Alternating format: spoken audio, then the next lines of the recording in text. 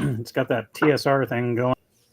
Hi, everyone. My name is Bruce Lombardo, and we are here for the Alphatest. Today, we are running through a dungeon, starting off in a dungeon, figuring out what the hell's going on in this dungeon, and hopefully getting towards the bottom of this series of events that has caused the city of Dunamon a grief that they have not known before. Recently, the city had a wizard, and she was proud to be the city's sage, and their go-to girl.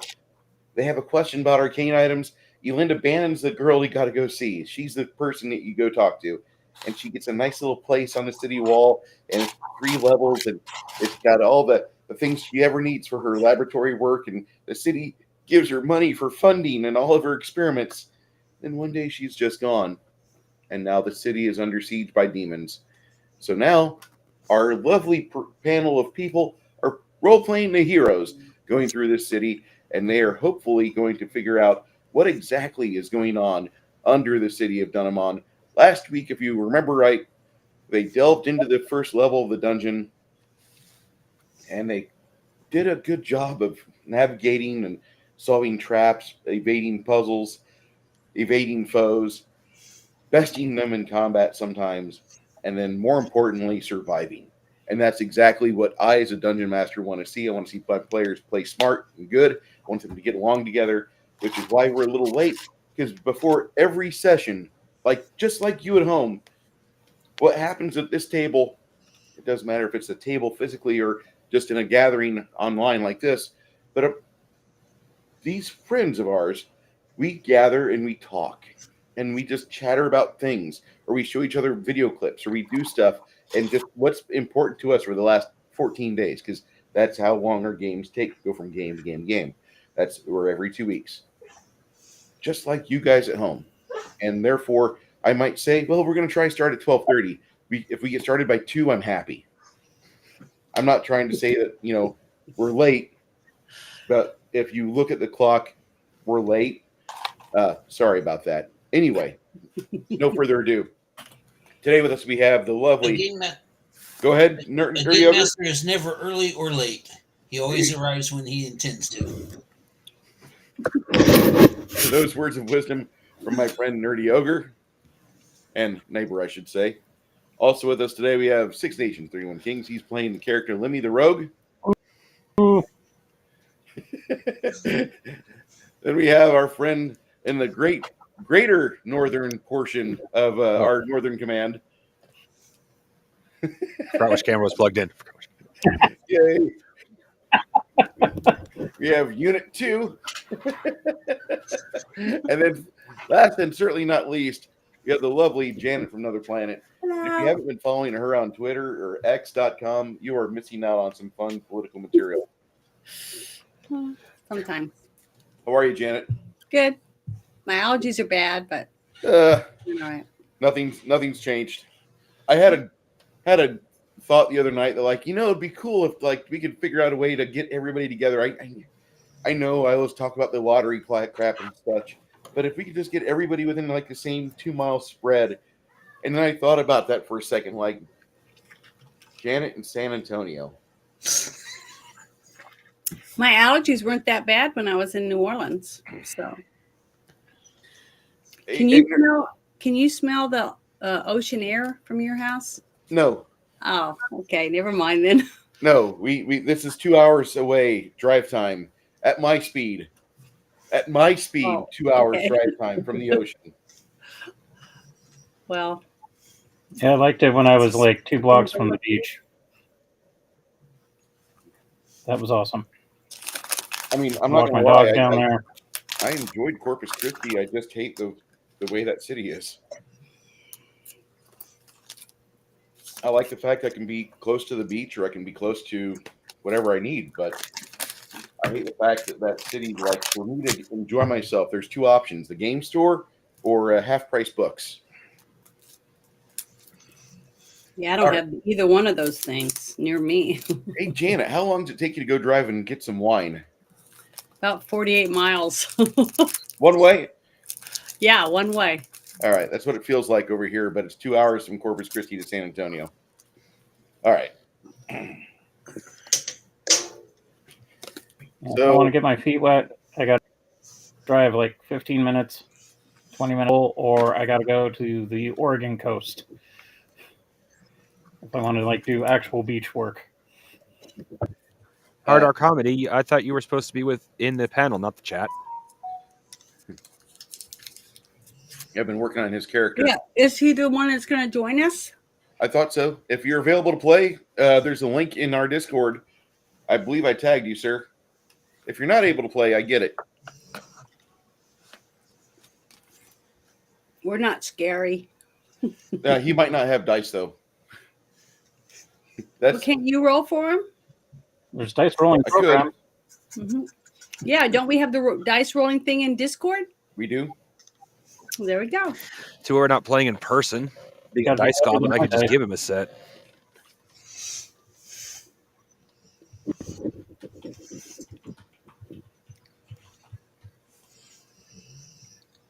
I'm still a step kid.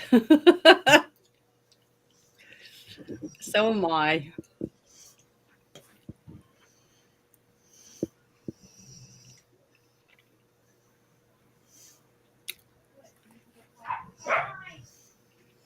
Okay. That's fair. That's fair. I'll put the link for the Dice Maiden in our chat on Alphatest inside the Discord. Also, if Discord gets stupid and they start not allowing X links like what Reddit's doing, we're just going to leave Discord. We're going to go to Gilded. Same thing as... I think I already have Gilded. I already have Gilded. I think a lot of you do too. Yeah. But... Well, if you guys want to brush up on your ham radio operator license, you could also do that Meshtastic and like do CB radio gaming. Can we couple that with a GeoCities server? Interwebs go completely south. I want my old GeoCities and MySpace webpage back. Okay. So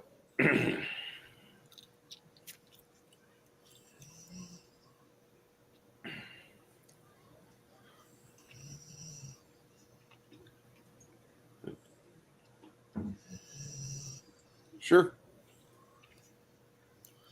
Oh, depends on what it is. The bare minimum would be what? You need 2 10-siders, a D8, and a D12, and a 4 and a 6, like a basic D&D dice set. Yeah. Dragon's Lair sells them for like between $8 and $10. Mm-hmm. Or you get really fancy and get Unless stone you're and metal accessible. dice like I'd have. All the tests we have, like what normally in other games be like the challenge die. For us, that's the D100. And whenever you get those, you're going to have one with a 10 side. Let me get this. Have one with a 10 side on it, like so. And you'll have one with just the 1 digit. And that's how they sell those.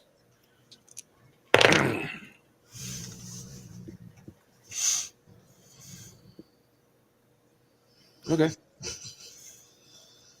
Cool. All right. So, as you guys are coming out of your rest, if those of you had incurred some pain and such, and Janet and Isabu did not heal it up earlier, you're now fixed. You're now, Everybody's back to normal. Yeah, you had done that before we stopped because you still had some channels you could burn from the day before. So, with that stated, Quick. Go ahead. I want to say that real quick. Yeah. Janet, check spell ideas real quick. The last spell in there is one I would like you to pray for. Okay, hold on. Let me go Right to away. my Discord real quick.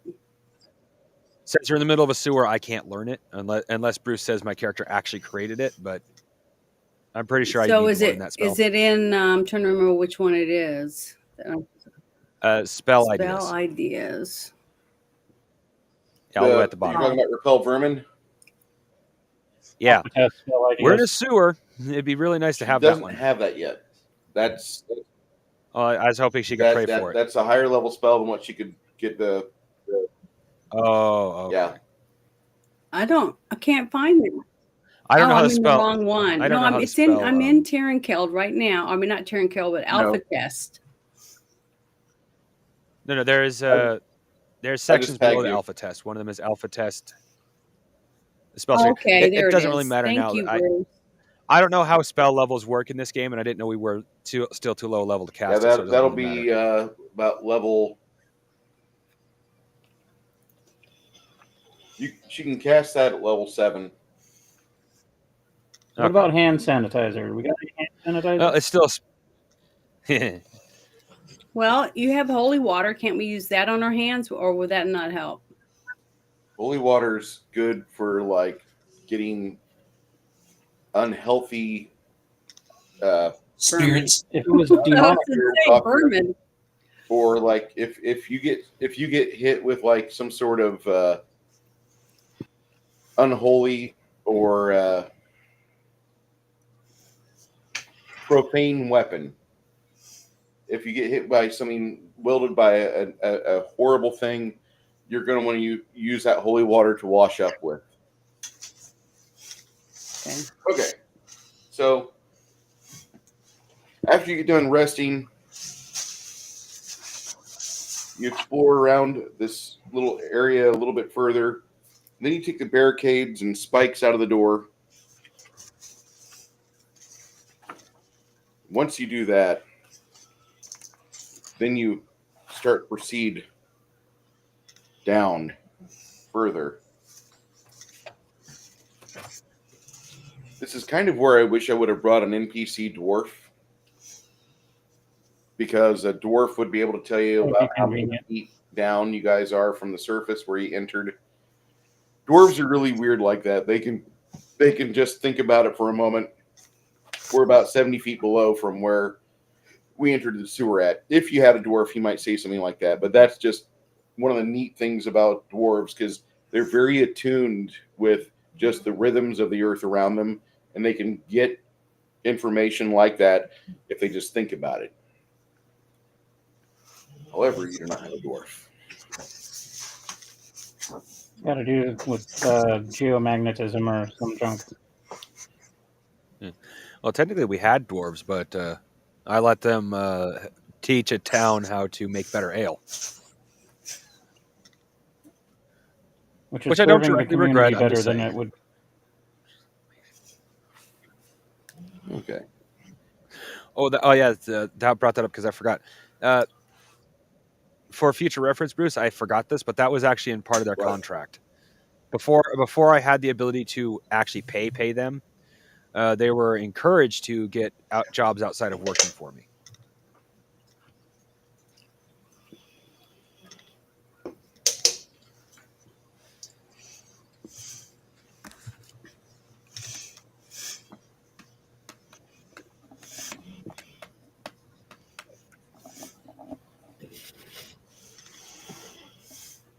So, into the depths that you go.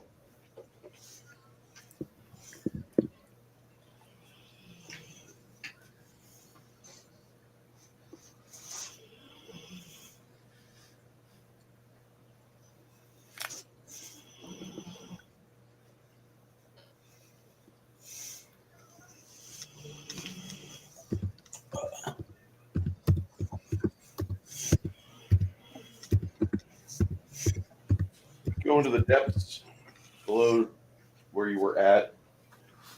After about 10 minutes, you discover this large-sized room right here.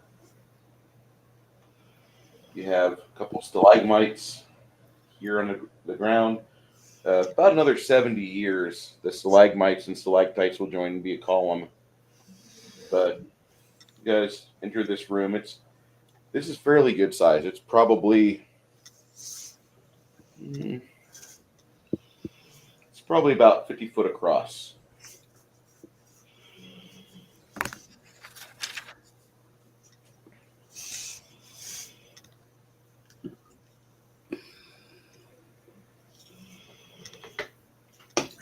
Right now I got the Goblin Town song stuck in my head.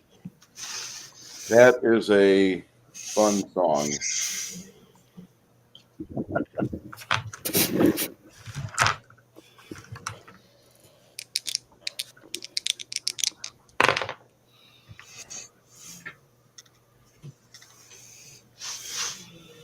Got a little exit to your left-hand side, and then on the other side of the column, you have one directly across from you over here.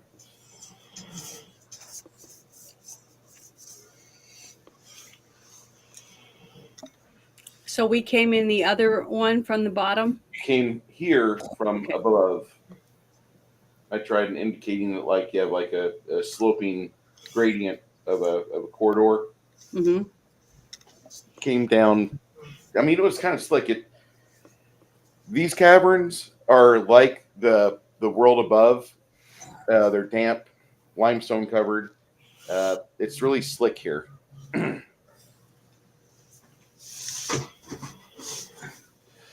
Oh, that reminds me. Everybody, do not forget that we found jade with undercommon on it. Most likely, what's the word? Honoring some sort of underdark god. That's Yeah. in the back of stuff. Hey. Right? I have a part of an Awesome. emerald too. I wrote that down.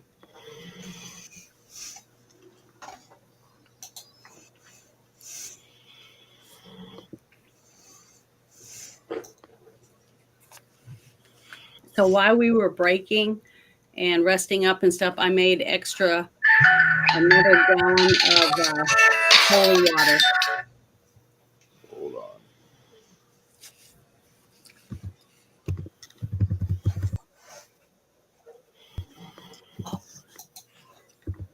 So you guys, I gave you guys all extra holy water after I made a gallon of it. Well, that's if we had the vials. Yeah, I just want to make sure you know that you have some. That's what I'm saying. Yeah. In case we need it down here. Well, thankfully, holy water doesn't go bad. So, I mean, it doesn't stop being holy is a better way of putting it. This I water know, but itself the probably does go thing foul after a is while. that I remember we used a lot of it the last time when we fought those whatever those things were, those rats that were shadowy or something. They turned Yeah, they like, were undead rats. yeah, undead. That's right, undead rats. Undead and unholy really does not like does not like holy water.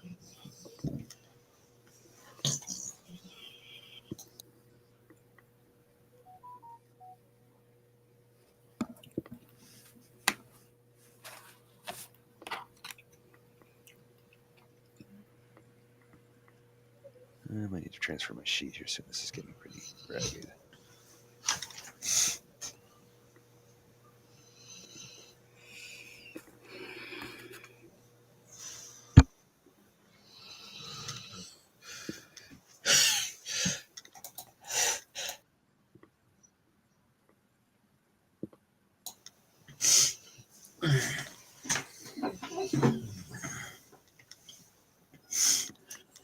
Hey, Janet.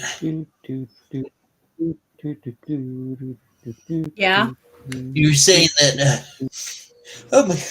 Hey, All right. I'm sorry. I'm back. My boss just called me and let me know the situation in my truck. They're gonna get it fixed, but right now it's like doesn't really have air pressure, so the truck is gonna stay where it's at until they get that. I was getting kind of afraid that it was a hey, can you come in here real quick? We kind of need an emergency. yeah, that's where my mind was going. In any other situation, I was worried about that, but with the way the truck's like, we were doing repairs and maintenance on the orange truck last week, so I was riding in his truck. In his truck, the 330,000 mile original transmission drive line, the thing that spins the tires that makes it go forward or backward, that somehow came disconnected. And at the same time, something got sent to the passenger side front axle because they don't spin like they're not locked in unless you tell them to get locked in. And even when you do that, like you don't want to go fast. You want to go like 50 mile per hour at most, because that's when you're trying to go for traction and torque. But his transmission line said, I'm done. And then his passenger side front axle said, well, I'm just going to lock up if that's how it's going to be. So I was driving it, going around the corner, shifting up in a gear, and got no forward momentum coming off the accelerator. Balba, hey, we got a problem here. And he was like, what's going on? And then we rolled to a stop on a road. It's out of the way. Nobody was messing with us. We had a truck pass every 4 minutes, okay? 4 minutes, not like every 4 seconds. And so we were able to get the truck to move a little bit, but it wouldn't move after that. But we moved it up to an area where there was a shoulder, and then we got it triangles out, and it's getting worked on. That's his truck. My truck, they're working on the blower, the dryer, to make sure that the air builds up in the tanks so the brakes release. If the brakes don't release, the truck stays. It's like, fuck. Nerdy would like to Nerdy's in the back row. in the green room. Ah! Nerdy! Come back!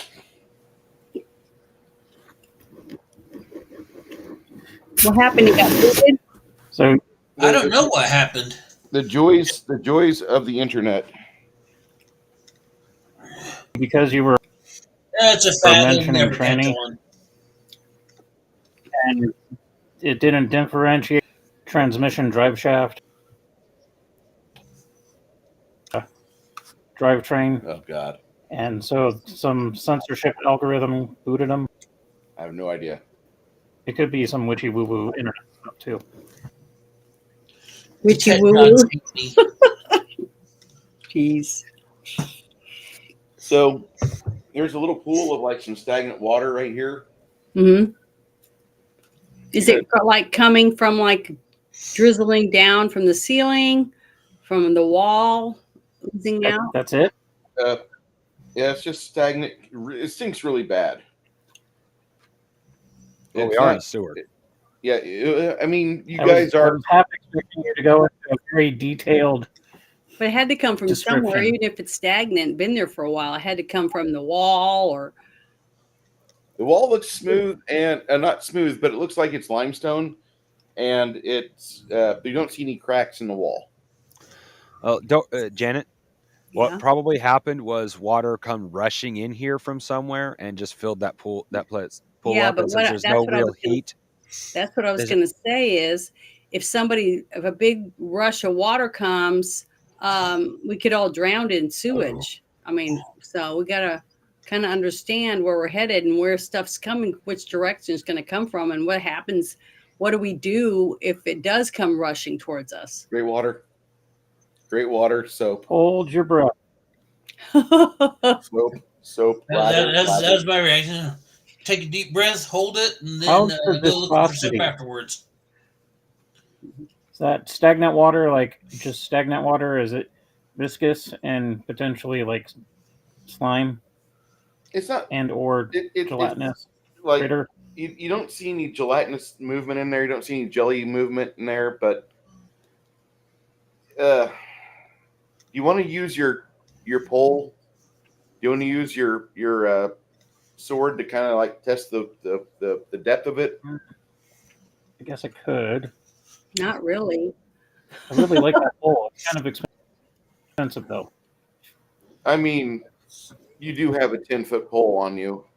You might not have it on your character sheet, but your 5th level, It's, I'm going it's to allow you. collapsible. I You bought mean a like a fancy We each have like a collapsible staff or 10-foot pole something. for this really thing. He's got a 10-foot pole. I hello, baby girl. Hey, baby girl. collapsible 10-foot pole. I can poke the water. I just don't want So to you ruin poke it. the water, and for like it's a foot and a half deep, 2 foot deep. Whoa! And Oh, so so you it's a start hole. like putting. Yeah, So there's a sinkhole of some sort. So there's a hole, and the water's coming up from that hole.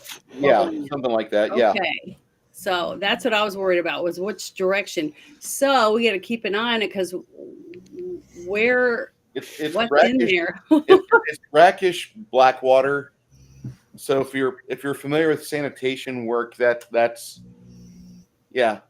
You looking at this place a little closer, you don't see like where that water has like lapped up and like immersed this room Mhm. in effluent, but it just know it's there.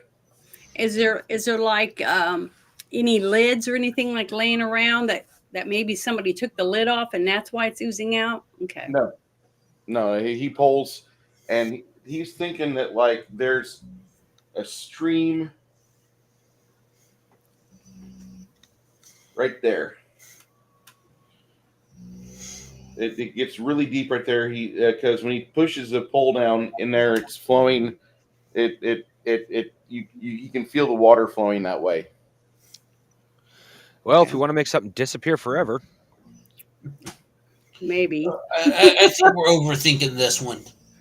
Like the poop oh, that's guy. that's you why I know? made the joke I did. We're gonna make something disappear forever. Not know that it's probably it might be useful information to have, but all in all, I don't think it's that important. You are playing a game with somebody who works in sanitation, so I That just is bring fair. my work to my hobby.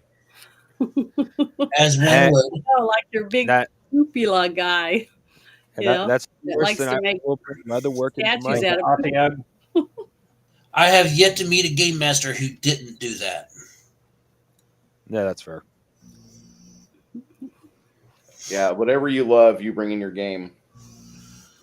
I love my work as much as I that just sounds. hope that like whatever we get through and whatever treasure we collect, we're not wasting like half of the treasure trying to get the stench out of our clothes and Oh, that's what the Lava. spell. Let's see here. Where is it?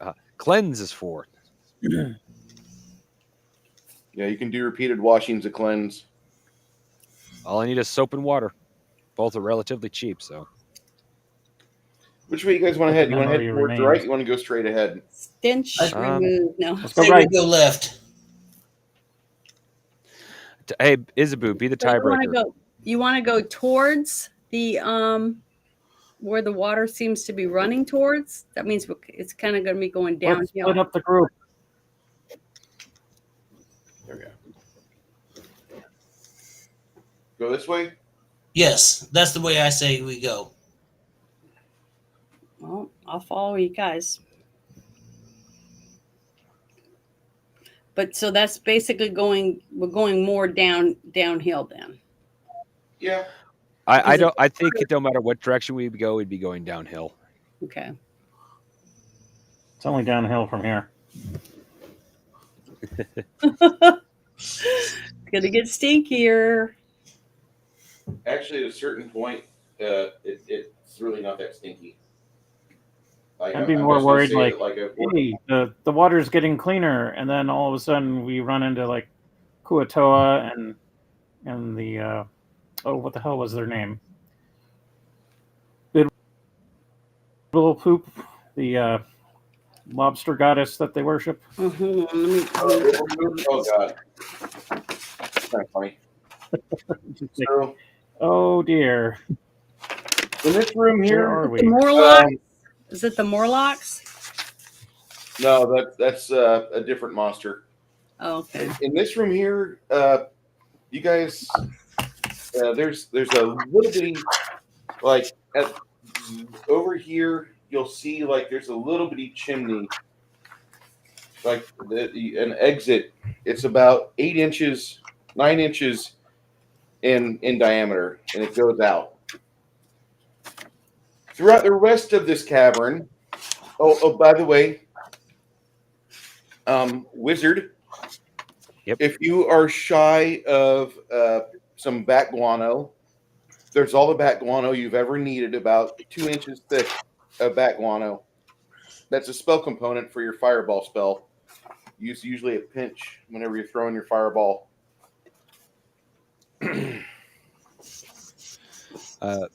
There's bats. I presume I have a special pouch for that kind of stuff, so I fill up my little pocket, whatever it is, with as much bat guano as it can hold. You've got I'm thinking you have like a little thick leather sack that holds probably about 24 ounces altogether, but you only fill it about 18 inches high. you can scrape your fingers and mostly get that stuff to wipe off on the rag.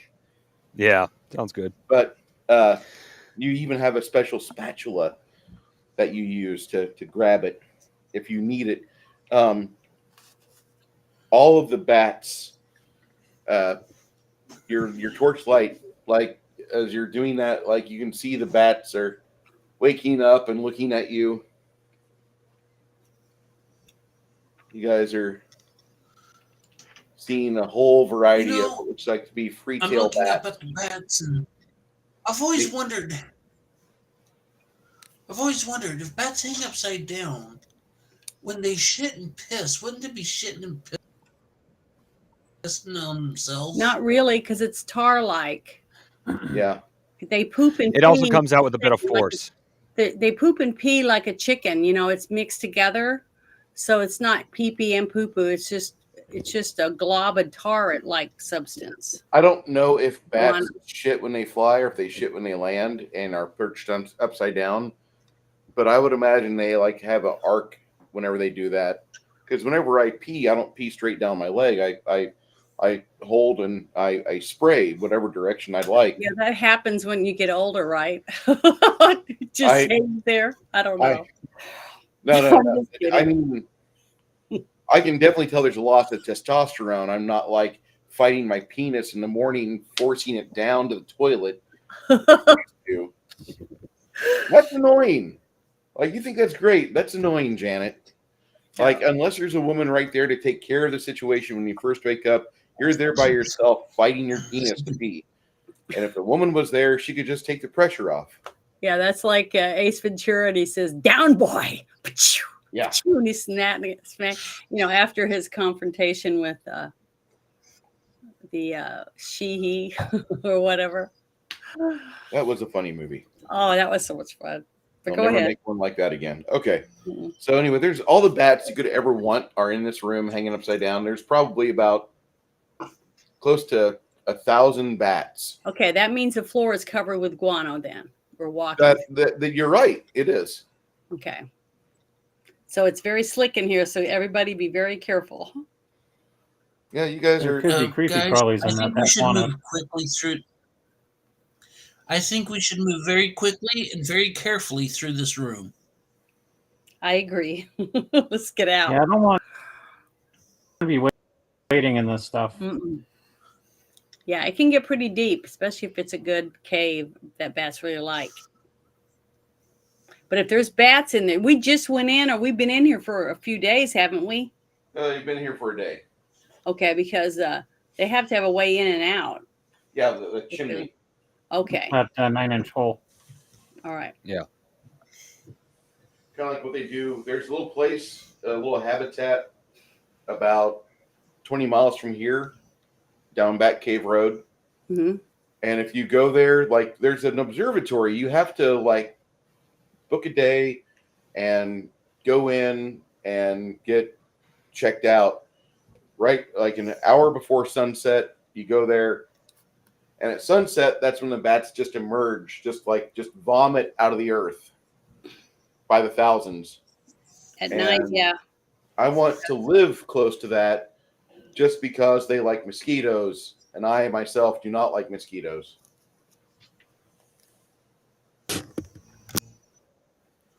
Well, hey there, That DJ. reminds me of a late 70s movie called Nightwing, Yeah, it was. and it had something to do with a Hopi curse and bats. And it was kind of hokey, but I read the book, and the book was cool. There's a really It was like a made-for-TV movie. there's a really cheesy B movie called Bats. It's about governments genetically altering bats, Oh, that's the one with and Lou Diamond Phillips was in it. I don't remember. The I bats never heard became of it. extra smart, but it was like a disease that made them extra smart, so they were able to pass it on to other bats and make the bats super smart, so they like avoided traps and kill a bat that could have led them back to the humans back to the nest and crap like that. The movie came out before Deep Blue Sea. So, unlike the genetically engineered smart sharks. They were.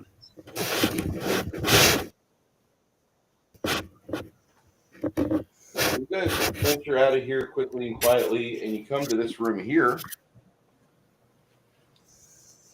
And as your torchlight starts to illuminate everything in front of you, you can see staring back at you tins of red little eyes, all about that far off the floor.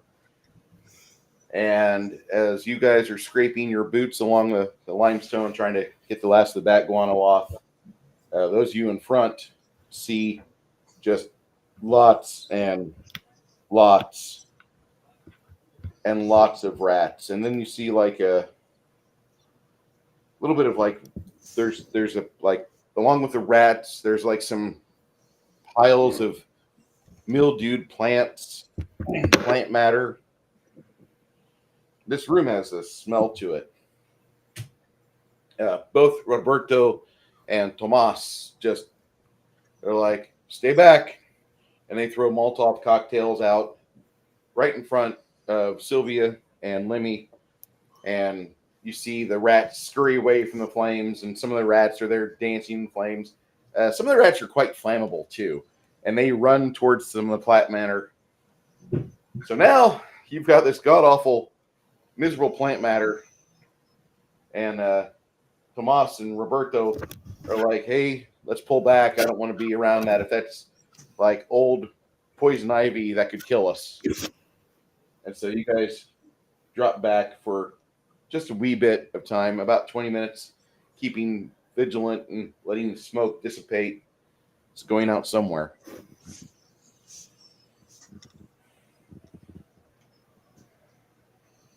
Bruce, your camera is blurry.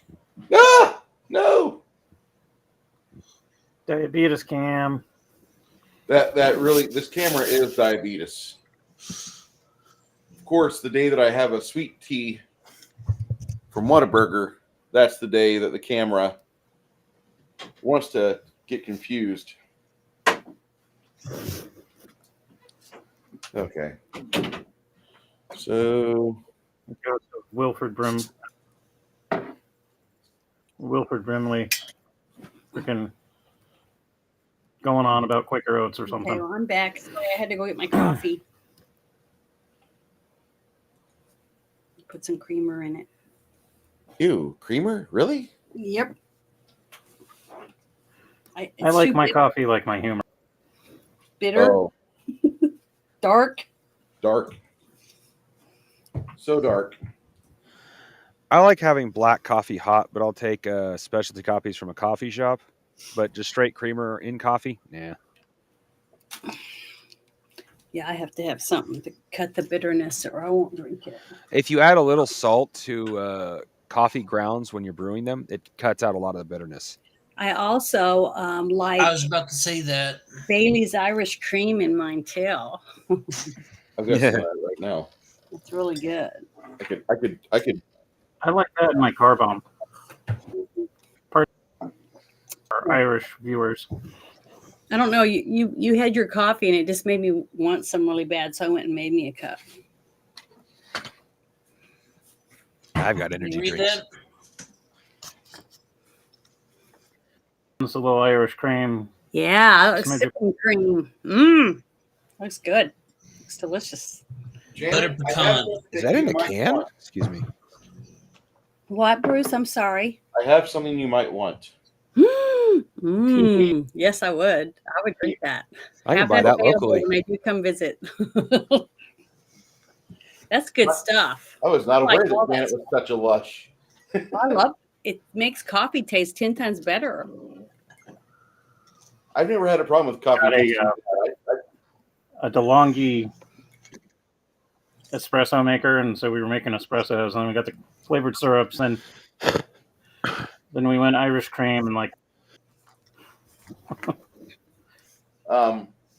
I grew up starting my life on Maxwell House, which explains why I'm so short and angry.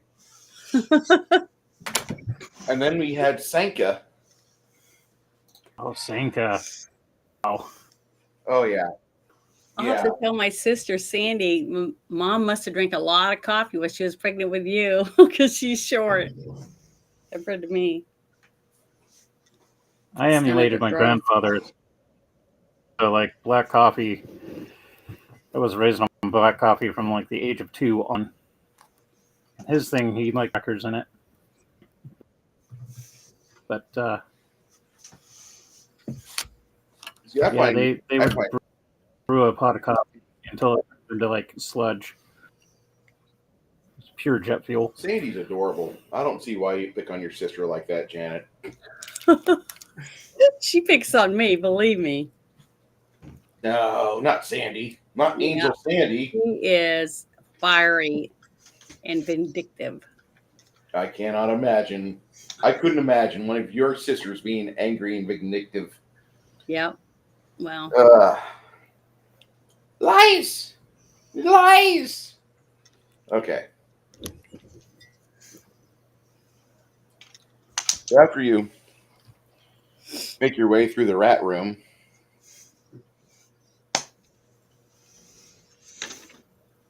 Flaming rat room. are we hearing any noises or anything from the distance? You know, echoing down in the walls or anything as we're walking?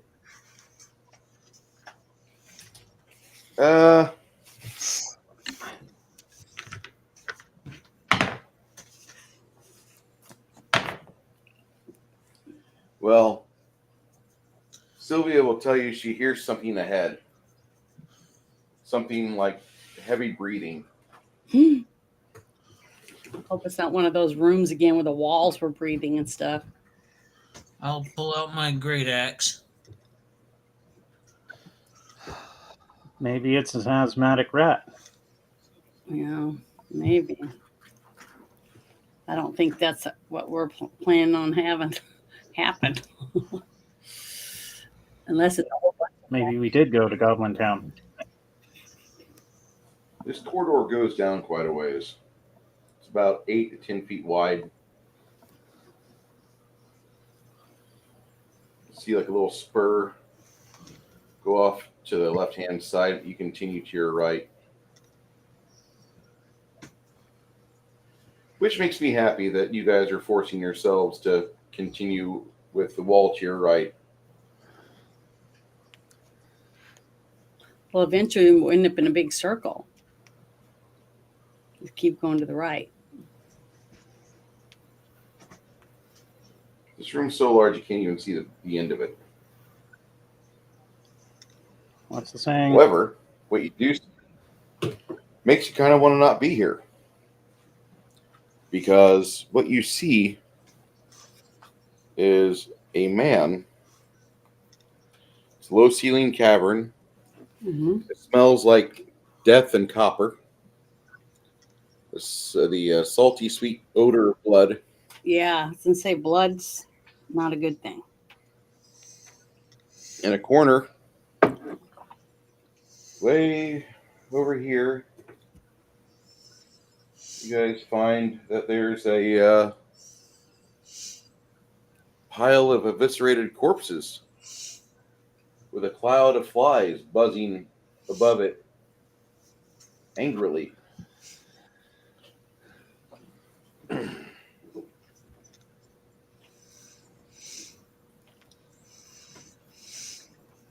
They must be pissed off because they can't eat the corpses. Oh no! There's angry cloud of flies above it, and then there's a bunch of maggots chewing on the corpses. Okay, so they piled up the corpses, didn't just leave them there for some reason, but it wasn't to eat them if they're letting the flies eat them. So Yeah. They just wanted them out of the way, I guess. Yep. Now let me draw the map for you because it's going to be that time. Uh-oh. In the room with the corpses? Yeah. Are we fighting zombies? What do you know about the bloody ones? Nothing. I don't. Personally, nothing. My character might know something though. Janet's character, if it's an undead, Janet's character should definitely know something. So, do I need to roll my dice to find out if I know anything about the whatever it was you just called them? The bloody ones. The bloody ones. Bloody ones. Okay, let me write this down. They sound like a friendly sort. Haven't wandered into second. Are they from Great Britain? That's a good old school reference. Well, I got a lot of friends that are from. They say bloody a lot. A few of them say bloody a lot, but they mean it like bloody hell. You know, that kind of thing. Hi, Jackie Blue. Oh, hey.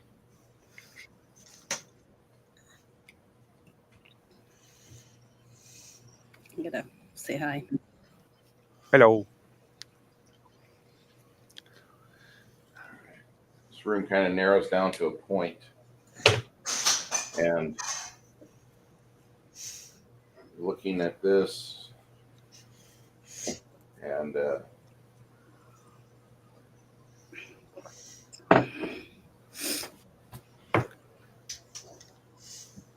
So are we standing near the bodies?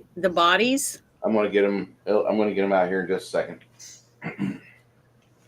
Because I was just wondering, because it kind of looks like the end of the room where you said the bodies were stacked. And you said it was Eviscerated the bodies. room was so big that we couldn't see the other end of it, right? Yeah, you had to go down. A ways. I definitely wouldn't want to walk toward the bodies because we don't know why they're dead. They could be a disease or something.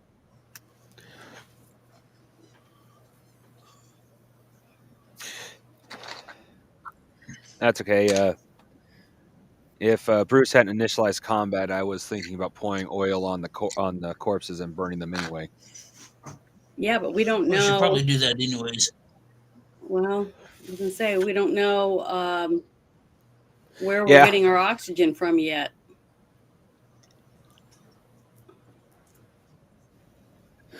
There's several holes in the ceiling. Otherwise, the smoke from the last room wouldn't have dissipated so quickly.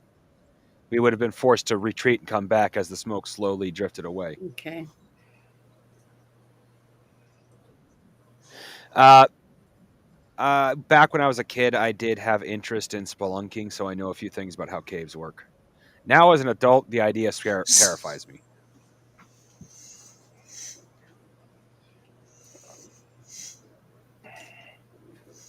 Amazing how that happens, isn't it? Yeah. Dude, that sounds cool. I want to do that. What the hell was I thinking? Ignorance. Yep. It's a wonderful thing until you start realizing how things actually work. What could possibly be in them? I mean, snakes and spiders, scorpions, centipedes. Blue diamond, purple hearts. That's not the only problem I have with it.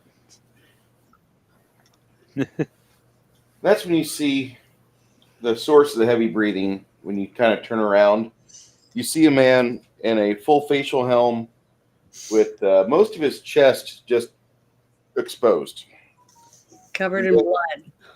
Yeah, he is covered in blood. And he says something like, I was going to add you to the pile. Does anybody happen to have any Molotov cocktails? Well, I was just gonna say, why did you kill him? Because they make my mistress happy. And at that point, he pulls his mallet out. As he's pulling his mallet out, you see your friends, these two guys pull their only remaining Molotov cocktails, and they light the rags. Everybody else, roll me a D6 for initiative, except for Lemmy. Lemmy, roll me a D4. I rolled a 6. Do I need to roll it again? Not for this, Janet. This is not good. Uh-oh. That's why I rolled high. It's not good. I don't know. I don't. What I rolled a 4. All right. Anybody who roll a 1?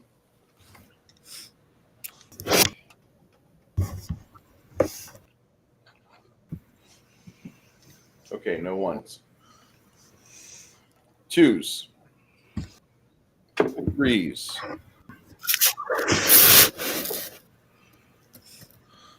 4s. Let me. Oh wait. I got a 4. Oh yeah. Do you go on 4? Ready my weapon. Okay, you're wanting to ready your weapon. That'll be Are you wanting to ready your weapon, or are you going to ready your weapon and charge? What's the extended purpose for that? Let me.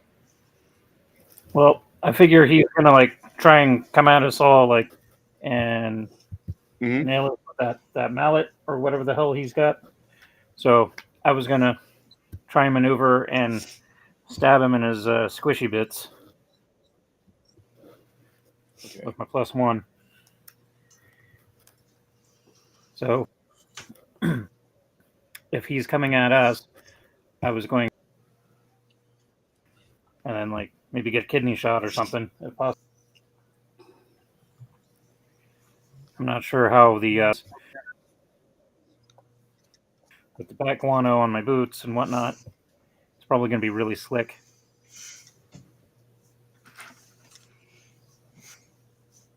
It's everywhere. Like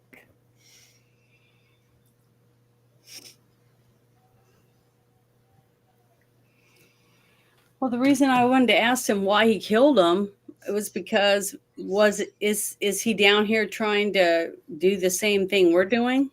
You know, trying to kill the people that are causing all the problems, or is he just down here murdering people? Janet, But he said for his mistress. okay, Yeah, he said That means he's doing this for either a god or a demon. oh, okay. I was either a thinking goddess, maybe he demoness, or some chick that's really messed up.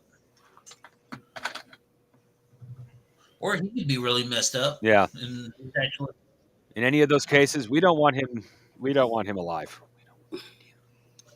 now is not the time to consult the crazy hot matrix. Right now, bash and bash. okay. Let me see what I have in here. Trying to find the figure that I usually use for 6 things.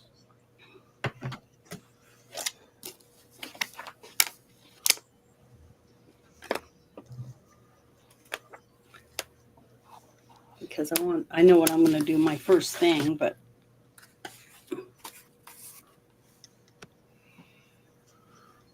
All right, I don't know where the fuck somebody touched your figure and put it, but I'm going to use this figurine, the character with the crossbow, as your rogue. Okay.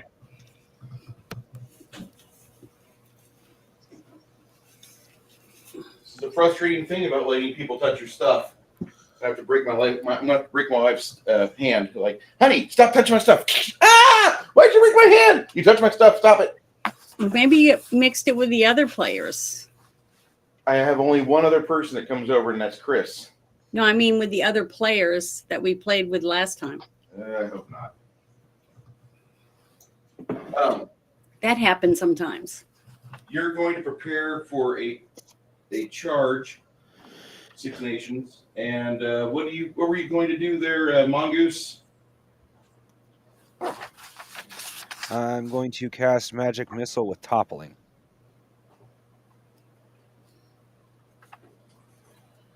Okay. See if I maybe can't give our ogre and our barbarian and rogue a free shot or something like that, I guess. Can you try? Or at the very least, get him off his feet so he's easier to hit. You're going to use a toppling attack, toppling meta magic on that as well? Yep. Okay. Yes.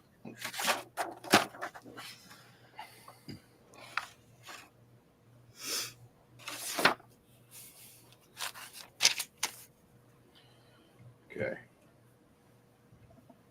5s, 6s. Me. Janet, what are you doing? What are you going to do? Well, I forgot about bless, so I was going to put shield of faith on myself, but I want to cast bless on my group before we get involved in whatever is going on. Okay. 5 is also me. He's also a 6. Yeah.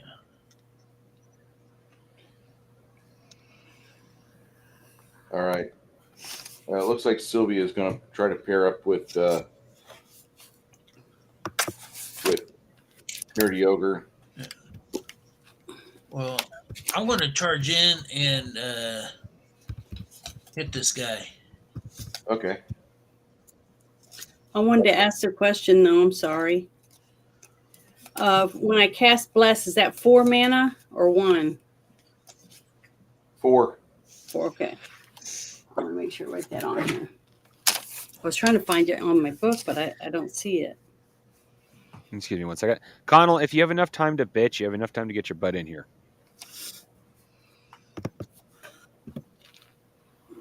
Can't argue with the logic. Technically, I know he doesn't, but I couldn't help myself.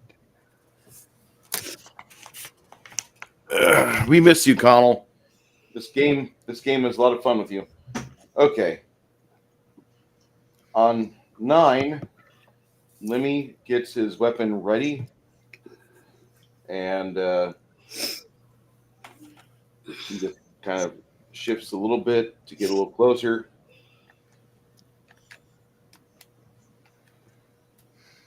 On 10,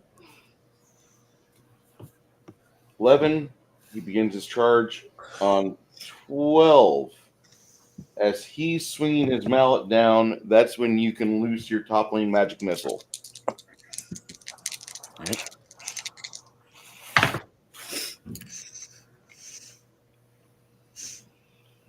All right. Sorry, grabbing dice. All right. Let's see what we get.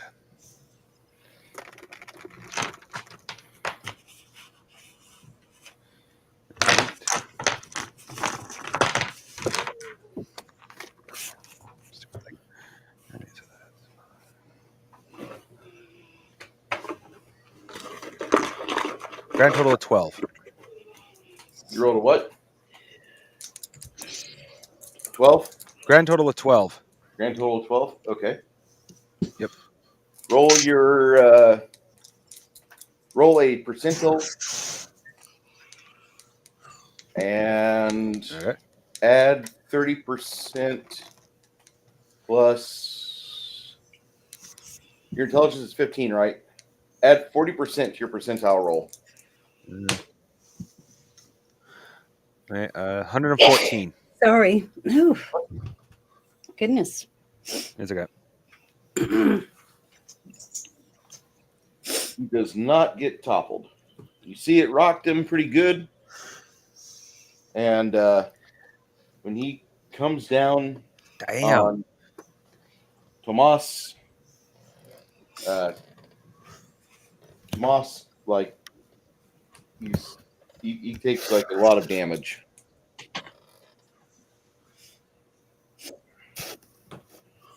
Yeah. Tomas gets laid out. Part of his head looks like it's caved in. Like you've not seen Oh, no. shot that clean. I rolled a 99. That was a die roll. Actually, it's not his head shot that he did. It's just a flesh wound. He got him in the hip, but like the leg, he looks like one of those prisoners on the October 7th cowardly attack on Israel from Palestine. Looks like one of those girls that had her legs broken so she could get raped easier. The mallet does grievous amounts of damage. Okay. That's on 12. That's awful. Oh, yeah. I don't think I'm going to have a spell that can help them with that.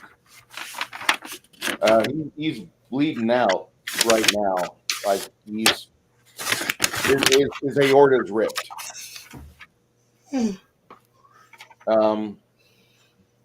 Mongoose, what are you doing next?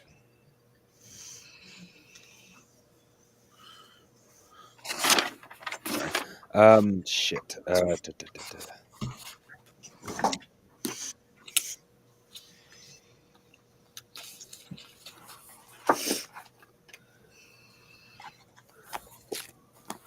Shit. Fireball and lightning bolt are really bad idea. Burning hands, well, probably for the same reason, not a good idea. I think magic missile is my best option. Okay. That's on 19. Is it on 19 or 20? Yeah. Is your magic missile, does it take 7 or 8? 7, unless I add Okay. toppling. But 114, I still didn't topple him. No. My toppling spell is not going to have an effect on him.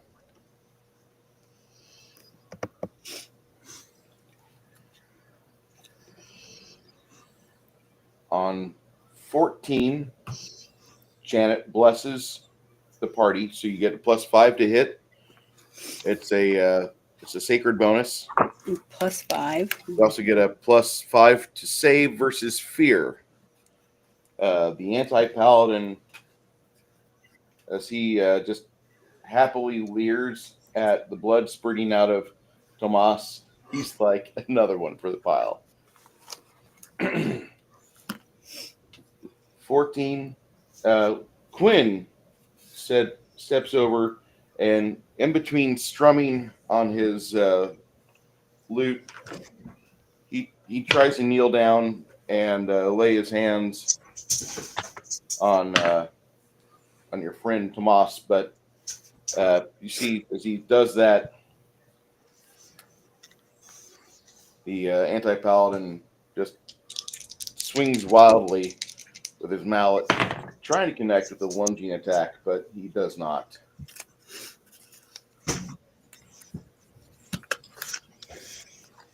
All right.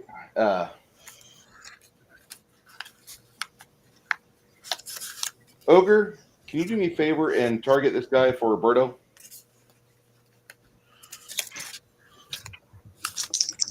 Already. 32. Damn it. Apparently not. No. All right. Janet, after you cast Bless, what are you going to do? Well, I'm trying to find the spell. I think it's called Stabilize. Yeah, that's a first level spell. Yeah, I'm going to try to get to Tomas and stabilize him so he doesn't die. Yeah, actually, the spell you're thinking of is called Staunch. Oh, I thought it was called Stabilize. Staunch. Stabilize is condition. Staunch is the spell name. Okay, but that's what I'm going to do next. I'm going to write it down. Okay, so that'll go on 18. All right. 18. Okay. And is that 6? Yeah. Okay, 6 mana for that one. Okay. I'm trying to keep up with that. On 17, you guys hear your friend Ogre take his thunderous steps forward. On 19, go ahead, Ogre. You get a +10 to charge.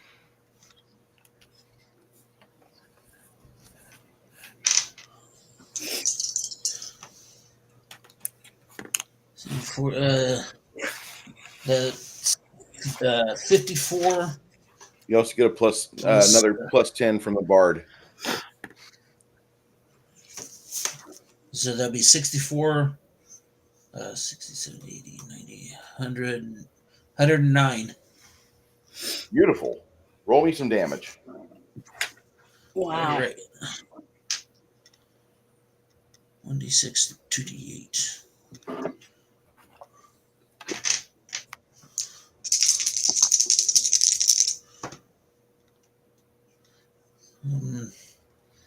That's 11, 20. Do I get any bonuses to damage with any of the spells that have been cast? You get a +2 to damage from the bard. So that's 22. Okay. Yeah, Bless And- doesn't do anything for that. Say again? I said I don't think Bless can help him with that. No, not with that. Yeah. All right. I assume that you're wanting to whack him again if he's still up. Yep. That'll be on 31. Alrighty. Okay. About the same time that happens, Janet starts making her way towards your ally to staunch him. And I completely forgot about this. what's that?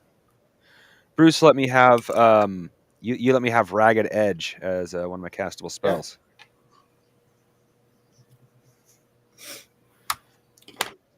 That's what I should be casting right now is Ragged Edge on our Barbarian.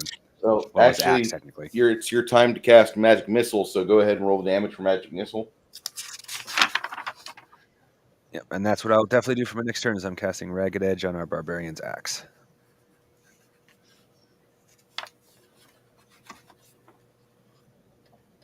Oh, cool. What does that do? Gives you the ability to hit anything magical as well as 1d4 bleeding damage every 10 seconds. It doesn't give a duration. Wait, no, I didn't need to roll that. Never mind.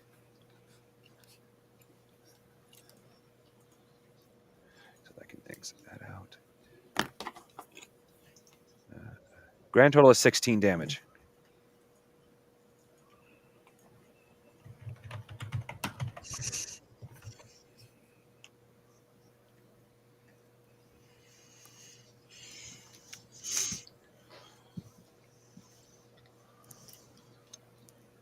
See like blood spurt out of this guy, and like the axe attack that your friend the barbarian does is just absolutely devastating.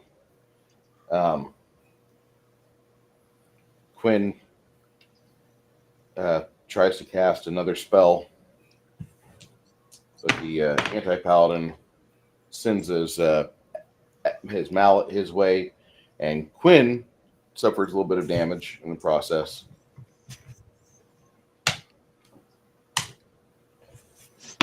And he loses a spell. Shit. Okay. So, after that action, Quinn will just back up 5 feet and let her take care of it. When you charged up to attack, I need you to roll for Sylvia to get behind this guy.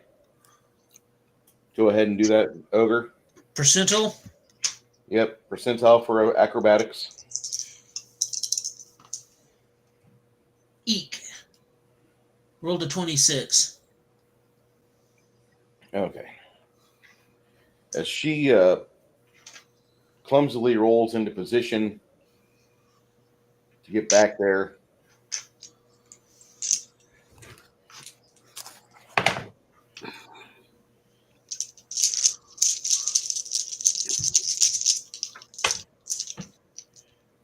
he deals her some damage.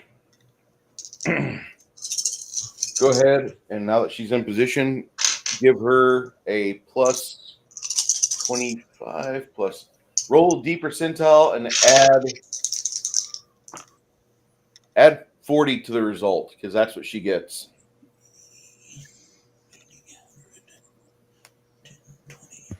121.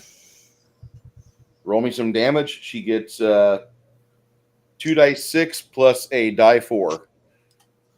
2d6 plus a d4.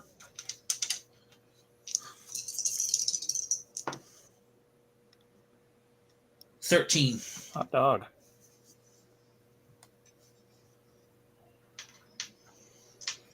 All right.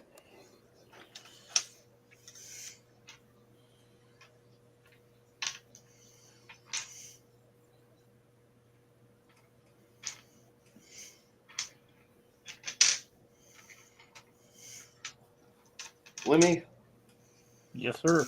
in a confusion, you've been over here and you see these guys going at it.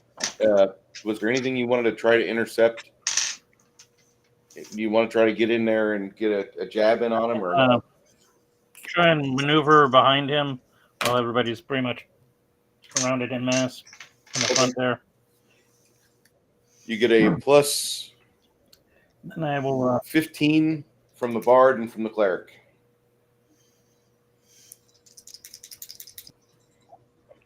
Rolling high is good. No whammies. That's another 30. So we're looking at 82. Any bonus from being behind? You don't. You do not. You're not really in a good flanking spot. Okay. Isabu's not in a hard position yet for that. Oop. All right.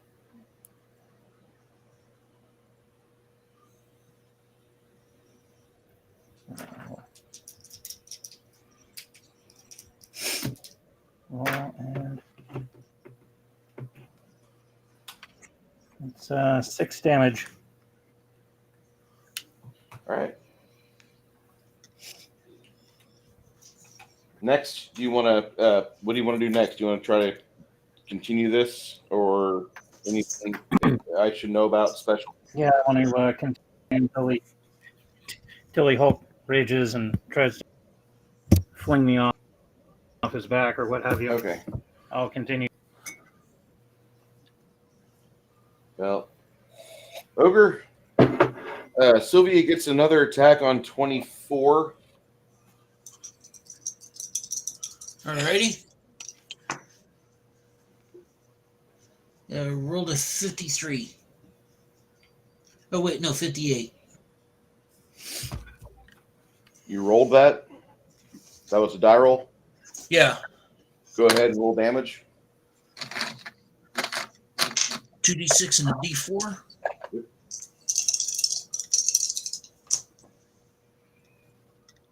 Six. Isabu, Yeah. you're over here kind of watching some things go on. You just saw Quinn get hit with the mallet in the hand, interrupted his spell casting. You want to try to heal him up, or do you want to try to attack this fiend, this terrible person? Well, I know, but it's not going to do me any good if they all die while they're trying to fight him. So I guess I'll try to heal him up. Let me see. Okay. I'll get let's do. All right, you'll go on 26 if you're doing that. And I'll just do heal, and I'll have to roll for that, Okay. right? Mongoose, you were getting ready to cast Ripping Edge, Ragged Edge. Can you hear me? I can hear you just fine. Hear you. Can you hear me? Mongoose. Can you hear Bruce? Super robotic. It's also Am I sounding robotic, guys, or no? Not to me, but you can't hear Bruce? Mongoose? I couldn't hear anybody for a moment there. Okay, well, can you hear us now?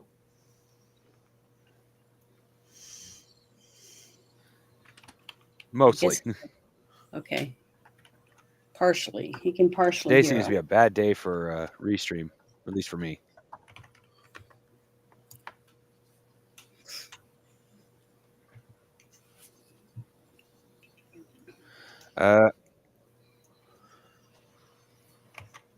He's asking, what do you want to do? I believe Ragged Edge should go off.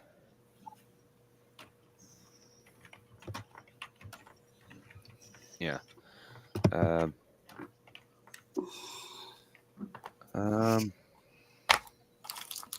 Might as well stack the effect. I'm going to cast Ragged Edge on Lemmy's sword as well.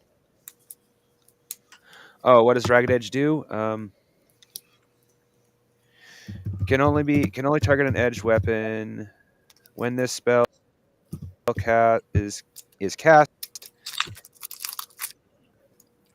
on an edge becomes visibly ragged, and upon a successful strike on an unarmored target, d4 bleeding damage every 10 seconds.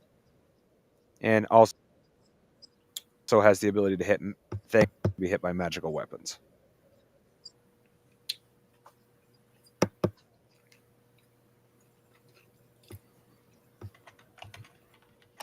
Oh, excuse me. The blade is considered magic during the duration of the spell. Okay.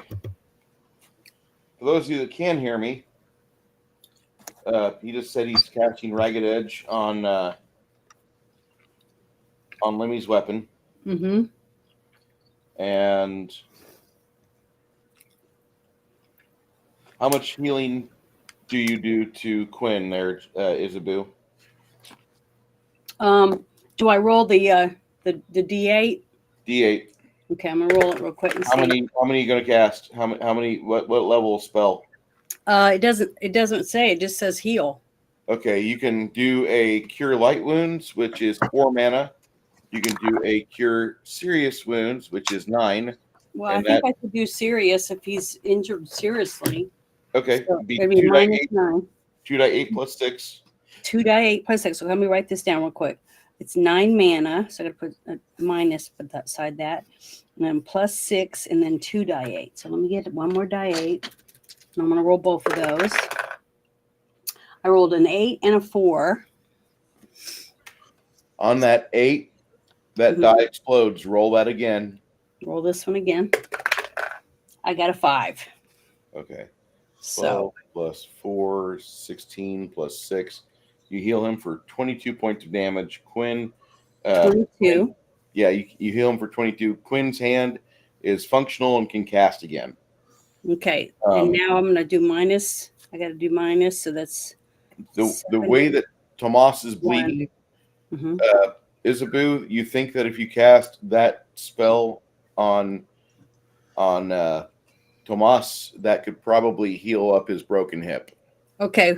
Well, my next move, that's what I'll do. I'll go to him and cast the same I spell. recommend you don't, Oh, because Isabu would think that she would be putting herself in harm's way because that paladin would attack her.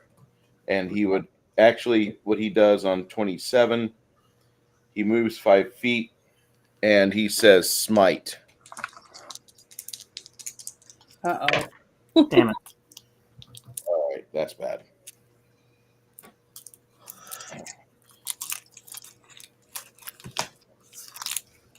Well, if I can't heal him on my next move, then I guess I will pull my sword out and try to attack him myself.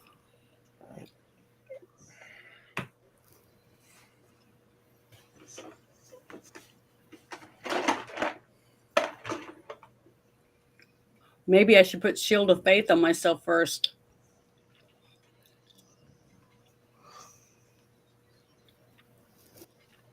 That's what I'll do for my. Restream's acting weird. Yeah, All my right, next.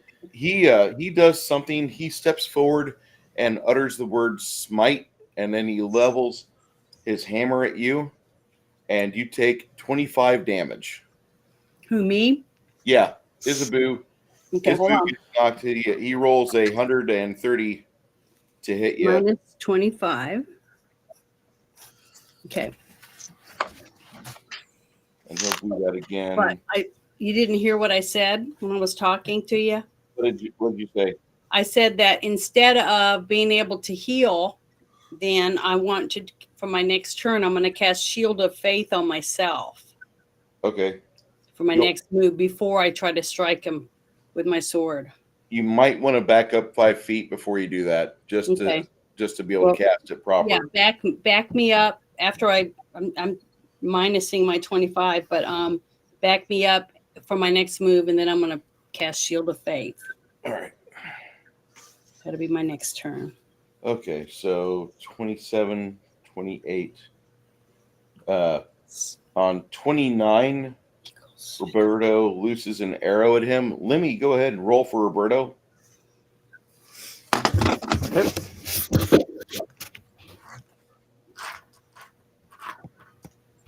To the royal.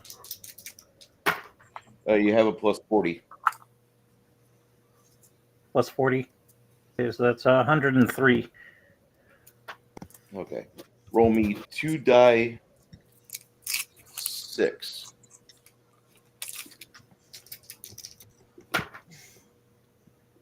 That is 8 total. 2 4s. Okay. On 29, 30, 31 Ogre, you and Sylvia pair up again. Go ahead and get your attack in first. Between Sylvia, the Bard, and the Cleric, you have an extra plus 25. 69, 79, 89.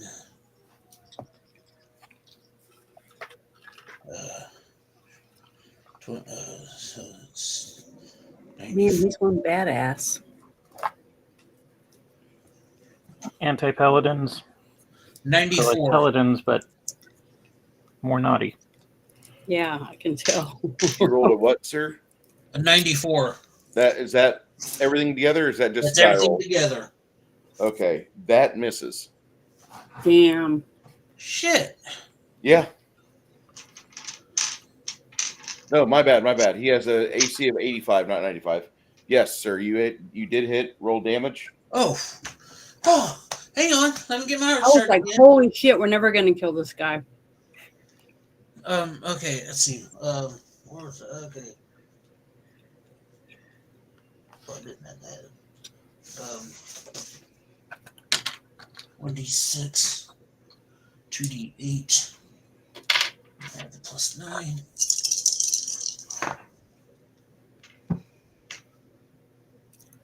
It's 11, 18.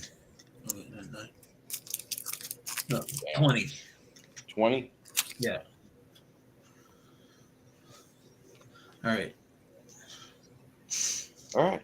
You between you cutting into him, and then you see Sylvia step up, and she just jabs her blade into his kidney, and you see the anti-paladin collapse right in front of you, and you see this little like cube fall off his hip, and you guys look at it, and it looks like one of those things that you see from the Hellraiser movies, one of those little puzzle boxes. Not it. Don't touch it. I call dibs. I open the portal to hell. I give them the box back. Okay. Yeah. You guys remove him from the mortal plane. Between many of you, just getting a coup de grace on him or doing something horrible, but it's completely what he did. I say we chop off his balls and his head just to make sure. And then we need to put him on that pile of bodies and burn the whole pile. But what I wanted to ask what we should do with that box, because I don't think any of us should touch it. Should we douse it with holy water? You could. Because I don't want to Give me touch 5 I'll minutes. I'll let take you out go. one of my vials of holy water, uncork it, and pour it over the box. Okay. You pour the holy water over the box, and you see like a little bit of light bubbling, like there's a bit of infection going on with the peroxide when it's over your skin. Yeah. That's what happens. And then smash it. Can somebody smash it with a big rock or a sledgehammer or something? I'm asking our wizard, would that be smart, or what should we do with it? I hit it with my axe. As some of the other members of the party are stepping forward, you guys just see Ogre step forward with it, and he just smashes it to bits. Tiny mechanisms, gears, all that sort of like technological stuff just comes right out of it, as if you just took C-3PO and you smashed him with a Buick. Oh, Interesting. So it's a mechanical robot or some type of thing that someone made, and they cast a spell on it to be able to take this guy over. That's interesting. All right. Well, I recommend that we burn him in the bodies, and then we'll heal each other, or try to heal as many people as we can to get us back to where we were before we leave this room. Because if we'd been in a room with two of them, I don't know if we would have done as well as we did, honestly. In fact, Janet, I propose we stay here long enough for you to consecrate the bodies as they're being burned. Okay, I Just in got case. that spell. Let me get my book real quick.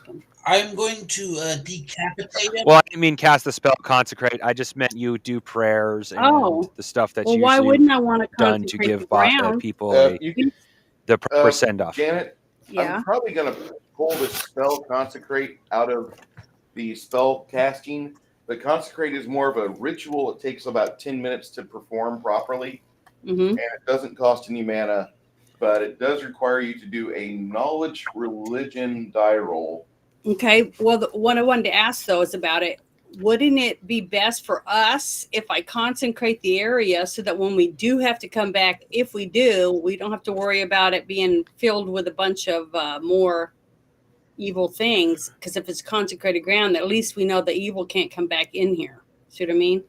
Mm-hmm.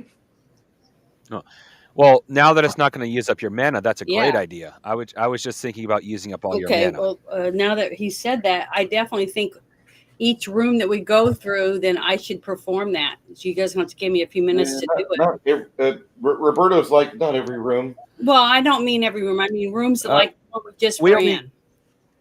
That we're in right now with dead bodies. We and should evil. Yeah. Janet, we should given the fact it still takes 10 minutes, we should target rooms that we feel we have a good reason to. Okay, like this one. Like this one here, good reason. Yeah, Yeah. exactly. We've been in a couple rooms back at the beginning. Probably wouldn't be a bad idea to hit them on the way out. So yeah, I'm gonna do that, but I'm also I need to because I took 25 damage. I'm down to 53. I'm sorry. I'm just saying, like, your cleric's a little bit of a badass.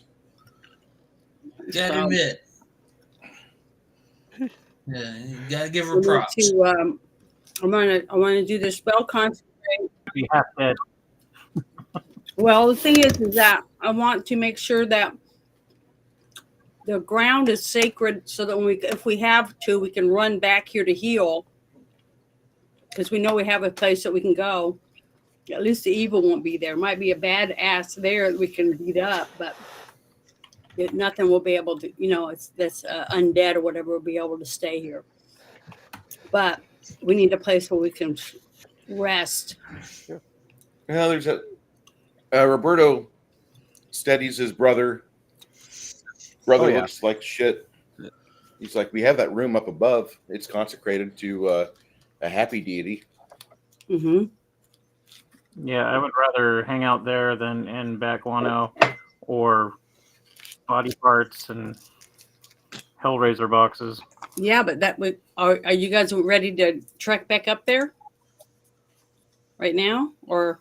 I've been wanting. I don't Given- want to be in a sewer. I don't want to be in filth. There's better ways to earn money. Tracking a little bit back is better than leaving the sewer anyway. Ugh. So going back, licking our wounds basically, and then trying again. That's probably our best option right now. I mean, Tomas, we almost lost him completely. Exactly. So- It's just That's why we need to let him. Our archers, now, as the mage, I will say this Reminder- openly: our archers are equally as important to how we handle our enemies as I am.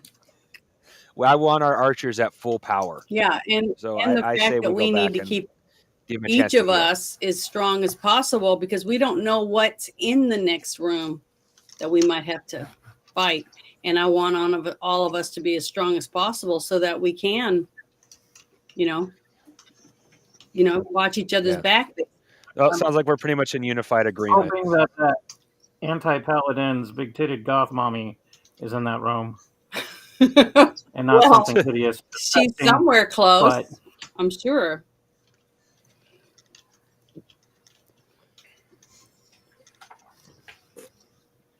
You guys exit after you. who knows? Maybe he's like one of a dozen different effed up individuals that are doing weird crap beneath the sewers.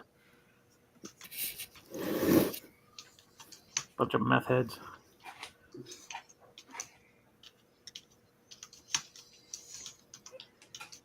Okay, so now what, Bruce? We back up into the other room?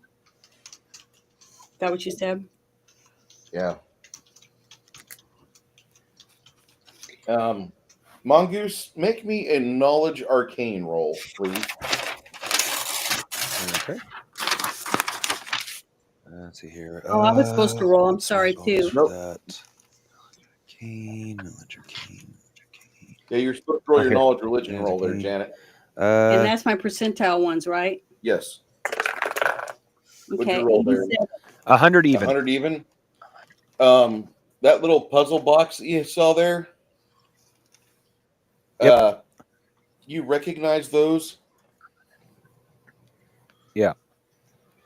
And those are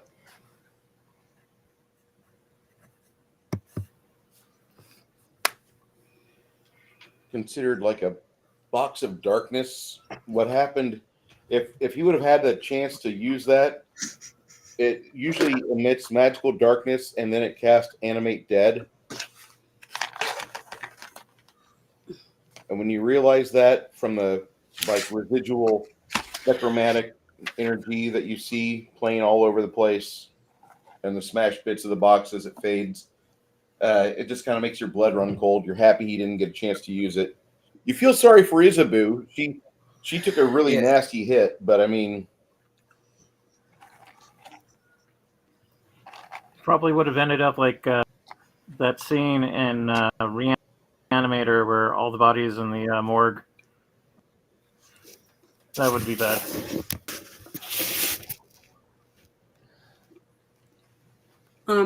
What one? I rolled a 87. all right, Janet, you roll a proper ritual check, Mm-hmm. and you feel like this room here has like a happy spirit over it. Okay, good. And you guys will march out of that room. The bodies burn with a clean flame. That's good. But I wanted to roll. I need to roll for a heal for myself. Yeah, you need your hit points. Because I have I'm at 53. I wanted to boost myself a little bit before I go back to the next room. And don't forget, do not forget that your friend Tomas is in bad shape too. I know. That's why I don't want to leave yet. I wanted to clean the room up so that I could heal all of us. Okay. This is before you guys explore the next room. Okay, so I need to roll 2 die 8 to do heal again on Tomas.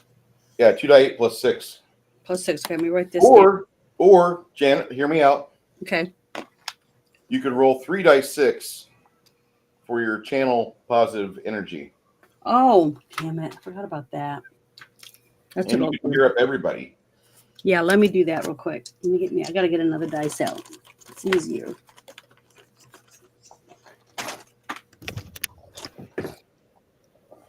I gotta move that up to the top of my sheet because it's in the second page and I always forget about it. 3 die 8 or is it die 6? Die 6. Okay, let me put those down because I got the wrong ones. According to your file, your injuries are not service related.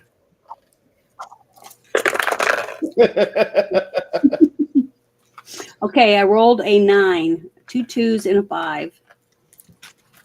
So everybody can add 9 to your health. if you were hurt. Yeah, if you're damaged in any way. I am super lucky in that aspect. I have taken damage only a handful of times, and luckily I have built myself as a wizard. I am not a glass cannon, but I am a copper cannon. I'm definitely no tank, but I can take a few hits before I'm useless. Me too. I pray Tomas doesn't have a speech impediment after this. Okay, did everybody give themselves 9 that needed it?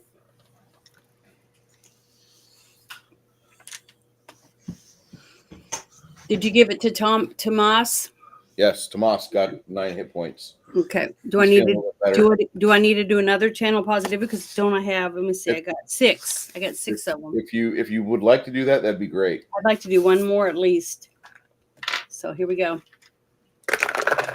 Let's see. 5, 8 again. A 2 and a 1. Oh, that was a 9 last time. This is an 8. I got 8 this time. So let me add that to mine.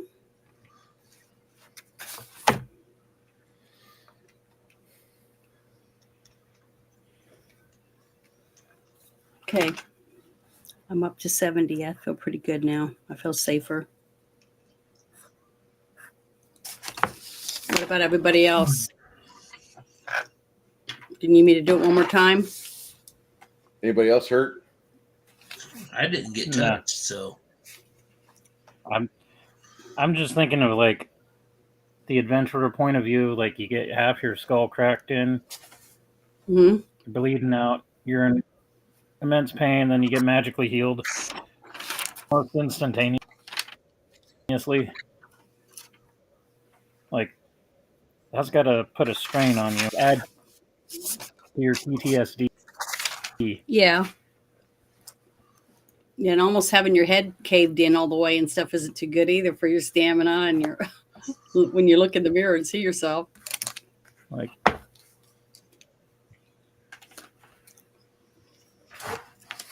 So what does everybody want to do now? well, is everybody capable of pushing on? I am. That is if Nerdy Ogre likes everything in Blaze.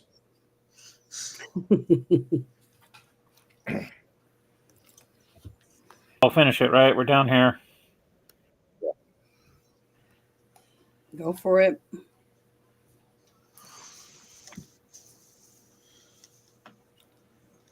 Just want us to be ready for the next room. Okay, this is a kind of a weird I looking. swear to God, if it's that succubi from earlier. See this room here has like a river that runs through the portion of it over here. It's flowing pretty fast, Mm-hmm. and the floor is really slick. Is the water drinkable? Is it potable water? It is, but that doesn't mean that you want to drink it. It does have a smell to it, but it's other than the smell, it's clean. It's like Luling, Texas. There's a really there's a weird river smell there. Smell You know like what I'm talking sulfur. about? It's got a sulfur smell. Mm-hmm. It's like the canals down here.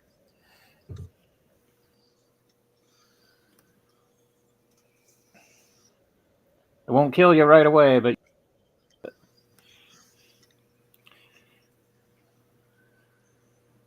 It won't kill Let me you right roll the away, but let's percentile. just say the oncologists make a living there. Let me please make me a percentile roll for your perception. all Who? right. Let me. There's my perception again. It was plus 30. My perception was in. So that's 105.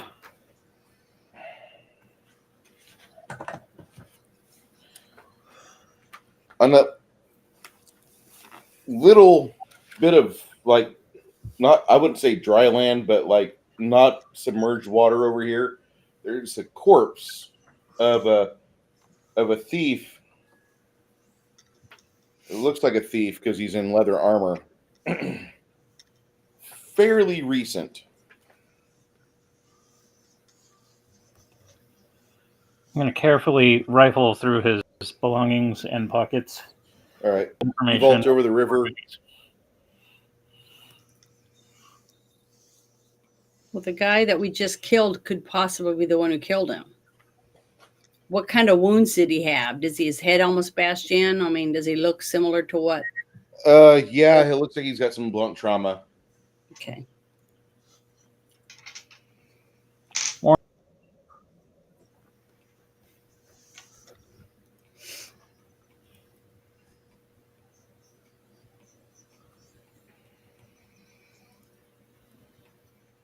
Did he have anything on him?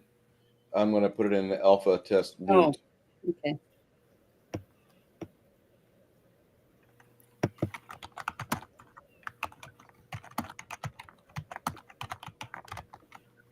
I wonder what a thief would be doing down here.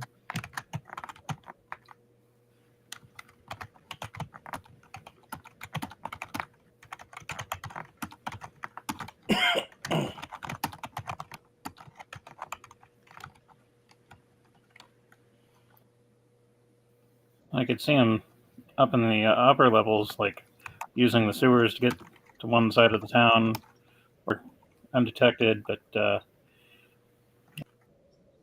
he was following somebody looking for like major loot or I don't know. Yeah, because to me, it just seems this is a long ways to come down here unless he was brought down here against his will.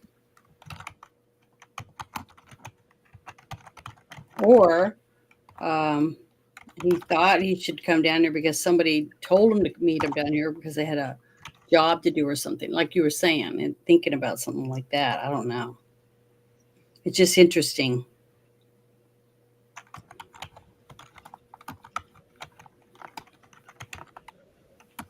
I don't know. Kind of wish I had tried sleep on that guy, but on the same hand, Bruce's description immediately made me think either demon or undead, so I didn't initially think about casting sleep on him until Bruce called him an anti-paladin. Yeah. I think. But by that point, we were already balls deep, so there was really no point. Yeah.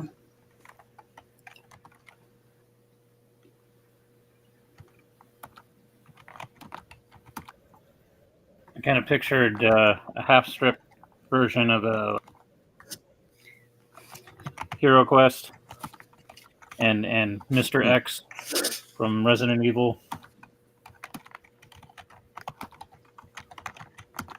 There's a lot of, he's typing a lot. Must be a lot of stuff down here.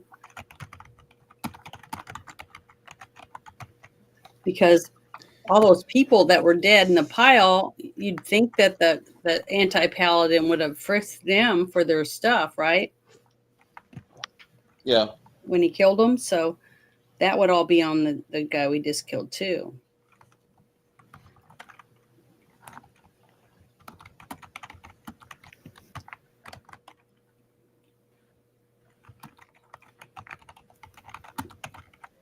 Either that and do a little kooky dance in front of the mirror. Hey, Bruce. Yeah. Yes. That little water flow, would it be deep enough and strong enough to carry a body down here? Yeah. Mm. You can dispose of a body in there. It could entirely be possible that He you walked down here. You followed the water here. Or he was killed above and dropped in and he washed down here. That too. Killed by someone else. Totally not anything related to this. I never thought about that, but that was a good question.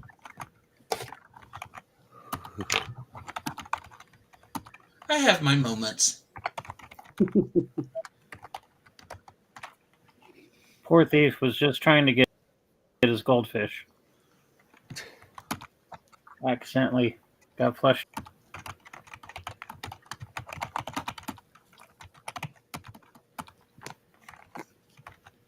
Yeah, he takes dead goldfish and sells them to little kids, and then when they flush them down the toilet, he goes back down and gets them and takes them back up and sells them to the new kids. Just kidding. Just resurrect a That's a bunch of lot of dead work. an apprentice necromancer selling the same damn fish over and over again. All right, I got it in the Alphatest loot chat. Okay. Let's see what it Ooh, says. ebony pen. There's a lot in there.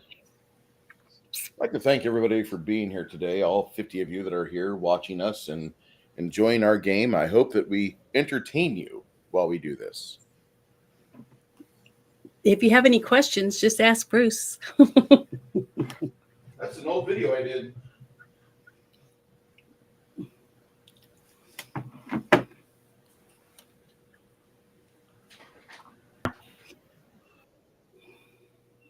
I mean, I haven't got to look at it yet, but I'll look at it in a second. Oh yeah, that Gimpy dude, he was barely able to carry all that shit.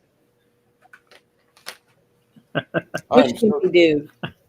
The one who found? The thief, the one, Ornamental quality. the one you just Gas found. His station corpse. knives. Now we need to burn him too, because if he was killed by someone down here, he might be infected and come back to life. So we need to burn his body. I am sorry. I did not intend to put the idea of the undead everywhere. I'm into sorry. Janet. I'm just trying to.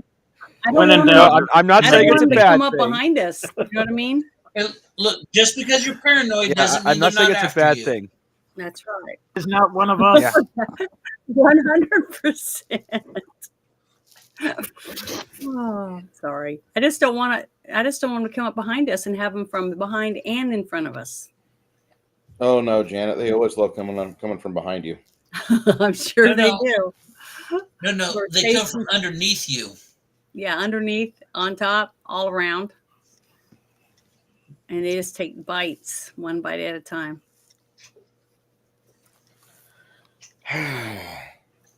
So today's sponsor, one of today's sponsors, we're going to run along, is Blackout Coffee. Blackout Coffee It's ebony pen. is the premier coffee brand for people who love the First Amendment, who enjoy flexing their Second Amendment, who don't mind being shitlords and being hated.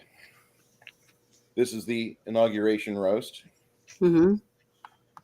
And if you would like some, hopefully they still have it in stock. Let me bing this real quick. And So, Mongoose, are you gonna take the? Like Are you gonna take the scroll holding thing, or are you gonna let me have it? Actually, I want the Okay, pen. well, I'll take the scroll thing then. That's pretty cool. The little ivory thing with the lid. So you can put your favorite scroll in there and keep it safe. wow, they sold out of it. Shit. If you are interested in this coffee, which is, it was the coffee of January, and I just received it earlier this week. Right here, that's your link. They have a bunch of other roasts which are really good. I recommend the Morning Reaper. Morning Reaper will get you fired up, and you will be pissed. Like, if I have to wake up this early, somebody's dying. And with my little checkout code Fueled there, by you caffeine. can, at any time, for no reason whatsoever, you can just take 10% off your order. So go ahead, use my link there, put your name on the list. They'll send you plenty of offers. They'll send you even discount codes. Be a member of the Blackout Coffee people. The greater good. All right. Also, I should say that they do more than just coffee. Teas, cocoa, They do more than just coffee. all that good stuff. They have really good stuff. This is wintertime, and this stuff right here is my go-to.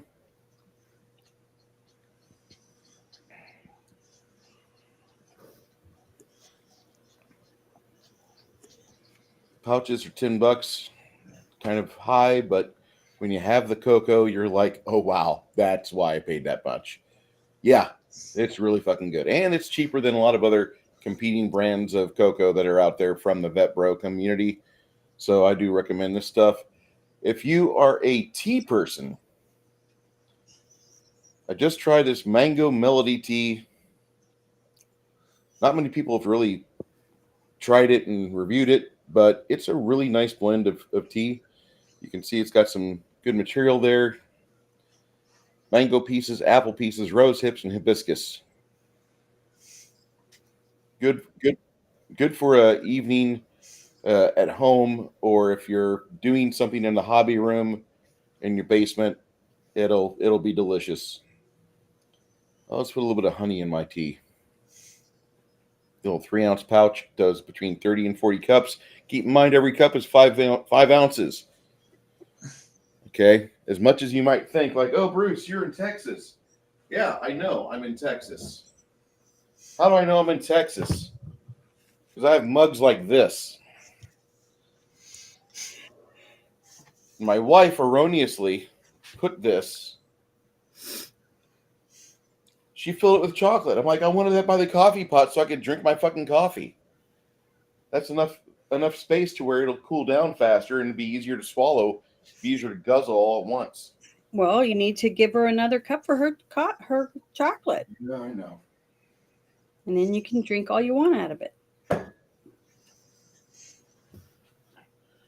That's the joys of being married, kids. Right. First world problems, dude. First Don't world do problems. it. Don't do it, young man. Okay. So he goes over there and he finds a whole bunch of stuff on that thieves' corpse.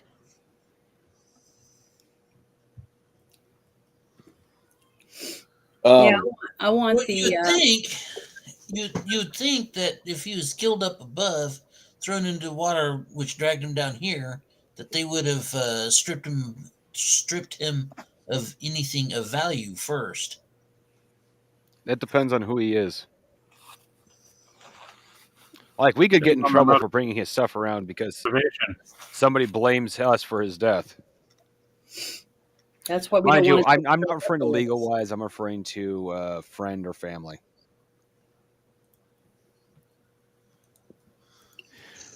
Or there's a possibility that he was, if we're going with the he wasn't killed by something down here. He was trying to hide and got washed down here after a big heist, and what we're looking at is his ill-gotten goods. Yeah. In which case, we could still get in trouble legally. Yeah. After all, possession is 9/10 of the law. Head.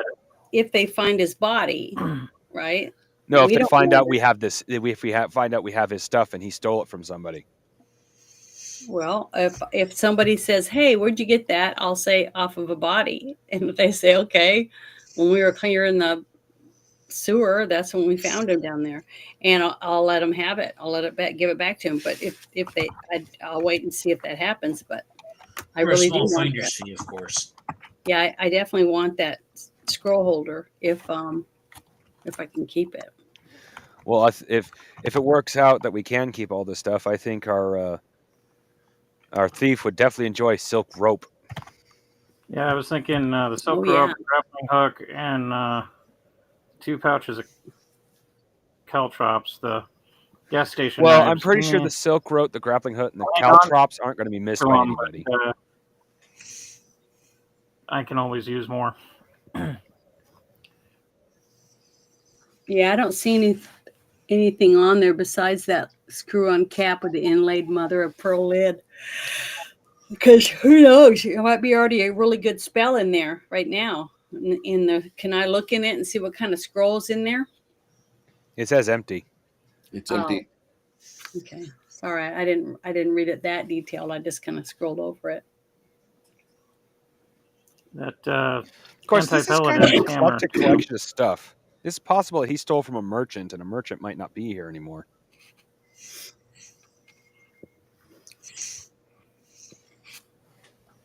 Or fact, really, the only two or things. He was just looting the bodies that we just burned, and that's when the other guy got him and killed him. Well, if the paladin had got him, he'd have piled him with the rest of his bodies.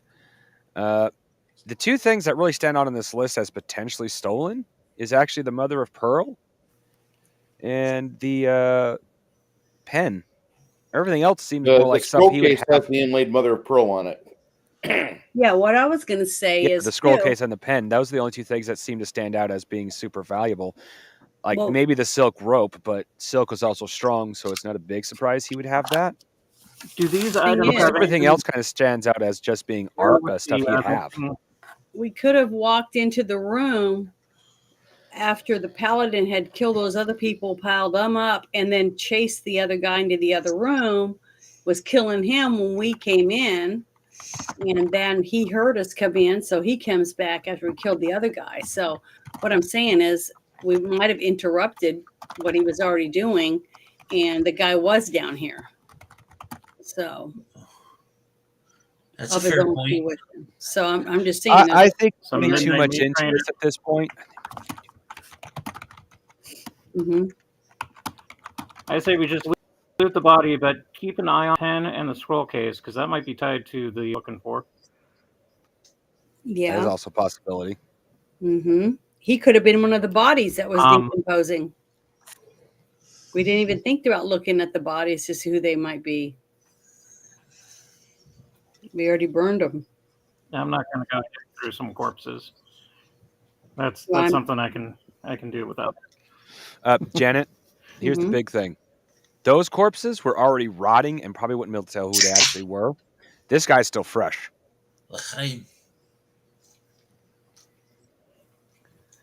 He's not rotting yet. He's a mangled corpse, but he's not Dewey. Yeah, exactly.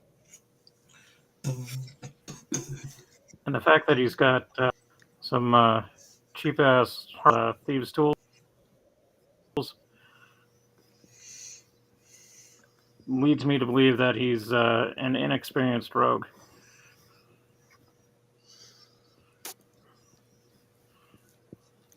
So maybe he was trying to maybe up his score. Got a little more than he can handle. And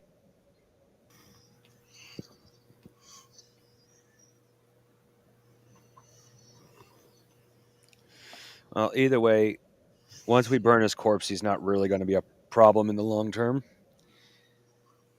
Not unless he stole some stuff, in which case none of it is overly valuable, so it's not like we'd miss it if we gave it up to keep from getting legal problems.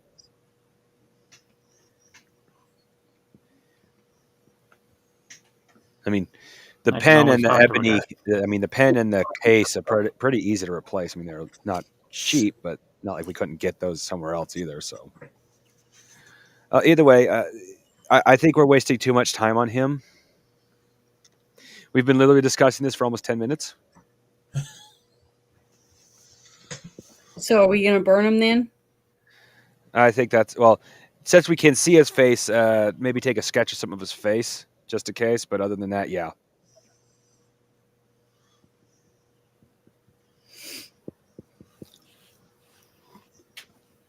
If we're going to make absolutely sure he have nothing any can come back to tattoos? life on us, yeah, we should burn him too.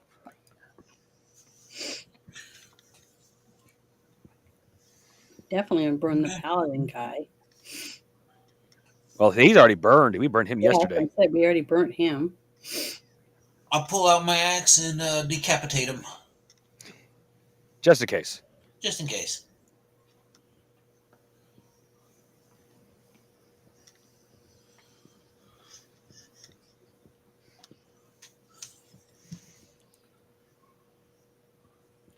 Well, while you're over here, all right, yeah. Lemmy, the final thing you do is you discover that there's like a secret panel over here, and you kind of notice that this wall is actually just a curtain, and it looks like that you see a passageway going into the gloom. Ah, hell. So that's where he was leaving when he died. Or going. Poked his head out and it got caved in. I'm surprised you killed the anti-paladin. I'm not gonna lie, I just couldn't roll with a shit. Thank goodness. You're welcome.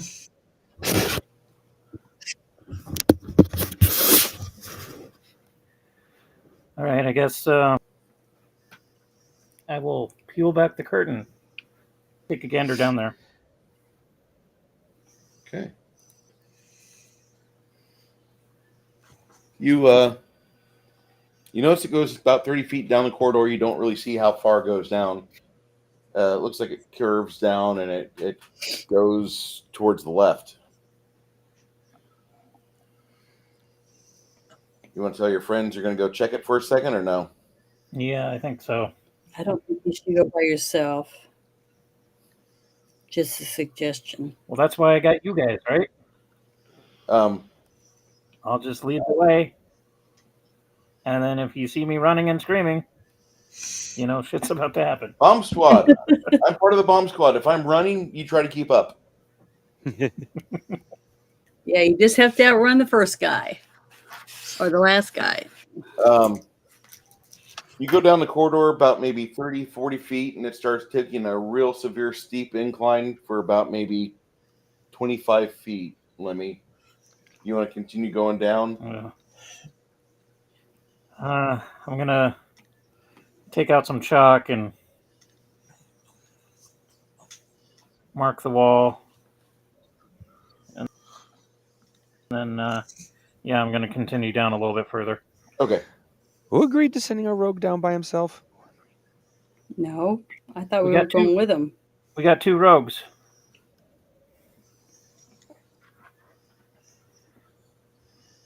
You have him and you have Sylvia.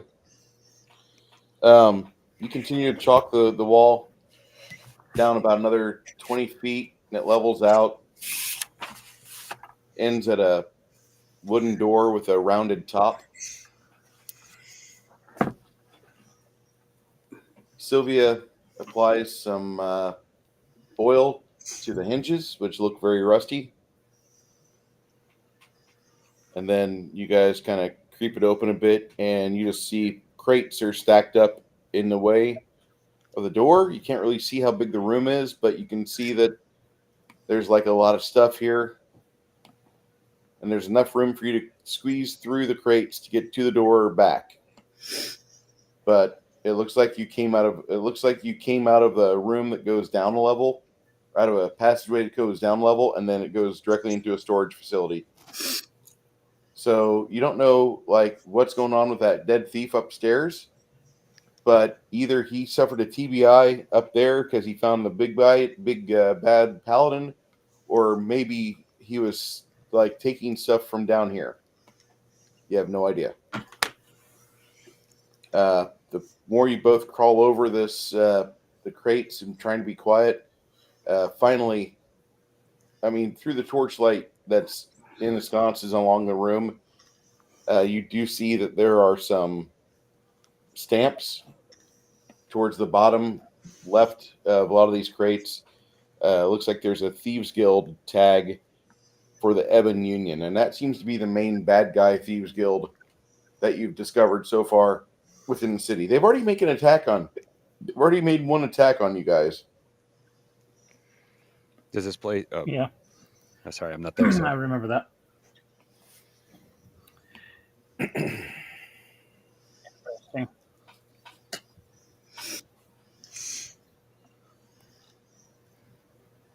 Be awesome if we could steal their shit.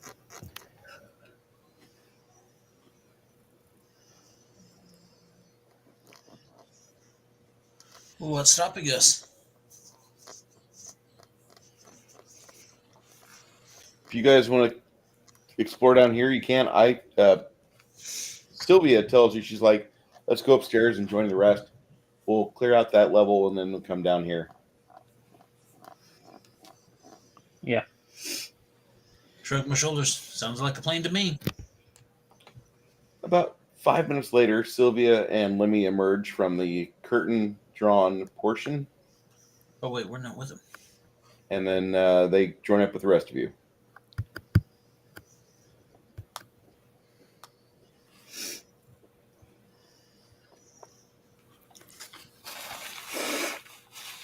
And this is where we explain the sloping passage,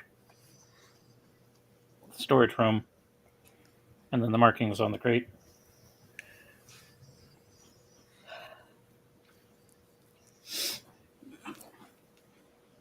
So aren't they the same people that told us they didn't know anything about what was going on down there? No, they were the rival thieves faction that had attacked us earlier. Yeah, that's Streetside. what I'm saying. But didn't they, when we talked to them after that scuttle, didn't they say they didn't know anything about supposedly what was going on? The folks in the neighborhood didn't know what was going on because, intimidation, racketeering, all that. But the thieves guild away. We just were able to identify of the thieves guild. Yeah, and, So they're and not part besides, of the Janet, if they do things quote smart, unquote thieves guild. plus if they do things smart, it's one level doesn't. You have to be a certain level before you know anything about this, and you don't send the goons that could get killed or captured. To you don't give the goons who could get killed or captured this kind of knowledge. Excuse me. Okay. It was probably just a footpad or whatever.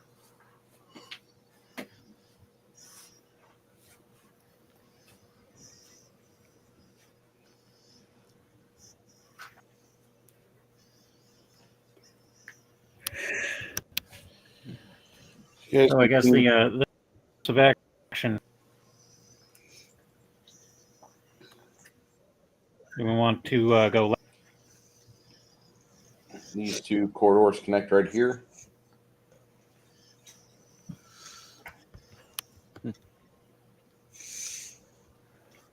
And then we can come back out of Yeah. stuff doesn't get all wonky.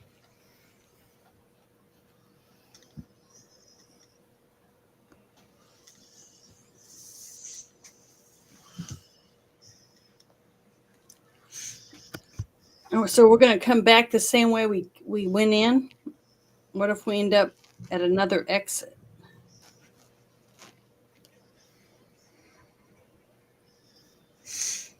You're thinking so far that this is like the dungeons under the sewers.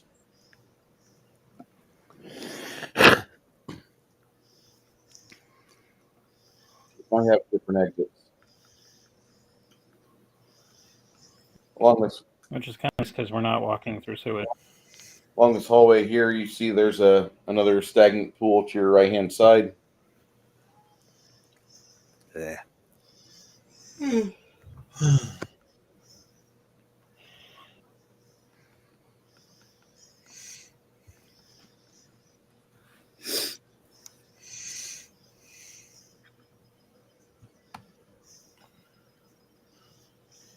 a long corridor.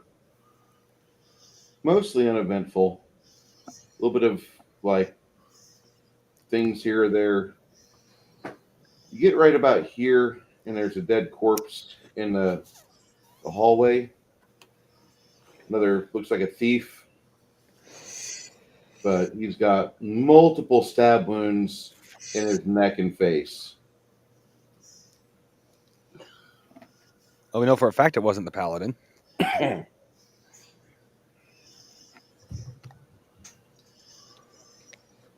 Yeah, so apparently whoever he fought was shorter than him.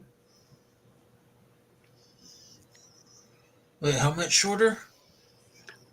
Not a lot, but if it was in the neck and face, they were probably trying to defend themselves from this person or something. I don't know. Just to me, it seems like I'd be stabbing up at somebody. Because if you're really short, you'd be stabbing them in the feet, wouldn't you? I don't know. No, you look at it. Isabel would disagree with you. She'd say, no, the person that was attacking him was his height or taller.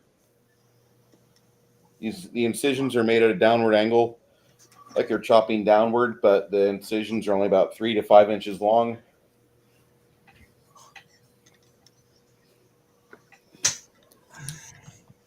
So like a sword.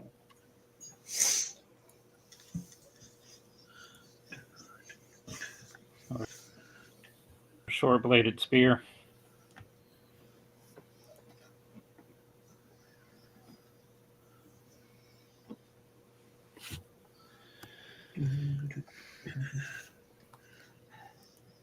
How tall is the ceiling in this area? About 8 feet.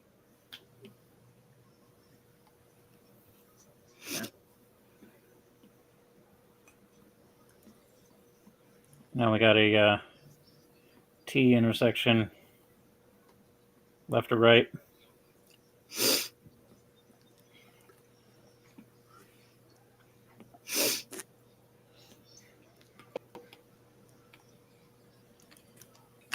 Pick a number, even or odd. Typically, you guys go to the right-hand side. Yeah, we keep to the right. You've been gygaxing this dungeon. Gygaxing? Yeah. Haven't you ever heard that term before? Uh-uh.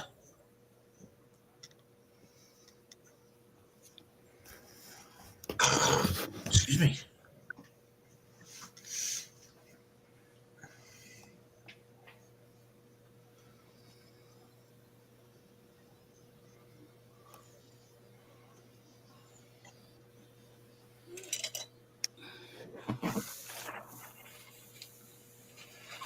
Well, Is there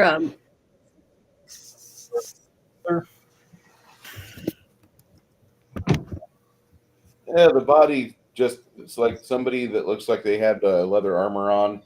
The body's completely just beat to hell. When I say beat to hell, like heavy bruising on the face, heavy bruising, neck is broken, the bones and the arms are shattered, and then somebody just decided they would terminate his life by making him bleed everywhere. so it sounds like the paladin guy did it, or it looks like it probably. Except the paladin doesn't use bladed weapons. Okay. so they broke him up and then stabbing him a bunch of times so he bleeds out. So somebody else helped the paladin Now, or something?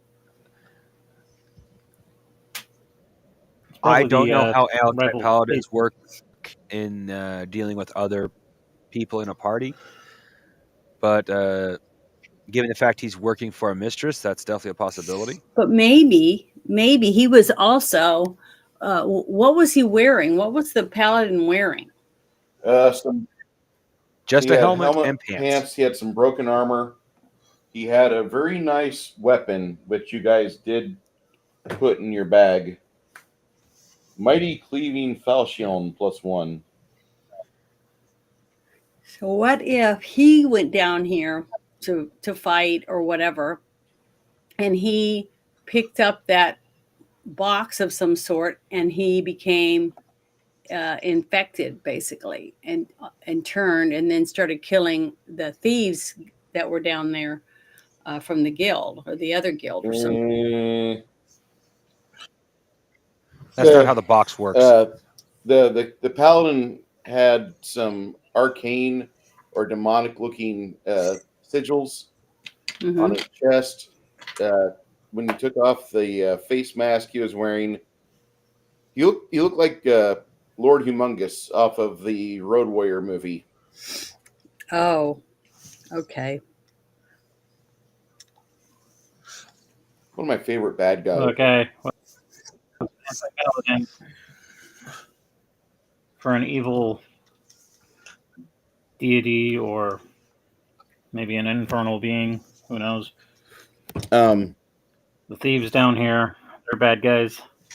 Maybe there was a little bit of a squabble. He smashed in the head of one, and then the other one got smashed up, and then the thieves got pissed off at him, and they're like, you know what? Stabby. You get to bleed out. And then they took off. Do whatever the hell they're doing. This room to your right, there's a really fast moving current here. looks like it goes into a whirlpool. Oof. A little bit of Don't wanna get driftwood near on that. the edges, but the water on the far wall, you see a swift current running across it. There is an exit tunnel to your right-hand side. No way to get over there. I wouldn't want to risk it, even if there was. Yeah, there could be an How eldritch wide portal is it? down on the bottom. There's a whirlpool in this room, and like you guys, like somebody tests it by peeing in the water, and all the bubbles go towards the center.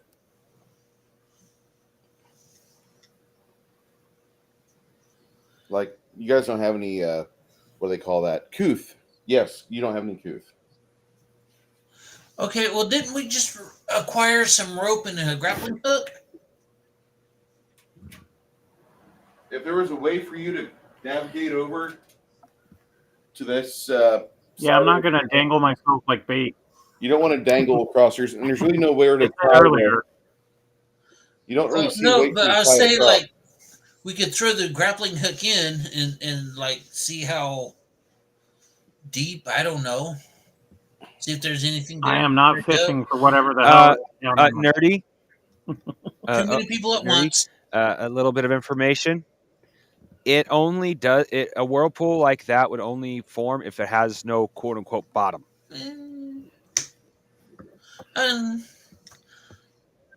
It might empty out into a huge cavern. It might not. But if we could throw 100 miles down there. We might never Fair find enough. the bottom. And if creepy down there, like a Aboleth or But then or again, some other operation, I don't want to if deal we're with it. using physics and science, if that was a whirlpool, eventually it would stop because there has to be a water source to resupply the water that's going to, because this water is going somewhere. If this water is going somewhere, that means it's Yeah, but leaving it could here. be like If it's leaving here, there has to miles be a of water source, another volcanic water tunnels. source to replenish to keep it going. But And since yeah. I'm not flunking or anything like that,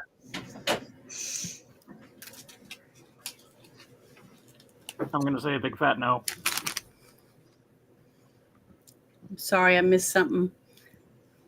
I'm back though. Nope. We're discussing whether or not to dick around with the whirlpool, and I'm saying no. Well, actually, if Bruce brings the camera back a little bit, if I remember correctly, you'll see the water ways kind of lead in this direction. I knew it meant something because So we might not see what's feeding it, but the underwater stream that we've been seeing might be feeding it below the surface. Yeah, that's what I'm saying. Like, there could be miles and miles of volcanic tunnels with the water flowing through it. And if we tangle ourselves down in there and get caught in the current, like, are we coming back up? Is there something really creepy down at the bottom that might come up? And then we get a Call of Cthulhu type of thing going on? Like, yeah. Well, if we get them into the magical side of this, we could have a creature pulling in through a current and spitting water out at the same time. In which case, we definitely don't want to risk going down there. we don't know what it is. So why would we want to go in there if we have no idea what we're going to be fighting? You hurt your dog?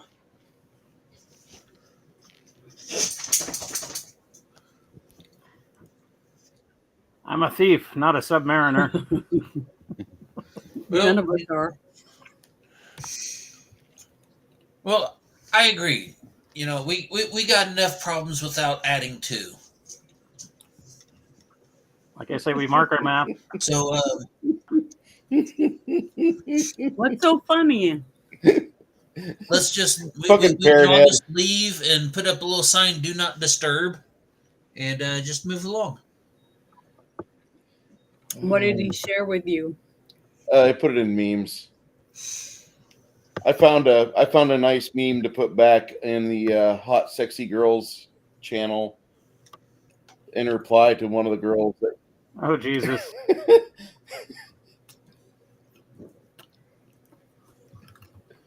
sorry. Couldn't help it. Freaking peanuts all dressed.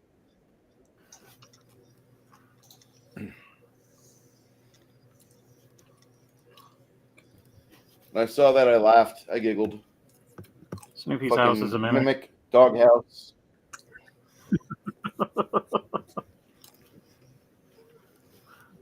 On freaking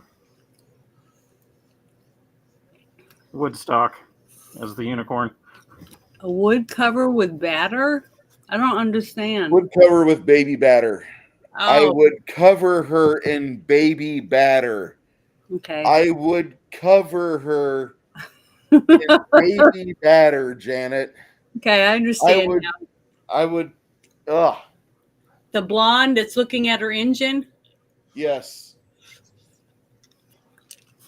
Well, she's probably been covered many, many times I'm with her fucking bleach blonde certain. hair.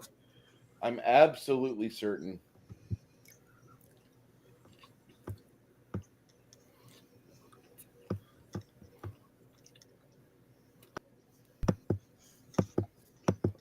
Skeletor.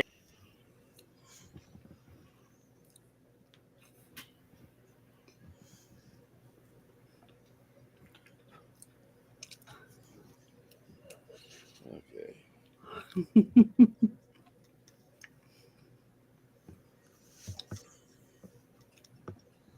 So there's no easy way to get to that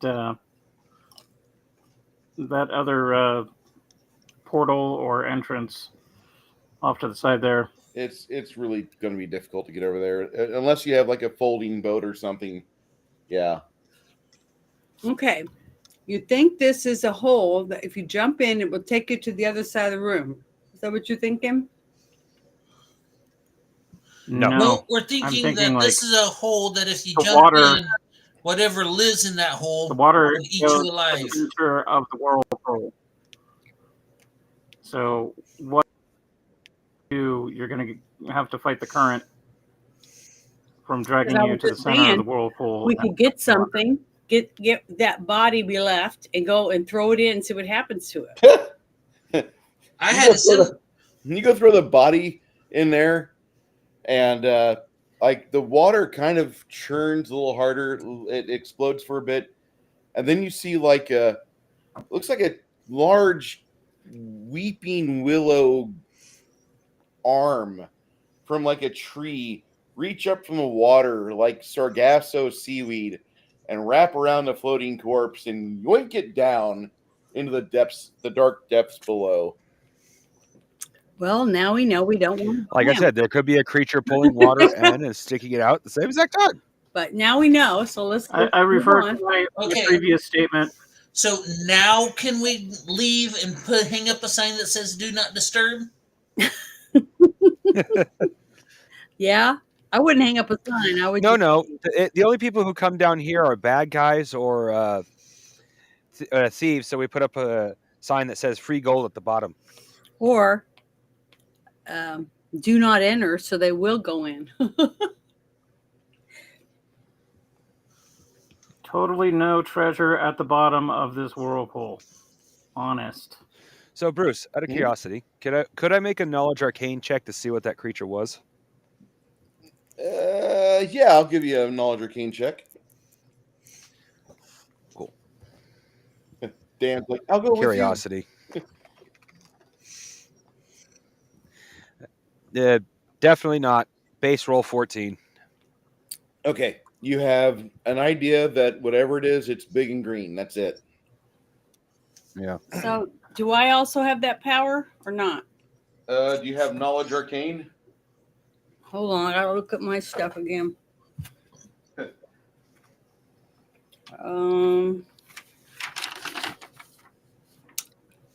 You're an fighter, don't worry about this. This is not going to worry. Yes, I do. Okay. Go ahead and roll it then, Janet. Okay, I got to throw my percentiles again. I rolled a 77. Well,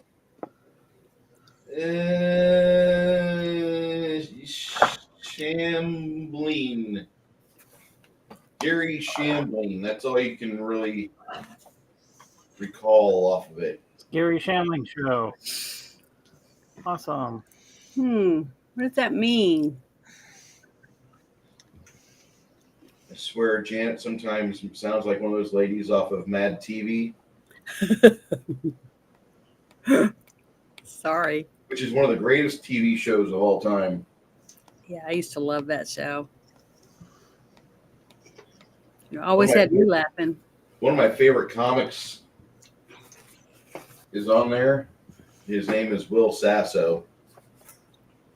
Wasn't he He is such a in great. that TV series now? He's on a lot of stuff. He was in a movie called Boss Level with Mel Gibson and Frank Grillo. He does a lot of podcasts. My name is Jesse the Body Ventura, and I was a Navy SEAL, but now I live in the Baja. Did you know that I invented video games? No, I did not. I invented video games so useless people would do something and not be in my way. Don't have time to read. Don't forget the fish tacos. Get some fish tacos. We'll be hanging out in the Baja. I don't remember. I'm going to have to go back and look that up. All you've got to do is just, whenever you're playing with Bear, Janet, say, I heard you do a good Jesse the Body Ventura. And then just sit back for like 10 minutes. Okay, I'll try to remember that. But did he do a show called Ted Lasso? He was on Ted Lasso. He was? Will Sasso was on Ted Lasso, yes. Was he the coach's second man? I think so. Okay, yeah, he's funny. He was always drugged up a lot and stuff with mushrooms and on the show. You know what? Let's put this to a Ted team Lasso vote. show. Does everybody want me to use lightning strike on the water? Yeah, why not? No. Here's why not. Here's why not. Turn is full. Here's why not. Because if he doesn't kill whatever's in the water, it's going to piss off whatever's in the water. Which means that we're going to have to stand in this narrow hallway and fight whatever that is. Let us turn around, go back, hang a sign, do not disturb. Okay. No, nobody's going to listen to the barbarian. Yeah, Nobody's I'm going to listen listen. to the guy who's always itching to fight, and he's saying, "Let's not fight this thing." No, let's not listen to him. Yeah, let's not mess with it. Okay. I don't want to die today, at least. Good beginning. Let's not. Sylvia pushes forward through the dungeon, and she pulls Nerdy along with her, and the rest of you guys kind of follow as your barbarian's going one way.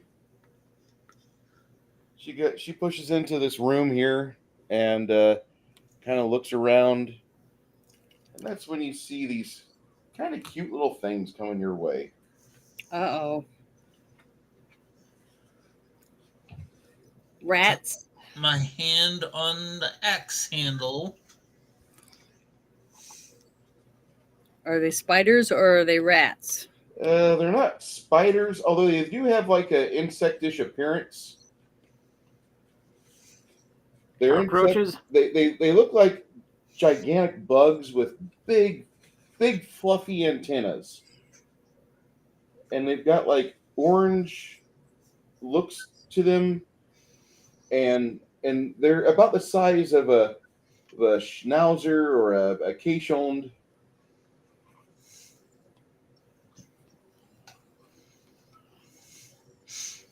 All right. But you guys see these? Well, I got some lamp oil in my.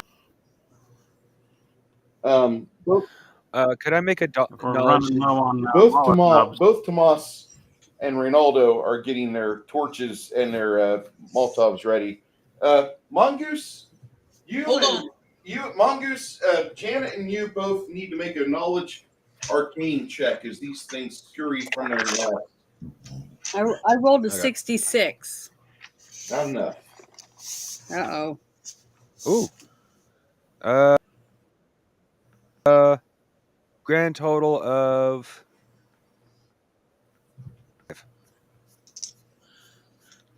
What about a knowledge nature? 135. Sorry, I rolled 90. 135. You recognize them as rust monsters. Rust monster. I let go of my axe handle. Okay.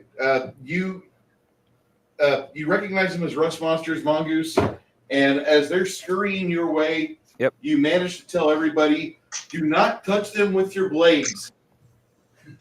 Hit them from afar. Let me get. Rust monsters. In your game, what is a rust monster's favorite type of metal? Metal. It likes steel. Metal. It loves silver. It'll eat copper.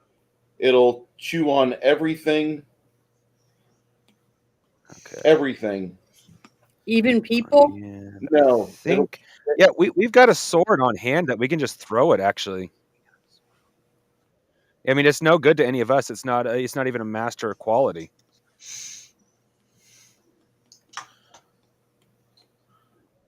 Two ornamental daggers. I mean, if we really could want to chuck 'em- kill them, we can. But we got a bunch of useless weapons that we could just throw at them. Yay! Going in the opposite And then we could kill 'em. direction that we don't want to go and let them go that way and we go the other way. Yeah. This is a rust monster. They are not your friend. They will chew on every piece of metal you own.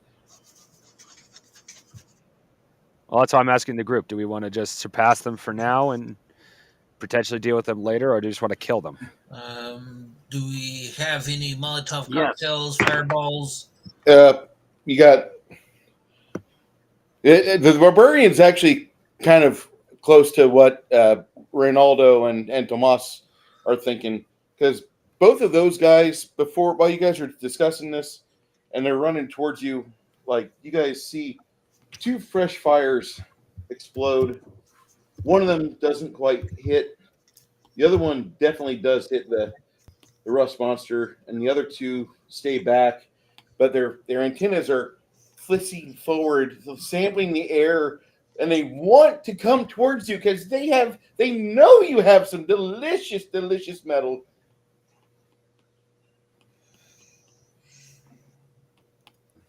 But they're repelled by the fires. One of them is burning because of that, and he's not too happy.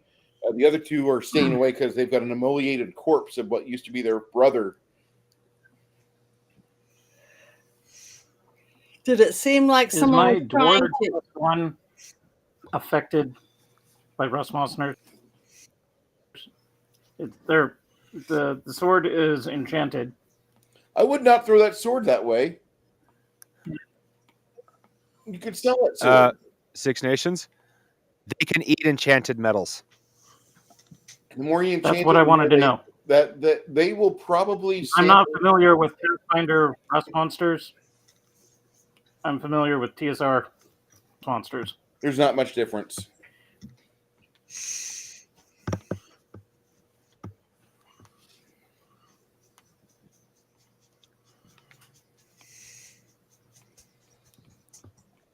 I just happened to run across rust monsters one day when I was researching creatures for another game. Ronaldo rolled a 97. Well, I should say 4 a.m. So he hit one dead on. The other Magical or non-metal weapons or wouldn't be effective.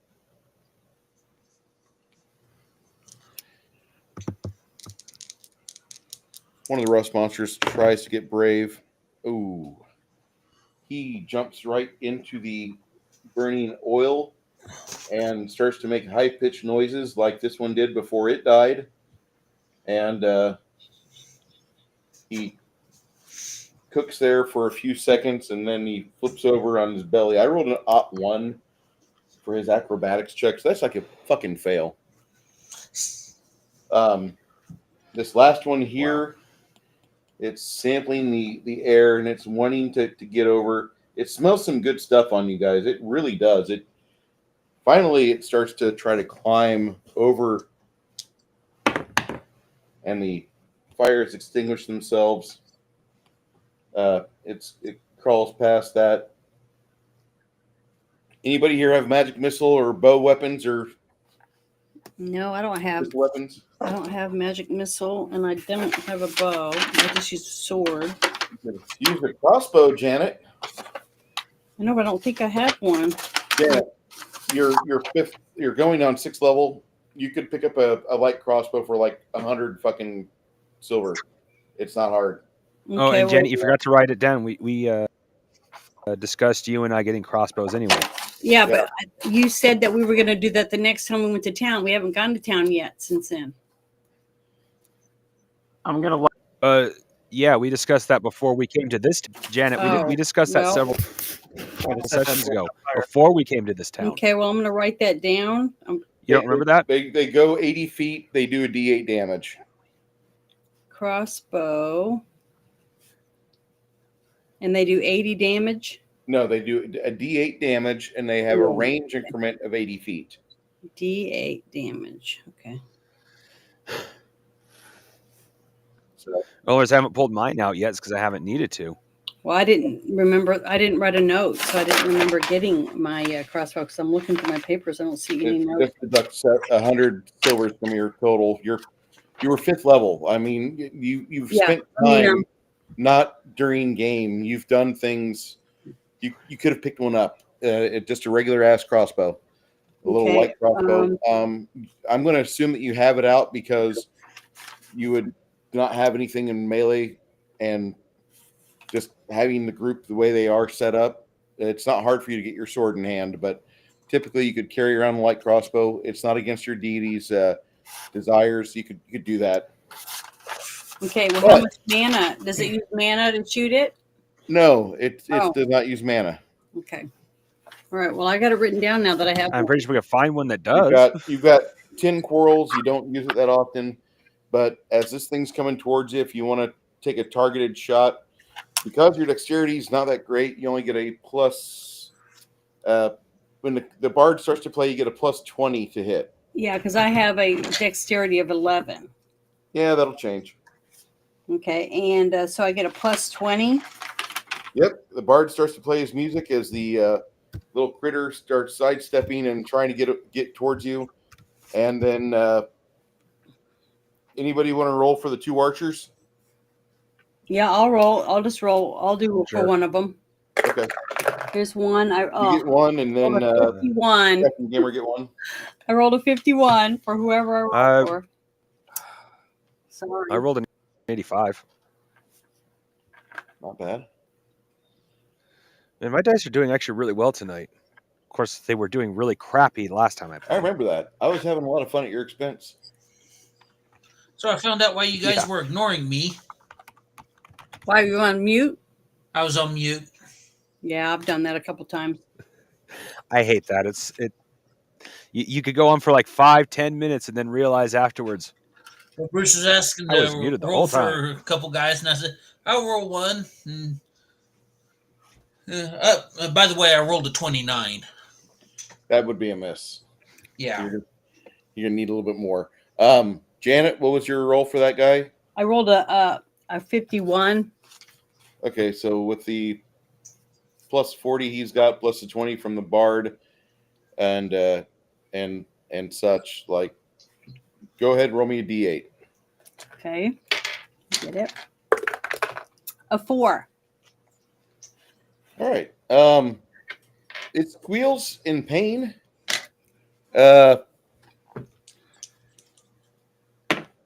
Sylvia hands Ogre a a flask of some McCormick whiskey, the worst tasting whiskey known to people, but it's a final Molotov she can get ready to throw. And go ahead, Nerdy Ogre, go ahead and roll your to hit with this thing.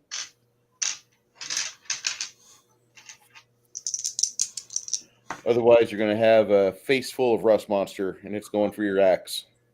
I'm about to get a face full of rust monster. Rolled a 6.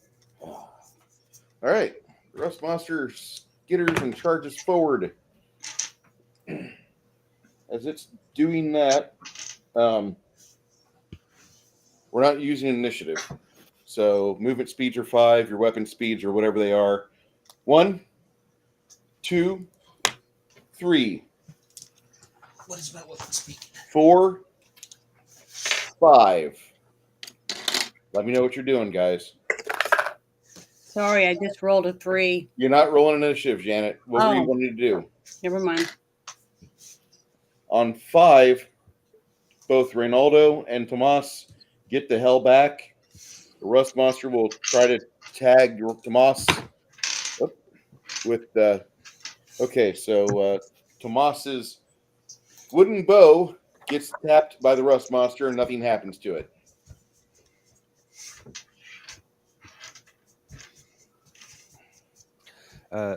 At 8 is when I'm going to hit the rust monster with magic missile with toppling.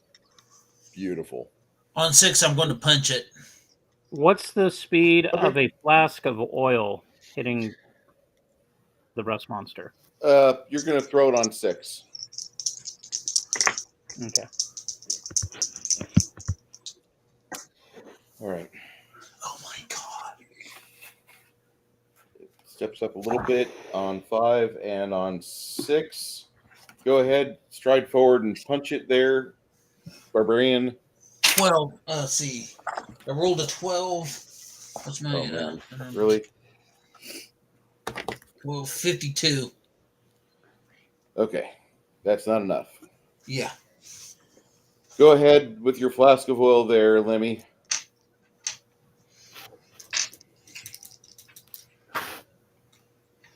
Does a 75 hit?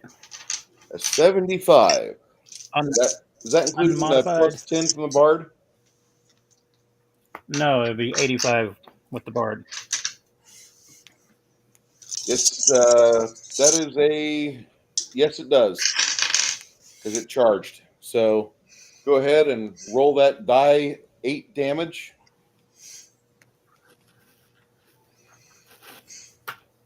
Eight. Roll again. Explodes. 6. Okay. So 14 total. Take the anti-paladin out of the group, Bruce. Okay. So as you're doing that, And I'm probably losing my eyebrows. yeah, you might have done that. Might have lost the eyebrows. Ogre, roll me a acrobatics check for Ms. Sylvia as she gets around and back to try to do something with a sap. She ain't doing squat. Rolled a 5.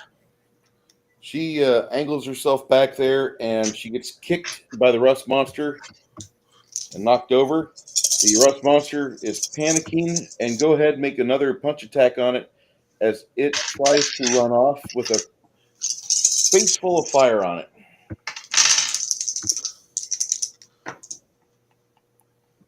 Yes!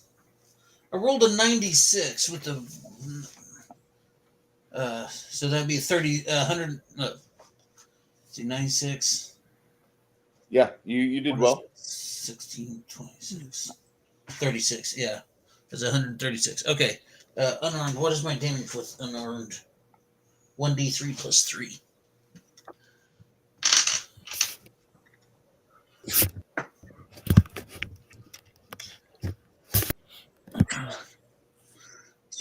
So that's 4. All right.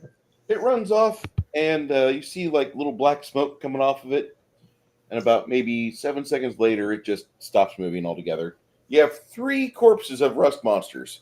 and there's a whole big pile of rust over here. Are rust monsters valuable in any way, or are they just probably best to just leave them Let's take some be monsters? non-metallic stuff and can get that's undigested. Maybe we got If you want, platinum. if you want to keep a corpse, I could see you keeping a corpse, Wizard. But most people don't value them at all. They do what they can to make sure they don't have any breeding grounds. They ruin their habitats. Back there, you find a whole clutch of eggs, and you decide to just smash those and break them open. Make sure that they don't have any young that propagate. These things are nasty. Are they edible? No, they're not. They're bugs. When you try to taste one, you hear a demonic voice in your head. Yes, eat the bugs. Eat the bugs. Sound like Fauci. No, that's not me. Soros. Although I'll back up, Mr. Klaus. I want all of you normies to eat bugs. I'd actually like to take an egg because the ability Bill, to okay. destroy magical. I wouldn't mind taking an egg because the ability to destroy certain magical items would be very useful, but I don't know how long before these will hatch, and I need it to hatch back at my fort, so I have a pen set up for it. If it hatches anytime before then, I got to kill it anyway, so not prepared for it. Just remove the stomach. Kill all the eggs. You guys run over to the wolf. The corrosiveness of the stomach contents. Well, accordingly, in the if I don't know about the Pathfinder, but the D&D version, as Bruce says, there's not very different.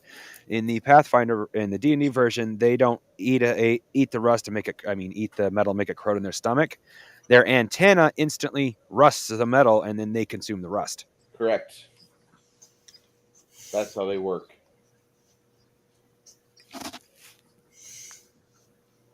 That's part of what makes them so dangerous to magical weapons. So lop off the lop off the antenna and take it with you. You could do that. That'd be easier than carrying a 40-pound corpse. You know, you would think that a spell chucker would do some research and come up with a spell protecting metal from rusting. Well, that's just it. Most magical weapons don't rust. It's because it's made with stainless steel. Huh? Stainless steel isn't supposed to rust, or it's rust resistant. So but no. No. Hold on. I don't think you understood what I said. A spell chucker would do some research, create a spell that protects metal from rusting. Oh, yeah. Well, in this instance, it's one of the few times I would say it not really something to be thought of, because at least in the rules of D&D, magical weapons don't rust. So why waste a spell on making it not rust when you can just make it a +1 weapon and it doesn't rust anyway? The more enchantments you throw on a magical weapon, the tastier it is to these little guys. Well, yeah, no, they're different. They can rust magical weapons. I'm just saying that magical weapons don't rust naturally. Why not just cut off his antenna and put them in your bag and take it with you, and then you have the means to maybe make something like the antenna for you to cast a spell that's like rust from the antenna. The interest I had in the body was mostly alchemical. So just taking the antenna for further research, I'm fine with that. It's just, I don't know how alchemically valuable they are, but Bruce basically said nobody has any real value for them. Yeah. My only value for them is the ability to destroy non-wanted magical items, such as cursed items. So researching the antenna itself is also a good idea. Well, since we don't have AKs or anything like that, I would say the most practical weapon would be a flamethrower of some sort. Well, I'm refraining from using burning hands or fireball down here. What, the poo gas? Ah. Oh, no. There's an excellent meme for what I'm referring to.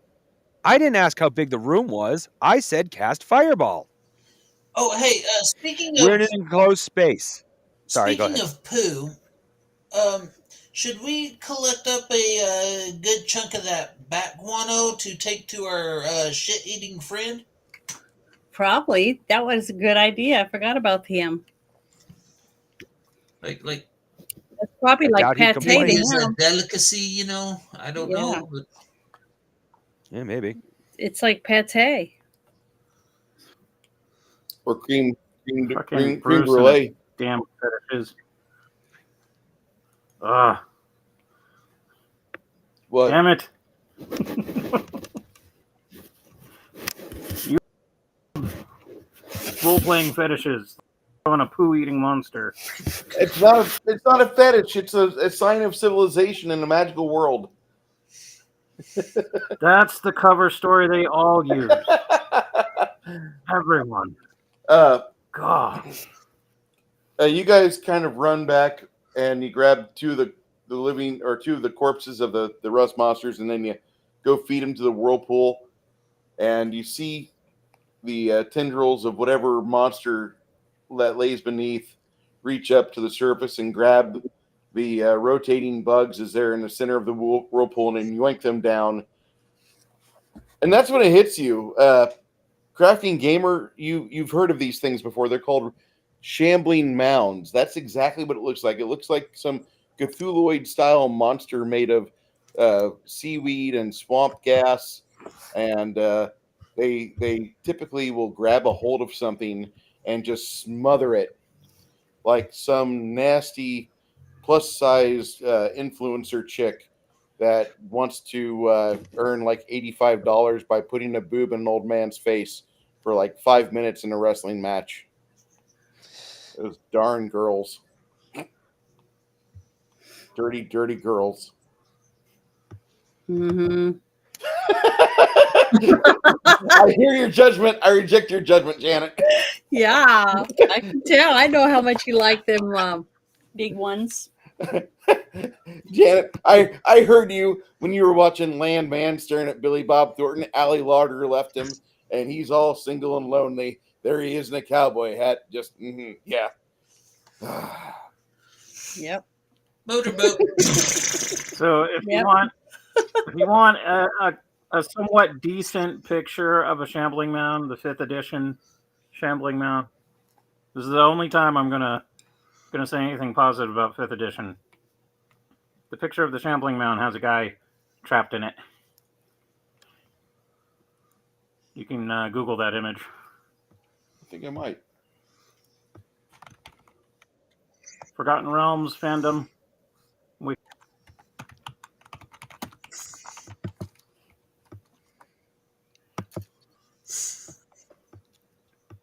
That's one Yeah, of the that is a good benefits one. of the internet. That's actually a really good picture of a shambling mound. I'm rather impressed. I was not expecting that level of quality. Wow. It's like a bunch of roots, like the swamp thing. Devil's Snare, Harry Potter. It's Swamp Thing's inbred cousin, Daryl. Pretty gruesome. So it can eat the rust monsters.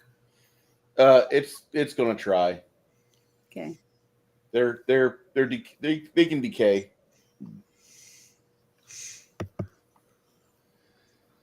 Well, because I was going to say, if there's going to be anything that I would just let eat me, I could show you a picture of it if you want to see it. I posted it on X. How do I share on here?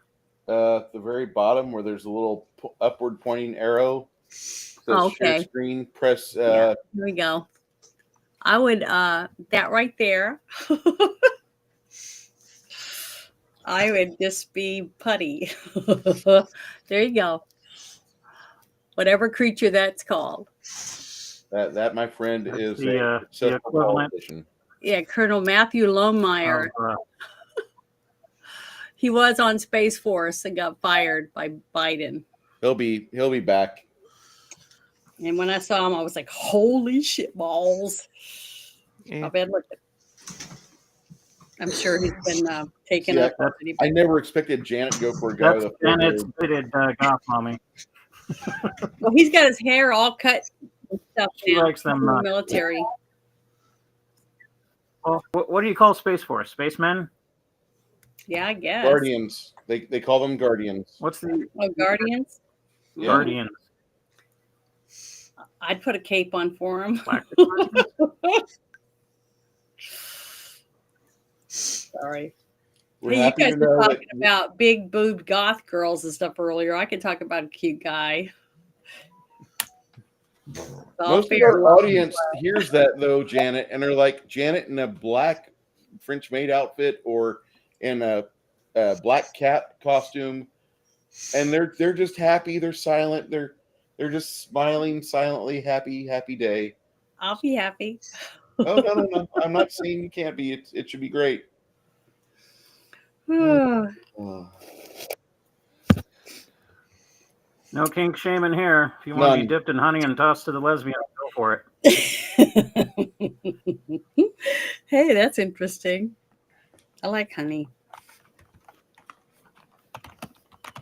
And the good thing about it later is it still lingers. You know what I mean?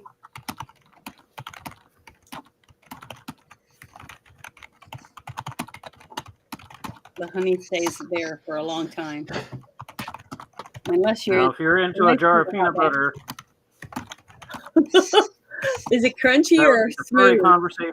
Is it That's on a crunchy or different smooth? Discord.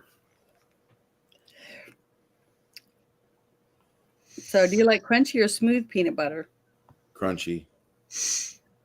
Well, I like both. I go Me either way. too.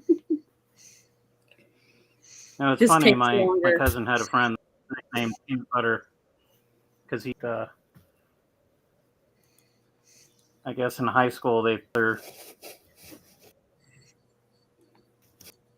other thing for like 3 years. Meme. He was a cool dude. Just bad joke.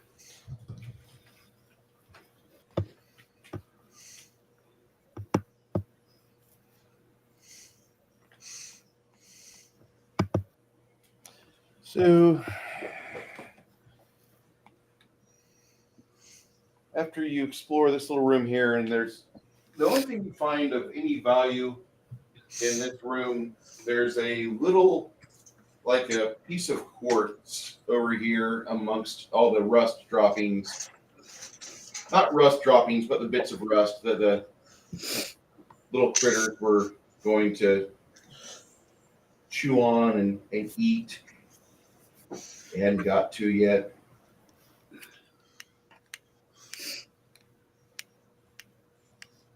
This is a smaller chamber. Inside this chamber. As you guys enter this, there's like a little crumpled body. This place is just strewn. You with recognize him as one of the party members of the Crimson Mantle, the rival band of adventuring heroes that were supposed to solve all the woes of the city. And they got really butthurt because you guys came in town and killed a whole bunch of demons. But you recognize the dead corpse of their gnome character.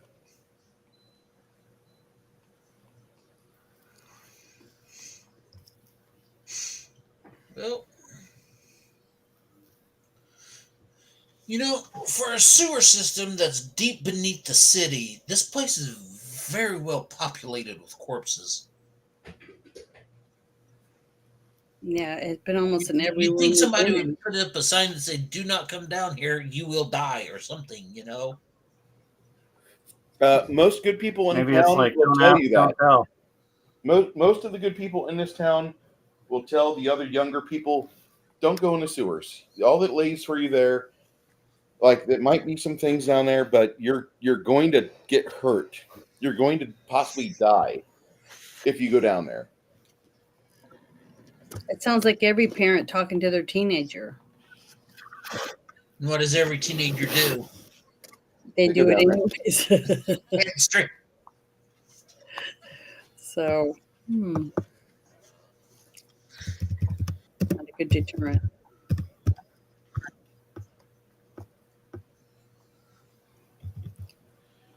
So,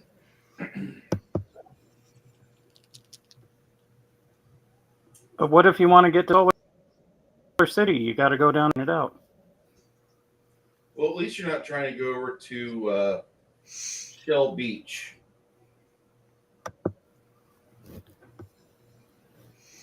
Astute movie lovers will hear that and they'll be like, oh God, not Dark City. Janet, have you ever seen Dark City? No.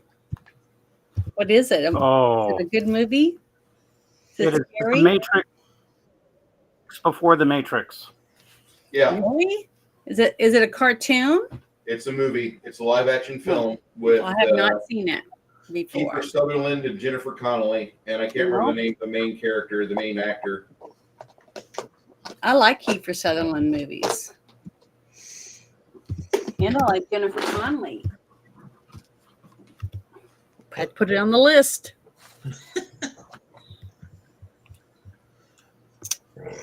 Excuse me. This room is a little different. Rufus Sewell, or the hell you pronounce his last name. I have no idea. Rufus. He was in The Legend of Zorro. Yes. Yep, that's two right. other movies. Yeah, he was big in late 90s. Dark City is one of the better movies that came out. Dark City and Equilibrium I consider to be superior to The Matrix. The Matrix has some good camera tricks. I don't really like the movie that much.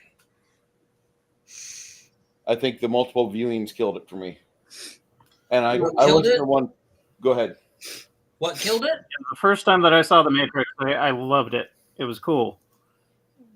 But then I started watching the sequels, and then going back, and then I saw the Animatrix, and then it was just like, Yeah, that's exactly doesn't what have happened. the same. Watching multiple times, and then the movies came out afterwards, the sequels, that just kind of murdered it for me. And then I watched Dark City, and I watched Equilibrium, and I'm like, okay, I like these better. Oh yeah, Equilibrium. Okay, I remember that one. I've seen that one. Yeah, that's the one where they. That's the one where they take the medication that suppresses emotion, right? Yep. Yep.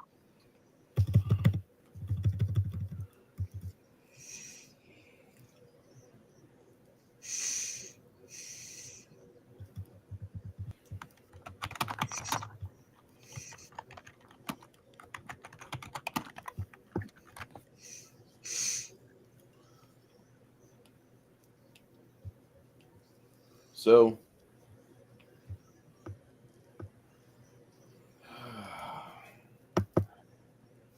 this room's got moisture in the air. There's a little bit more chimneys leading out up above you. There's a lot of chimneys up there, but also you notice that there's like a lot of fungal growth in here too. Big mushrooms, small mushrooms, knee-high mushrooms.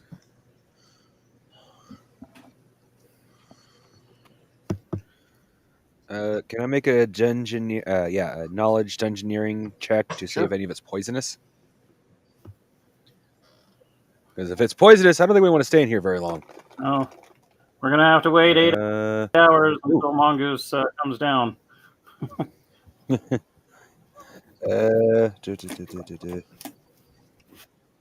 130.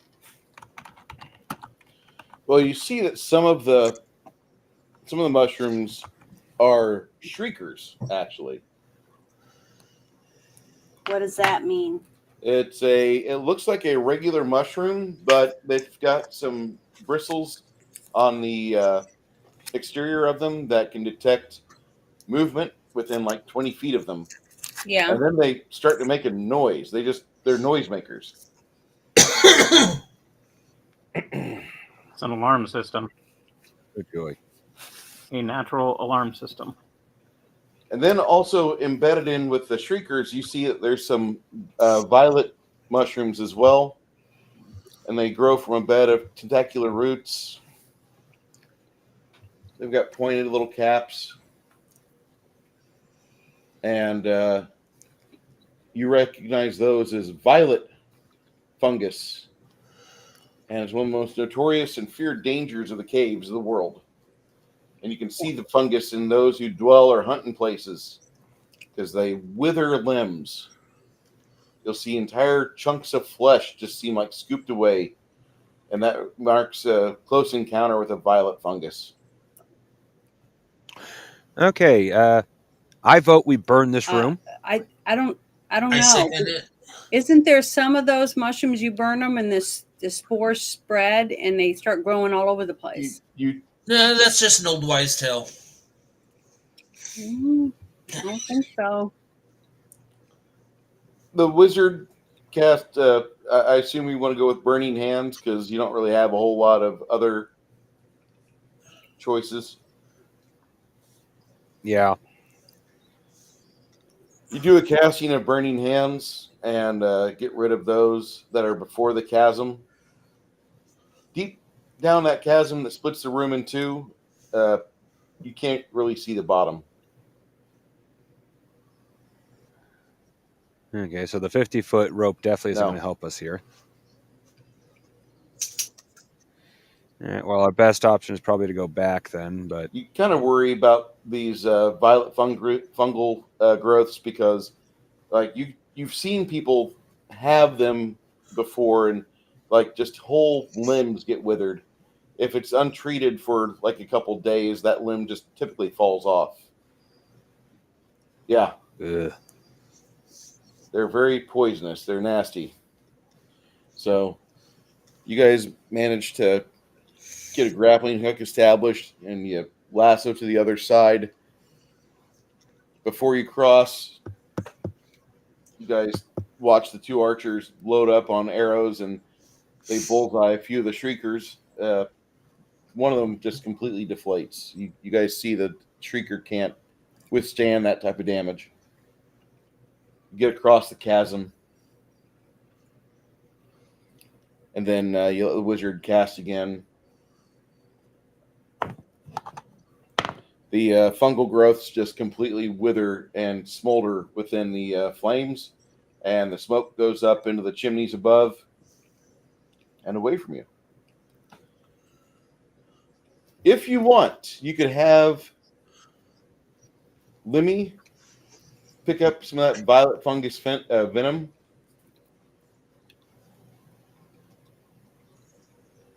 Like it would be good. Yeah.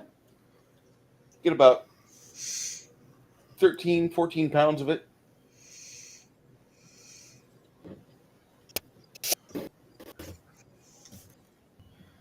Just remember to handle with care. Yeah. He's the one that probably What's the could current handle it market on best. that stuff? If you've crafted it right, you can do. You can craft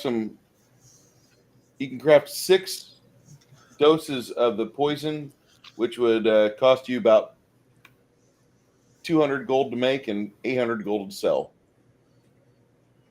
to the right buyer. 400 gold to most others.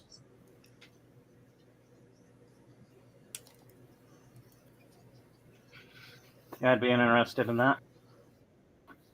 I mean, worst case, all drops, and then just give somebody a lousy weekend. Yeah. The writer's claim was artistic representation of gender transition somehow. Yeah, I don't know what happened with the new Matrix movie. Keanu Reeves usually looks pretty badass, but when I watched The Matrix, he looked kind of effeminate. I don't know if that was intentional, but I You really mean in didn't the like it. original? No, the fourth one that just came out with Doogie Howser. I haven't seen it. Don't.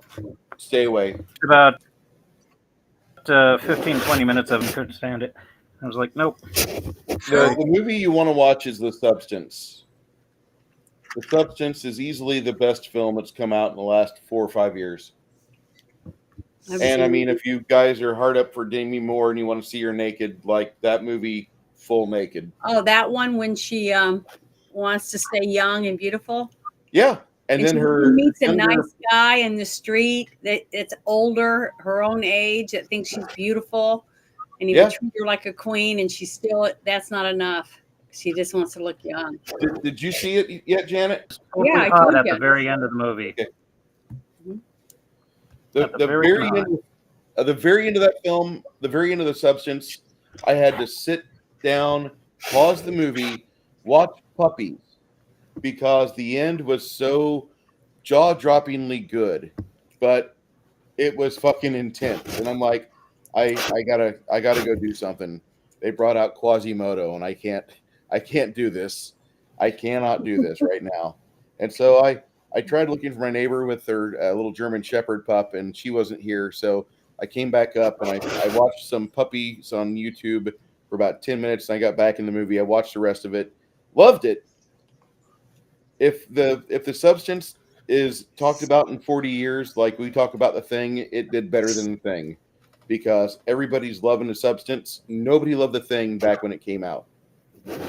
Not a single person talked about The Thing when it came out. The kids that watched it on HBO loved it. This is coming from a guy that hated her in G.I. Jane. Yeah. Did you like her in this one? I loved her in this one. Do you know what? On her birthday, you know what she did on her birthday? Ate wings? That's right. She ate hot wings. Yeah, I watched that. I think I sent you that video. Well, I thought I shared it with you too, so I don't know. I shared it with a lot of people. That was a good video, and she's a beautiful person. I find her to be funny. I wish her movies were good. This is the best movie I've ever seen her in. The other movie I liked was Indecent Proposal. Mm-hmm. But I loved The Substance. The Substance was such a good movie. That's good science fiction. G.I. Jane is bad science fiction. Well, I thought it was good. I thought it was a good movie that showed that women should not get the job unless they could do the job. Period. She couldn't. She did the meme. She would never become a Navy SEAL. But that's the only reason why I said I wanted to watch it, because I wanted people to see why DEI hires were bad. You shouldn't hire a person that cannot do the job, whatever it is. I don't care if it's a freaking secretary at a bank. That's why I wanted to do it. And I thought she did a good job portraying the character she was picked for in this movie. Chris, we're going to talk about that Matrix quote you had there next week. We're going to talk about this next week, dude. Because when I first watched The Matrix, I liked it. When I saw it the second and third and fourth time, it lost a little bit of the chrome. I can't watch it today. The Substance, like I don't understand. Just I watched that movie twice. I want to know what's in the Substance. It looks like reanimator juice, and then that weird supposed to stuff on while they're doing that whole osmosis. While they're incapacitated. Thing. Yeah. Mm-hmm. Like that food protein. I want to know that whole process. Like there's like a really bad L'Oreal commercial. Mm-hmm. The fucking final 30 minutes of it, probably the best science fiction prosthetics I've ever seen. Margaret Qualley actually wore the Quasimodo suit. I don't know how they did the fucking Demi Moore portion of it, but that was fucking crazy. And then the very end when she got on her star, that was great.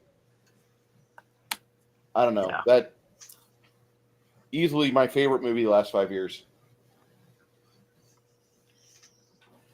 But if people don't talk about the Substance like they're talking about The Thing 40 years from now, then the movie failed. I wouldn't say it failed. I would say it was just a normal movie. But it's really weird because you have The Thing. Nobody watched it for like 4, 5, 7, 10 years. Then it fucking explodes on home video. And we can't talk about body horror without The Thing. Well, now there's a movie that could actually challenge it, and that's The Substance. I fucking loved it. I didn't mean to do that, guys. I've been wanting to talk about that movie with Janet for a while. That made me happy. Okay. So you guys cross over here. You've got about 13 pounds of broken violet root, and you could powder it to make a nasty concoction there, Lemmy. Woohoo. As long as I don't get a shitty roll and it blows in my face. Wrap your mouth around the root.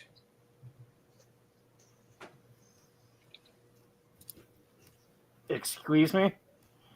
Don't do that. That's Bruce being an asshole.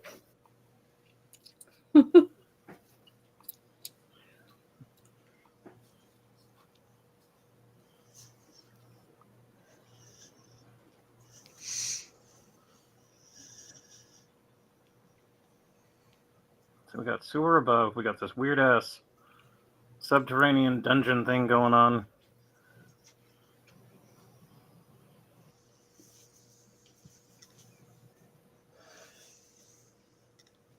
Just waiting for that bug thing to pop out of the wall, and we say the line about the black blood of the earth. I was listening to that by Testament the other day. Thanks for reminding me. Such a good album. No, wait, not Black Blood of the Earth. It's Dark Roots of the Earth.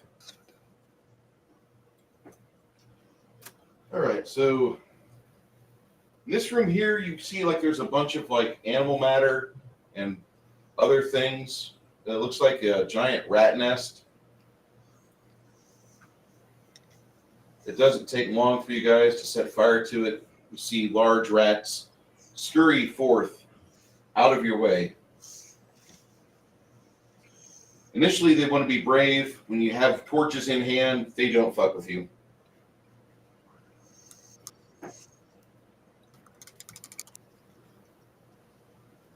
In this room here, you guys are kind of looking around. About 10 minutes later, you see some water dripping down the walls, and you look up. You start digging through your maps of the city. And if you remember upstairs, there was that room that was very unstable. You're thinking, Lemmy and Sylvia both will tell you they think that this room is directly underneath that. So you don't hang out here too often, too much. There's no need to hang out in here. There's some more animal matter. Looks like rats are enjoying themselves.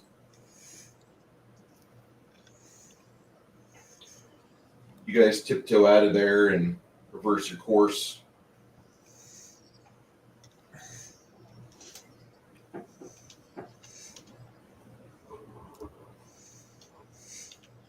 Did you see that crafting's not in here? No, god dang it. I was wondering why I didn't hear him. It's like whenever you're Chinese hacker. whenever you're an adult, you know, and like the kids aren't making noise, and initially like, man, this is great. Here he is.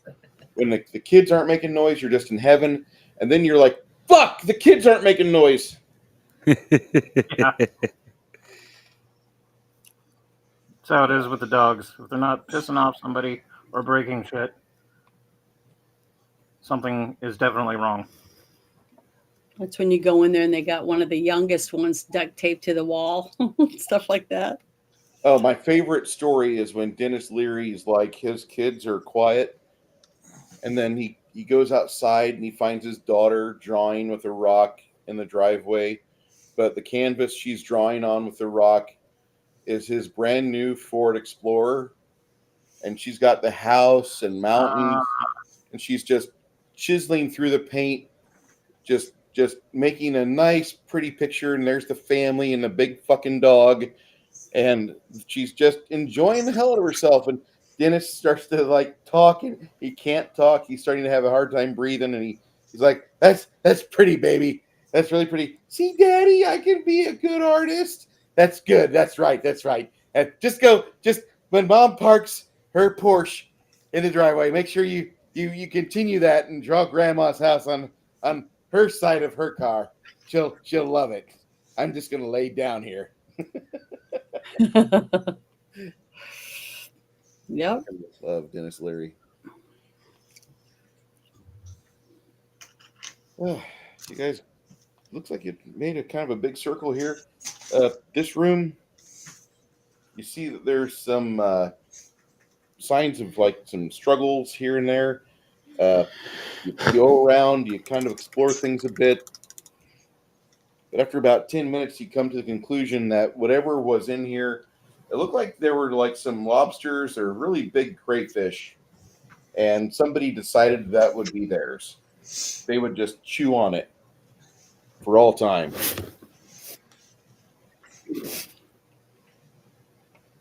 Lovely. And so they found the large lobsters and they just chewed on them and chewed on them and chewed on them. You guys start tying up loose ends here and Had themselves a Cajun boil. yeah. Excuse me. No seasoning, no butter. This wasn't no Cajun boil. You got seasoning all over the place below a sewer. It smells like copper.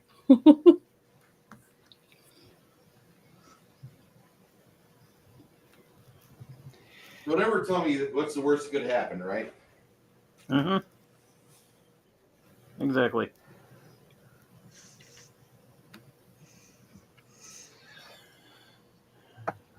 So you guys find that in this room over here, when you start to explore that, it's got a large pool of water.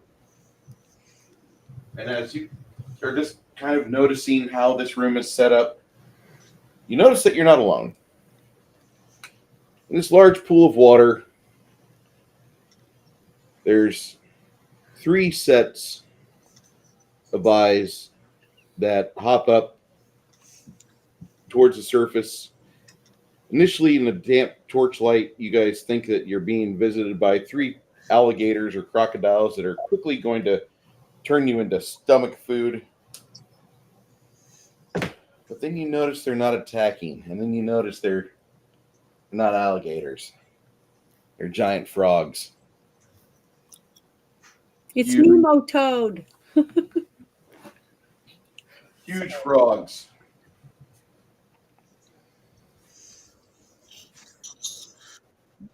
Given the attacking, the question is: are they not aggressive towards humans, or? If you lick them, Well, they're leaving us alone. get an Let's awesome leave them buzz? alone.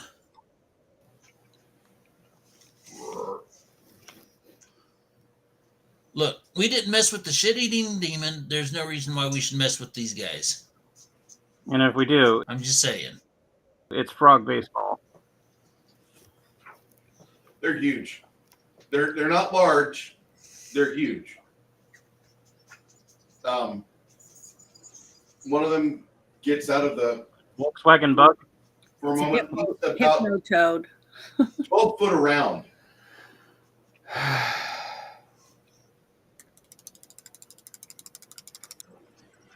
You guys just kind of stare and then you back away slowly, and it grabs one of the bits of lobster that's on the dry land, and it puts it in its mouth and gulps it. Then it goes back in its pond, and the 3 of them just eye you the whole time, thinking that you're going to try to gig them. They don't look like they trust you. They're not really hostile to you. They're not hungry yet either. Well, one of them was, but he could go grab that 15, 20-pound piece of crayfish, that half-eaten piece of crayfish that was sitting over there. That was delicious.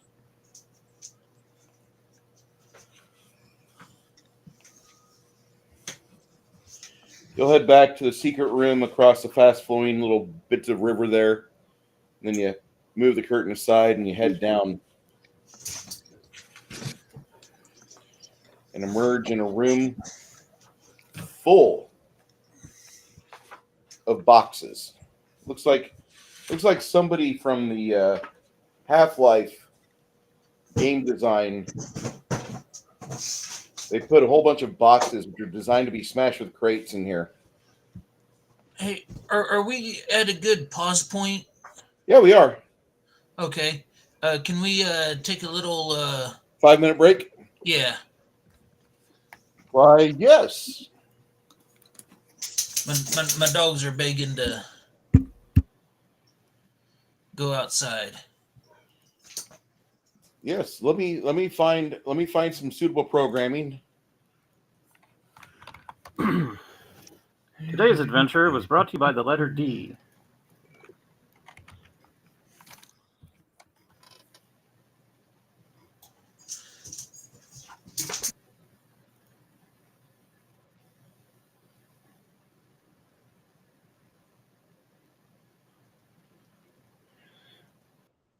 All the muck and the sewage just made me think of dysentery.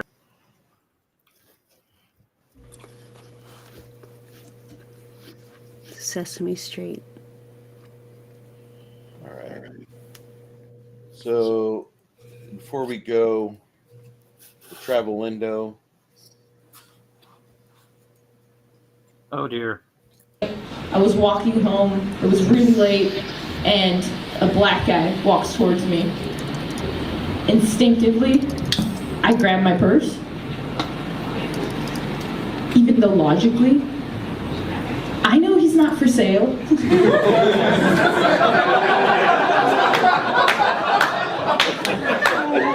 He did steal my wallet though. So.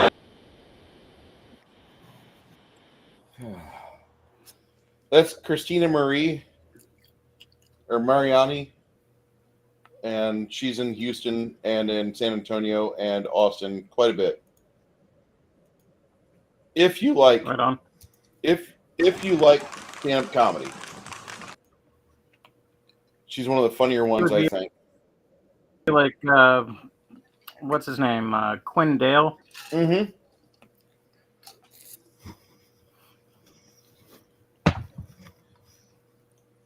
She was on unsubscribe, and she's like, "Okay, you guys aren't like those homeless guys or like those veteran guys that are always begging for money off 7th Street and 35."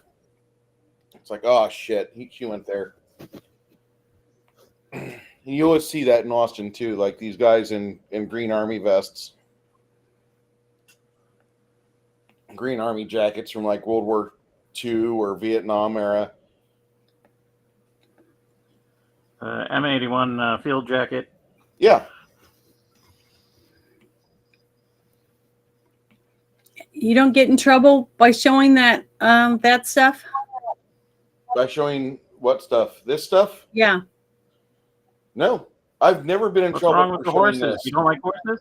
No, I'm just saying, it seems like I show 2 seconds of something and I get a copyright issue, and you played this for many, many times. And, Okay. Janet, look at these people. yeah. They're brown. They have So? no idea what copyright law is. Yeah, but YouTube does. Yeah, but there's nothing copyrighted on this. The only copyrighted stuff is the music, which oddly enough I've muted. Mm, And we're talking over it, giving it different context. yeah. However, if you play music or you showcase something or other, you better have a fucking notary. You better have a signed note from Kid Rock that you can play that song. Because otherwise, he's going to do everything he can. They're going to do everything they can to make sure you don't earn $1, and you know you're a bad girl. Well, it's sad. But we can't even show pictures and stuff. I see people playing all kinds of stuff on their channels, and they're still up, but we can't even show pictures and stuff while we're doing a review about a movie. It just all depends. Like Sony Pictures, don't even try it. We'll test that theory out later in the year when I get a camera and I make my first video, and see if I get permabanned from YouTube for the content that I put out. I'll tell you what, I want to do more with Rumble. Rumble has a really nice studio. It's just I don't think they have extra camera features yet. Rumble account. I really like. I haven't Wait, I got around thought that. about messing with You it. saw how I did that, didn't you? Say again, Jen. I said you saw how I got around that. I did 2 cameras on my Lego stream, and I don't have the addition of camera. No, but the I don't want to have like a phone and a tablet or 2 devices on the same. Like I have multiple USB hookups. Hmm. I have 3 cameras I can do with this setup here with this restream. Yeah. I really like that. When I get better quality of cameras and I can like have them at various parts of the room aimed at the table and I don't have such a cramped, shitty apartment, it'll be nicer.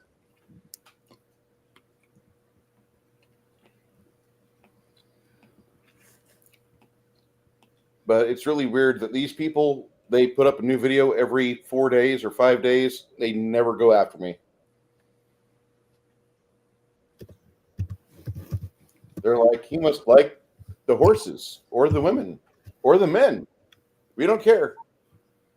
They've got their logo up there. I don't try to bullshit people. Oh, yeah, I was down in Colombia. I filmed all this. No, this is off the Travel Leondo's channel. Yeah, we've never done that either. No. We've never hidden anybody's logos or anything, and neither do I. I never do. I hate it when people do that. Some guys put a lot of work in their YouTube channels. They make a video. They'll spend 36 hours for 10 minutes, and like it's a labor for them. And I'm proud. If that's what they want to do, that's great. You know, that's what you want to do with your time. That's awesome. I like live streams, off the cuff shit. You know, we have an idea what we're going to talk about. The stuff we were talking about with the Substance movie. Mhm. I wanted to talk about that. I love that film, that movie, but it's too new to do an actual review on it because it's a 24 movie, Yeah. and I don't want to do a whole lot of those. There's that's the only one that is worth a shit. Got nominated for like 136 different awards. Well, I thought I saw it. I thought it was more of a horror than I thought it was sci-fi. So Horror, sci-fi, same thing. I don't think so. Yeah. I just about, I mean, when it was just discussing the medical issues with what could happen, it was sci-fi. When her back ripped open and Margaret Qualley came out, that was horror. Yeah. That was like that was my like first act reassurance. Like I spent $5 well on Amazon to watch that movie.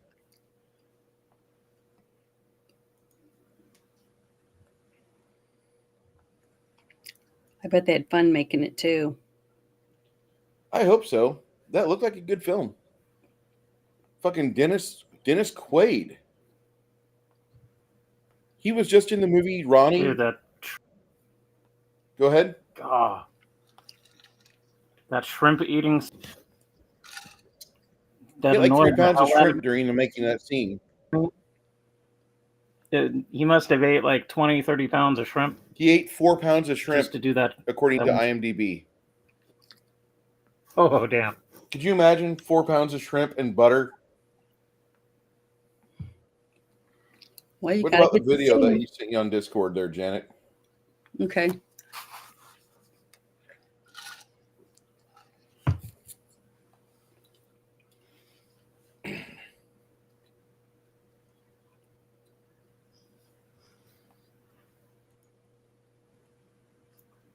Yeah, as long as it's not like, you know, And obvious which nudie one? penetration stuff or What do you want me to look at? your Discord. Jeremy sent you something on Discord. Oh, Jeremy. Okay. I was looking for your stuff. Mm-mm. Okay. Let's see.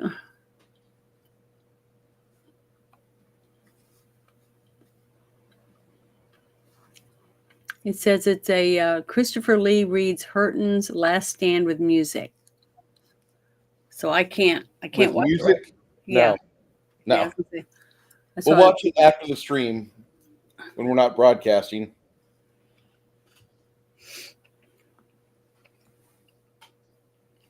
I didn't mean to turn this into like an advertisement for Columbia or the substance, but I recommend Colombian women if you're like needing more crazy in your life. Like our friend Soy Base Jeremy, who needs more crazy in his life because, Michigan's just fucking full of sane women. Yeah, There's he not a- can get him to go to San Antonio, like you keep telling Ruben to go there. I don't think Ruben would like it here. I think his girlfriend would. Did you get my message I sent you about my horoscope? Yeah, I did. That was shocking. I checked it the next morning, and that's what my horoscope said after that. What happened the night before? And you were there, so you heard the whole thing. It came, like how it came up and everything. And I was like, "What the?" That was one of the most accurate horoscopes I've ever had. I was really surprised. 20 billion predictions a year. They got to get it right at least Well, once. this Bullshit, one- right? This one was right on. I mean, it was, and for it to be as bizarre as it was just Like there was like freaking 6 weird. things on this horoscope, and all 6 happened last night. Yeah, it was freaking weird. It was like they listened to us doing that after our stream. They wrote it afterwards and then published Yeah. it. And, they time traveled back and published it. It's weird. I mean, it gave me the willies. I just couldn't believe it. It just made me sad that fucking Orange Hat talks so much shit about stuff, and he doesn't know who Vince Foster was. I know, but that's what Vince I'm talking Foster's the reason why I fucking fear Hillary Clinton. Yep. I don't know anybody that, like if Hillary Clinton's coming to your jail cell and she's wearing a mustache and she's got like a syringe, it's not going to be a good day for you. Nope. Yeah, remember all the memes that came out after Epstein was found dead? Tons of them with Hildebeest in it. Like only about a half a year into the Clinton administration. Yeah, that young man that sold or that took stuff from the DC server, 6 months. Yeah, he was dead. He was shot in an apparent robbery. When you found out that he's the one that who worked for the DNC, and he's the one that took the emails and tried to share them because he was mad that they were screwing over. Allegedly, just in case. Yeah, allegedly.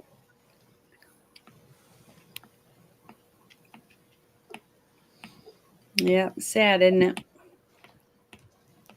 Allegedly.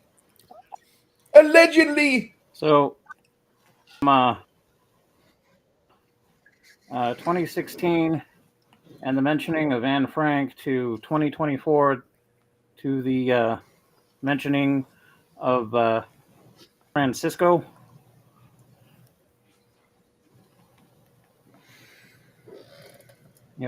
Trump is Hitler, and now we're doing the deportation thing. So now to make it south of the border. And supposedly a lot of them are leaving on their own. Oh yeah, those free tickets and the apps aren't working no more. It's funny how that is. Well, it always works when you turn off the money. And, They just seem to disappear. You know what I mean? No free food. You go No free swim place through to that anarcho-communist cesspool of Reddit, and they're just losing their shit over everything. Yeah, they left X and went to Reddit and Blue Sky, and some went to Instagram, I guess. Facebook. Don't all say the that pedos too went to loud. Blue Sky. I don't want them to leave Reddit. I love Reddit. It is all the tears. Oh my God. What do you mean? We're not going to allow Yeah, so any I link unblocked you anymore. earlier this morning. So your old account is no longer blocked. That scammer is like face down in a shallow pool of water in some dark alley. What a shame that would be. Yeah, Allegedly. I've made not such nice comments. You know, they're not Christian-y comments about. Like I don't make any Christian. You know, I am a sinner who is trying to do good. I try to balance the good, but at the same time, I'm a firm believer in helicopter rides and wood chippers. And train station. And so, like, well, no, like, let's get Elon Musk to build a rocket, and we'll put them all in the rocket, and then we'll just shoot them into the sun.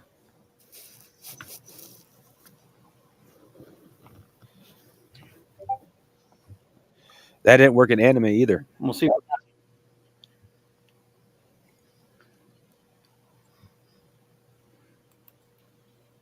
My Discord is blowing up.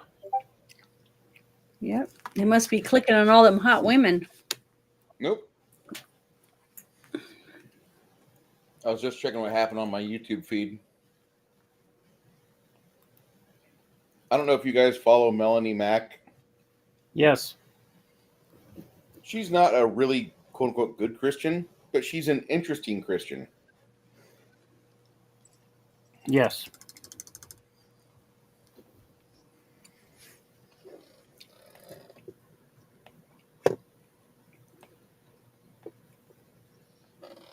You're into memes and shit posting and stuff and video games Yeah. and non. Yeah.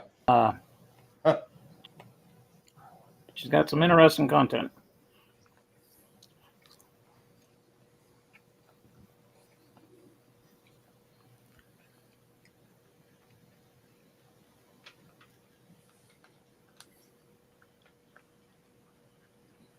Apparently the cover story for Brock's gay lover just leaked out.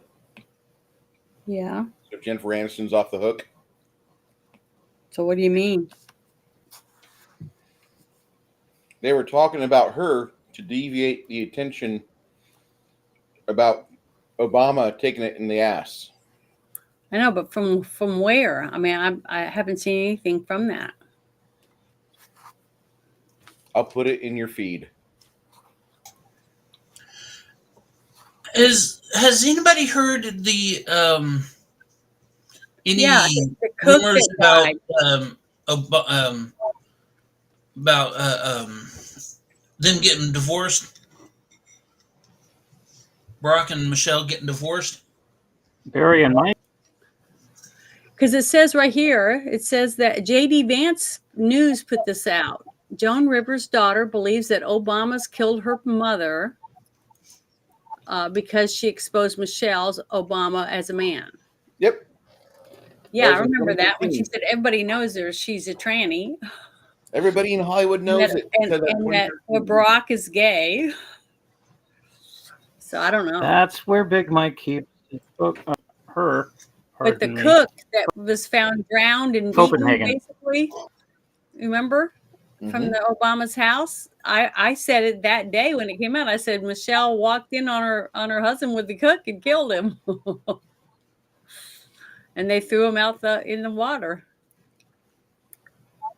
Because it says, I'm still trying to figure out how his completely naked chef died in a pond while behind Obama's house in Martha's Vineyard while paddleboarding. Yeah, it's pretty bad. Possible. I mean, they Highly constantly. unlikely. But this is what kills me, though, is the left constantly says they do the gay pride parades. They they gave you a whole month for gaydom, right? They do all this stuff and they constantly talk about it. But then you have people that supposedly are gay that try to cover it up and act like they're not gay. It just doesn't make any sense.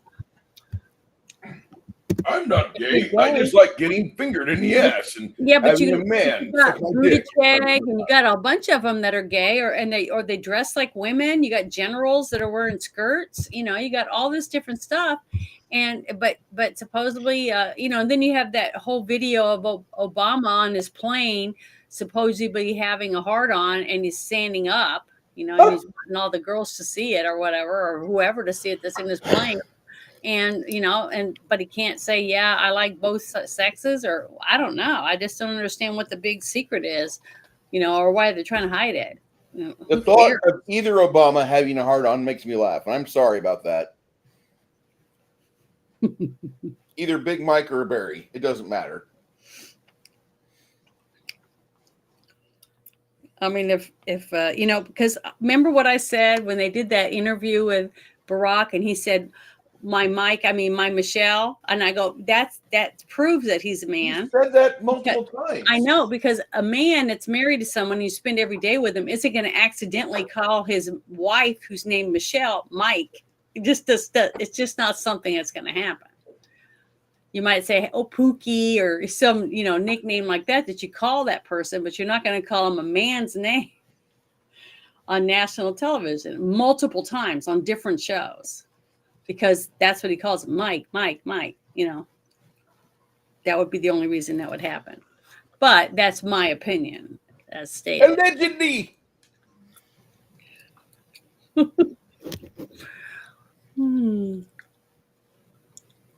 I tell you what, I got to thank Trump for getting in office. Last 36 hours, I woke up today at like 11 o'clock and had to run and scamper over to the mechanics and have them do some stuff to the car. But I was up till like 5 this morning watching fucking ICE. I was watching ICE all day yesterday. Fucking Derek Richards put the tweet out yesterday. Watching the deportations and watching ICE in action is my new Pornhub. And I laughed about it at first. Then I started watching it. Holy fuck, is it so good? It's so good. Watching the Marines fly in the V-22s, and then you got the deuce and a half trucks. In military operation. It's amazing. Where like the past 8 years, nothing but struggle. Get a freaking border wall up. The excuse is why not. And now it's finally getting done. Like, do you want to? If you want to find a rabbit hole that'll just make you laugh, look up cute winter boots. Look up what? Cute winter boots. Oh, okay. I think I've seen that. Like, well, Google, or can I do it on? Either. YouTube. You can do it on YouTube. YouTube, TikTok, whatever. It's code for protest. Sure, you can find it on X. Fighting back, making your voice heard. Wow.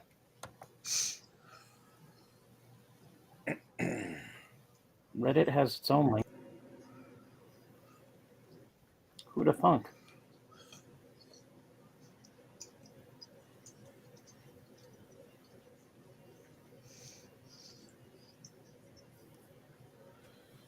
Wow. Okay, so let me save that for. I'll chew on that later on tonight with Kai.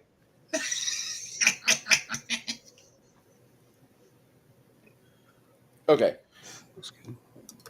Game. There's a game we're trying to play. Yes, of course there is, Bruce. You just got Game on. You gather your friends around so you can bullshit with them for 7 hours at a time. That's all you do, Bruce. That's all. Okay.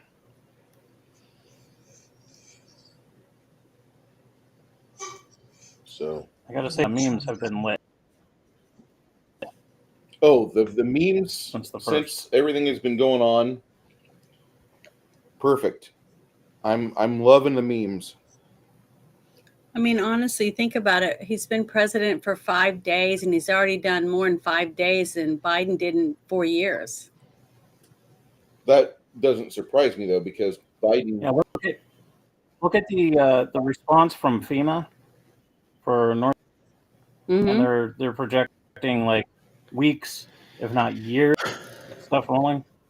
And then you got the redneck and Navy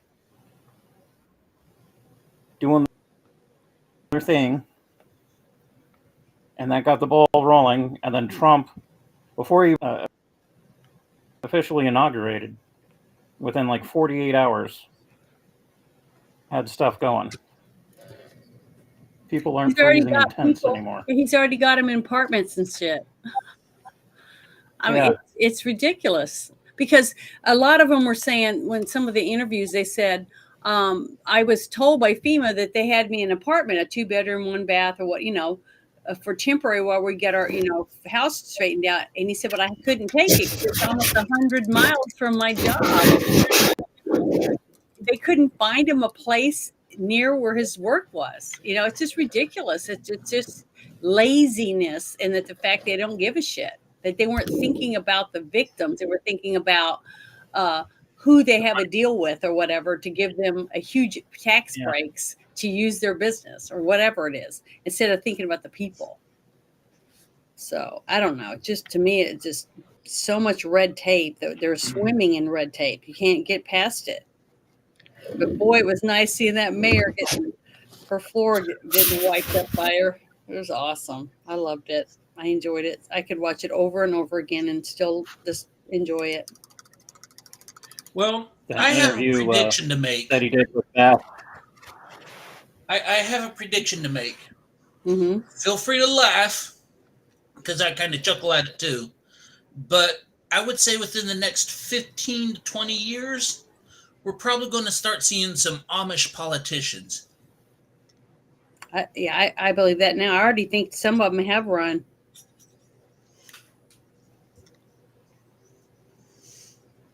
Yeah, you're in desperate times when the Amish, who normally avoid the outside world. Well, the outside getting world into, is encroaching in on their world. They have no choice but to defend it.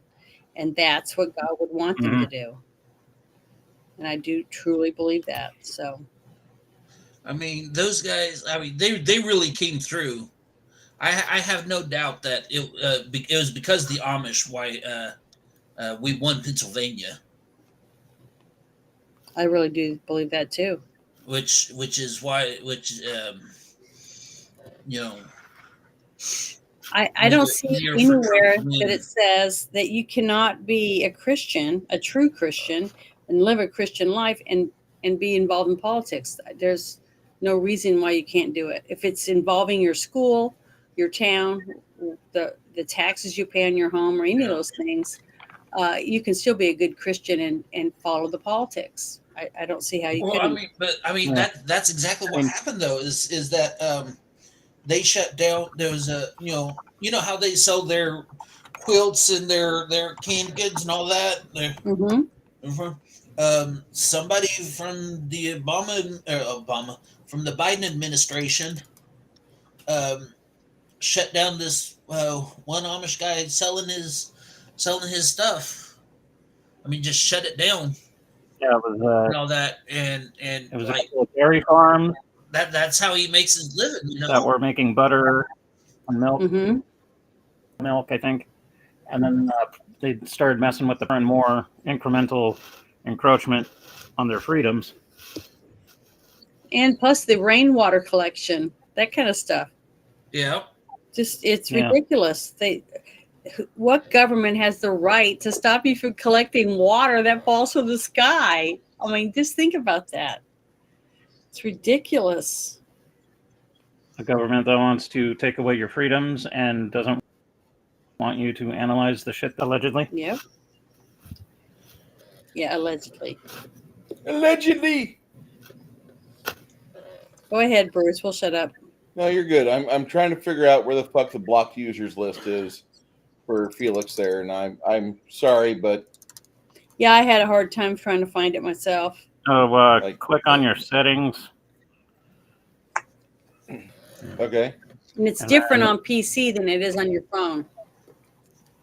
And then what was it? I'm Settings. surprised I'm in and all then- good standing with these guys.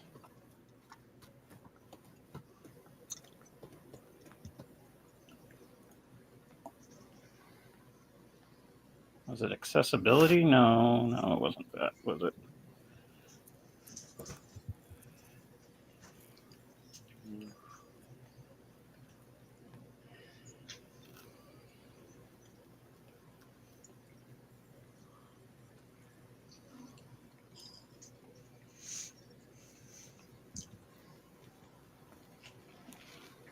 You know what? I'm not seeing it, and it's not really something like I've got Felix, his new account on there.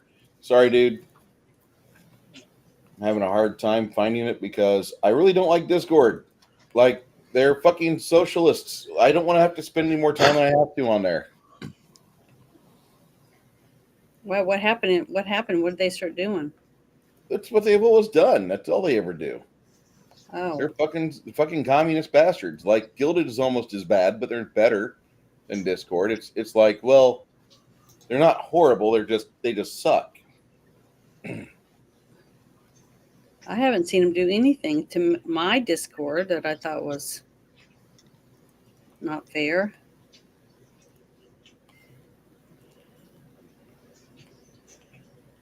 They're not blatantly Well, it obvious. took me about 5 minutes to figure like out where you the blocked content was.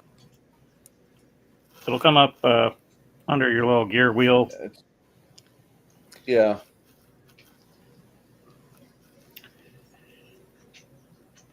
God, people are sick. Yeah. Oh, It's sweet not- Jeebus. Somebody turned up. it's a fucking retarded system, and I'm sorry, dude, but like, yeah, I have you on YouTube and on your new account on Discord. Really don't want to fuck with Discord that much. It's not a.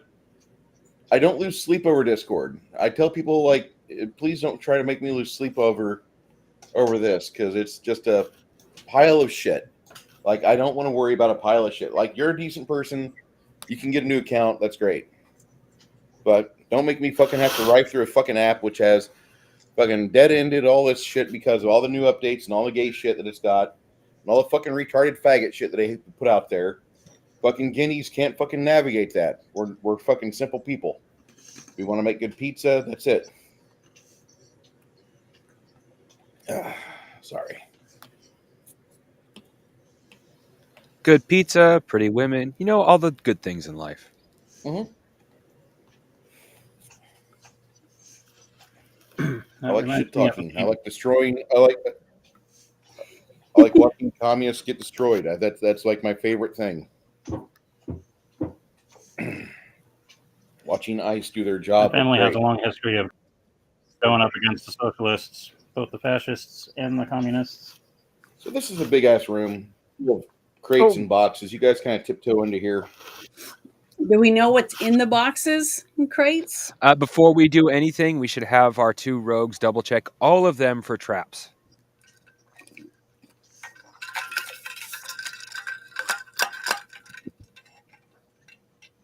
You guys are moving around and looking for traps. You notice that over on this wall here, there's like a map of Dunimon, the city, right here on the wall. That somebody has, like, it looks like a giant canvas. And they've drawn like the majority of like the main movers and shakers houses and the Arbangus compound, the keep at the southern end of it. It's just very well done.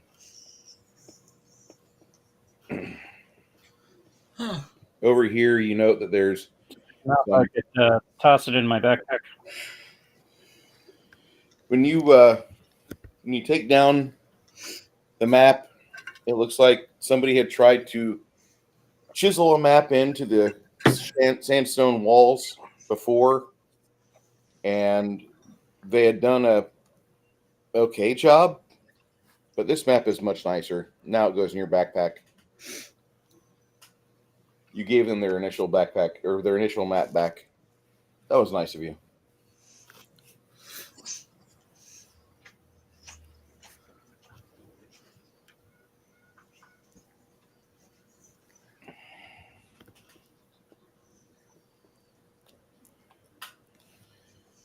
You guys are creeping around, and you notice that there's a cool wind from over here. Okay.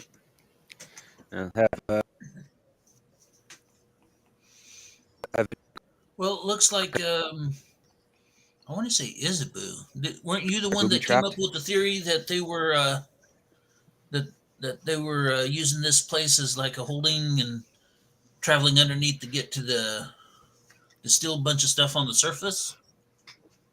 Yeah, I mentioned that earlier. Makes Yeah. sense. Looks like you were right. Wasn't that the other room? Well, yeah, but her And logic a is lot still of them- sound. But the thing is that I think that they were doing this secretly, and some of their people started disappearing, and that's when they started sounding the alarm that something was going on. And then when they killed that one demon, that's probably where they found it and killed it, was because of it was trying to kill them, or they caught it killing one of their people or something. So they tried to make a name for themselves, to act like they were going to save the city or whatever. I don't know. That's what people like that do. They're like gangs, they're always trying to outdo each other and stuff. Oh, yeah, but Janet, Mhm. the people who are trying to make names for themselves are from outside of town. This is the Thieves Guild that tried to kill us. Yeah, Now, I that's know. not to say they're mutually exclusive from each other, but they're not. They are separate entities.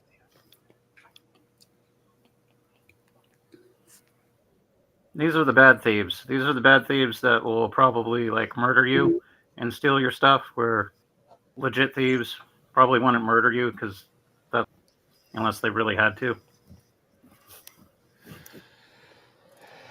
Now, as long as nothing seems booby trapped, I think we should take the time and see what's in here. Might be something useful for deeper.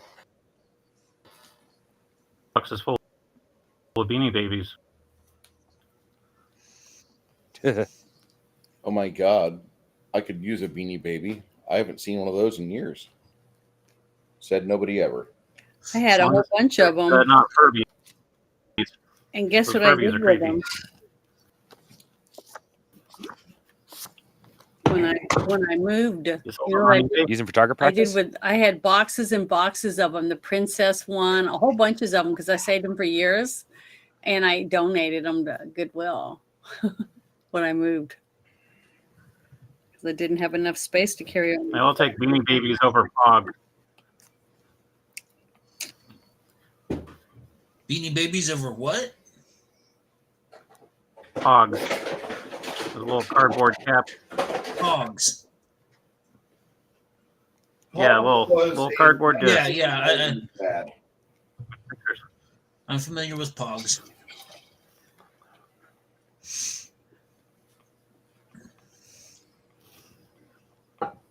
Guess what I found at my dad's when I was cleaning? Those little things you look through, the viewfinders? Yeah. Found 3 of those original ones and a whole bunch of the viewfinder screen little deals in the original packages. What type? Nice. Hold on, let me grab them real quick. I'll show them to you. I was surprised.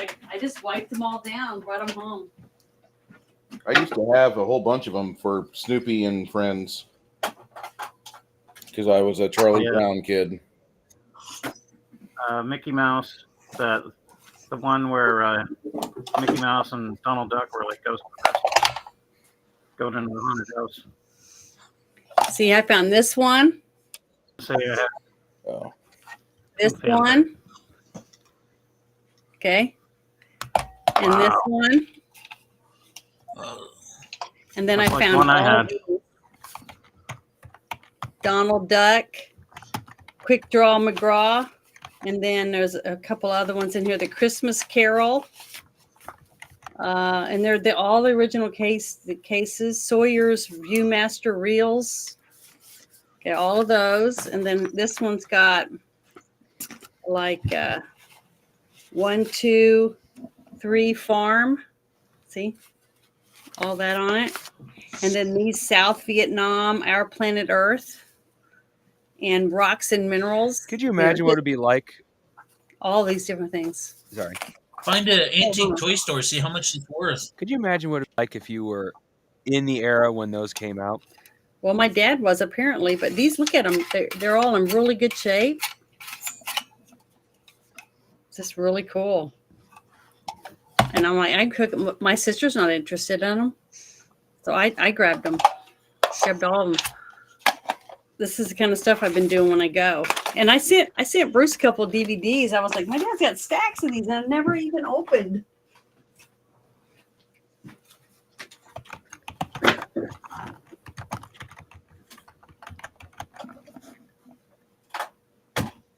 Fine line between collecting and preserving history and hoarding.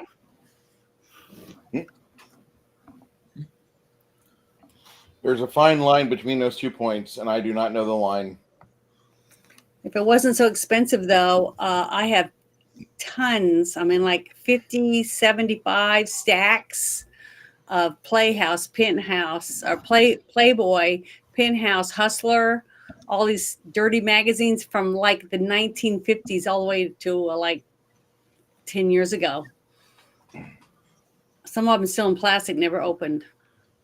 Because my dad would order all this stuff, all the stuff, and just keep them. The thing is, I've been taking them and just setting them by the dumpsters because I can't get a single pawn shop or anybody that wants them because nobody wants to sell it because I'm in the Bible Belt now.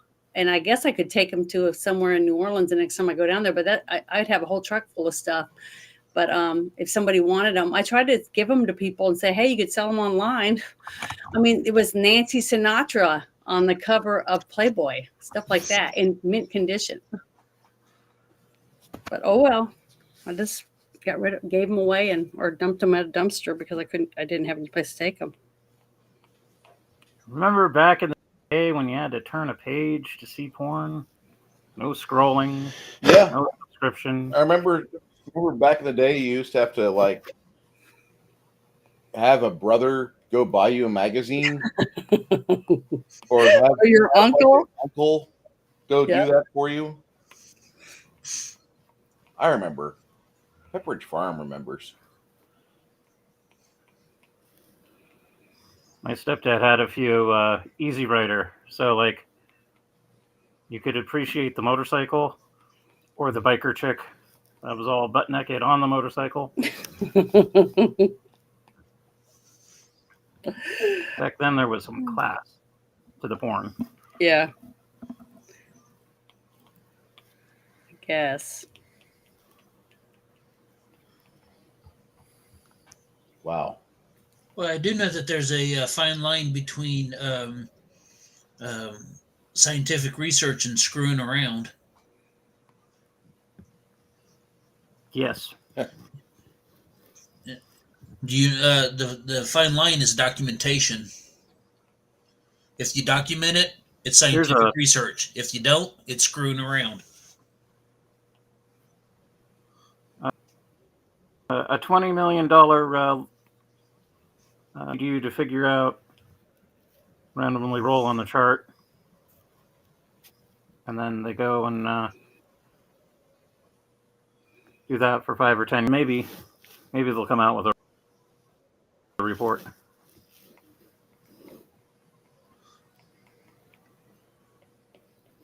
Seems like a cushy jig.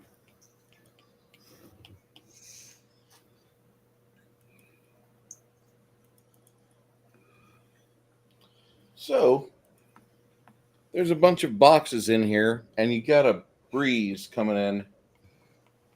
And when you investigate that passageway, there's a pretty steep climb you have to make, but it's going up. Oh my god, wouldn't that be awesome? Fresh air. It smells like Soap. fresh air, and the closer you get you're counting, and you're at 80, 81, 82, and you get to a sewer grate not too far from the Temple of Strength. What a quinky dink. Between you and Sylvia, you guys find the lock. The mechanism is pretty simple, and you open it, and you stumble out. You're right across from the Temple of Strength and right next door to some nobility-owned warehouses.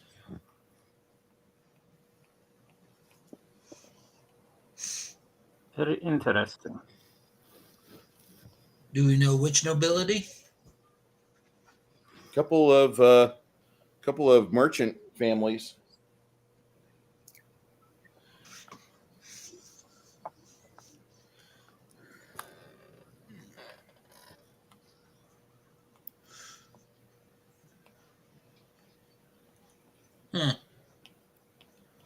Whichever, you start seeing notations on here for there's like 4 major families in town that handle a lot of business with the trade coaster with the trade coaster union that you guys are working for, but all 4 of them seem to be in charge of this district of warehouses right here. Huh.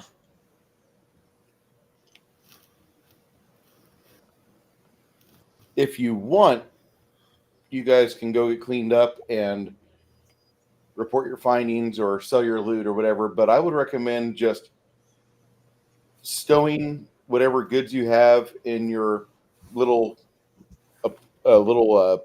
in room, and then immediately going back down into the depths below to figure out what the fuck's going on before anybody the wiser starts trying to figure out why are they seeing you here. Wait, what's going on? Because you guys feel like when you... We got all those boxes to go through, too. Say again? All those boxes to go through, too. Well, honestly, when we stuck our head out and saw that, I wouldn't want to get out of there because someone might see us coming out of the grate. I would go back in and go back in and see what's in the boxes, because just seeing boxes doesn't mean what the label says it is. It means it could be anything in those boxes. And if there's no traps in them, I think we should at least open them and find out what's in them, so we can start figuring out who is putting stuff down here and what else is down here that's making people kill people and leave bodies. But I wouldn't crawl out of the hole if I saw what was across the street. That means that's how they're getting in and out of the sewer. Yeah, I'd second Somebody that. probably paying a crooked person that works for the warehouse and letting them sneak in and out and take a box or 2 at a time. And then just take it across the street, take it right down into the sewer, and no one's the wiser. Yep. To quote Bilbo Baggins, I found it. Why shouldn't I keep it? Yeah, that makes sense. I mean, what are we going to do? What we could do is, if we were smart, figure out a way to take some of the boxes and leave with them without being caught, like going back the other way and taking them and hiding them and waiting to see who starts bitching and moaning about who's taking their stuff, who's stabbing who in the back. Make them think that someone in their group is stealing from them. Sounds like a plan. You know what I'm saying? See some feathers getting...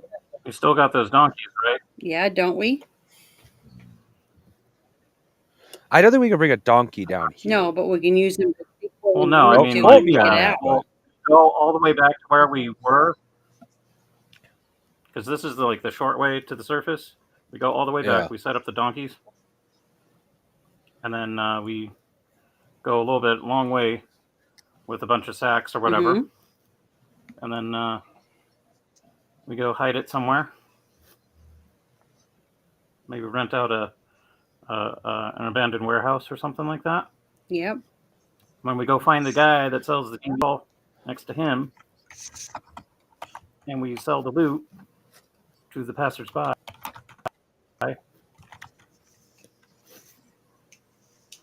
Good idea. I mean, any of those things will work.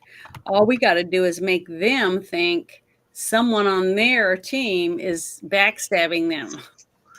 And then when the shit starts hitting the fan, we'll be able to know who's involved. Because we know what to look for. They don't. Or we take all the good stuff and then we set fire to everything else and see how many people freak out. Yeah, that too. Benefit ourselves while catching the bad guys. Always a good option. I don't know if your religion would allow No, that, not Jen. me. You guys.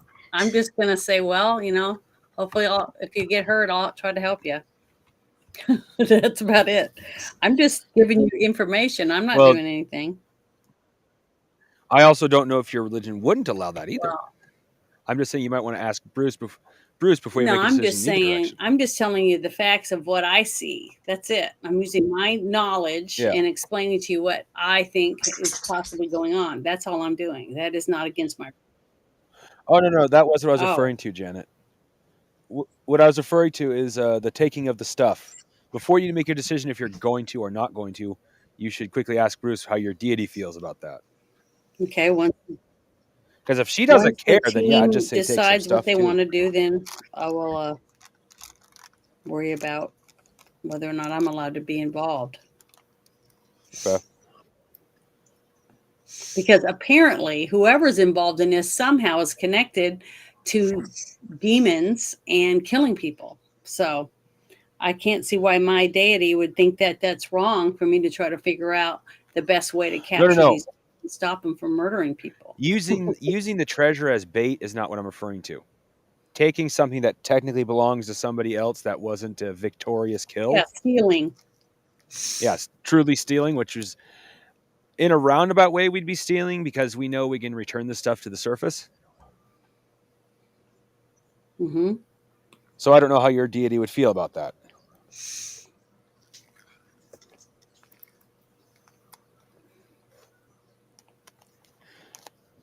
That's all I was saying. No, that makes sense. I can understand.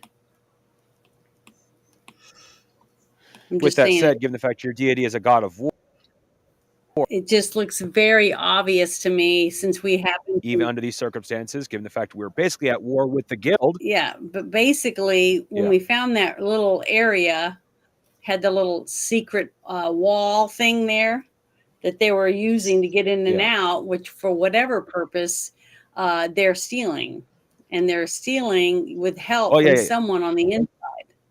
I know that because we see it right in front of us. Yeah, I have no doubts of that. Now we just got to find out who is involved and what's really going on. Yeah. So what do you guys think? What do you guys think we should do?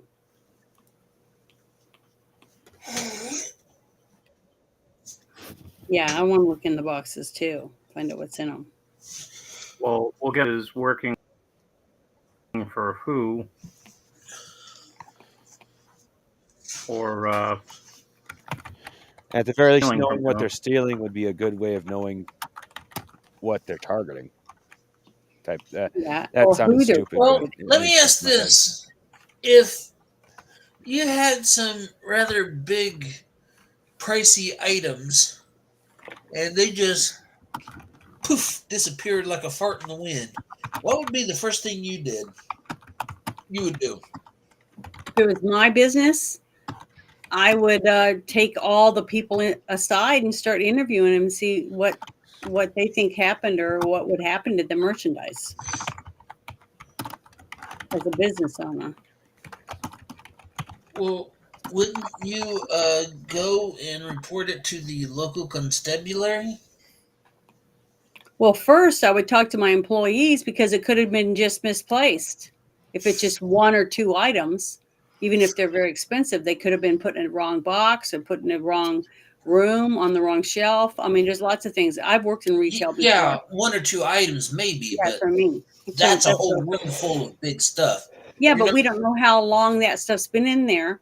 And if all of the boxes all came from the same exact warehouse, you know what I'm saying? Until we open the boxes, we don't really know what we have. See what I mean? If they're all the same item, then yeah, we could say they stole it before they were unloaded from the truck and take it in or whatever. But we have to know what's in But the what I'm box. saying is we can inquire with local law enforcement, see if Oh, yeah. reports have been made. And if they say, yeah, this shipping company here has had a lot of stuff just go missing.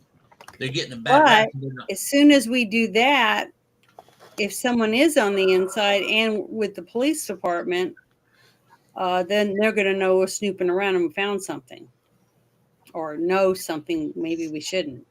So I'd be leery of talking to anybody until we find out what we think we know. You know what I mean? Does that make sense? So if you steal a truck full of cigarettes from a bunch of thieves that originally heisted the truck and they were going to sell the cigarettes, you take it to a garage and you let it sit for a while. Wait for the heat to die down. Sell the merchandise yourself. Or you inquire about people missing merchandise. And then you go, hey, guess what we found on our random adventure? And it's a win-win. Yep. You get good with a noble family. Maybe get some, or you get some to sell on the street on the black market. Mm-hmm. Which could building up the surrounding lands of Castle Dragon. Mm-hmm.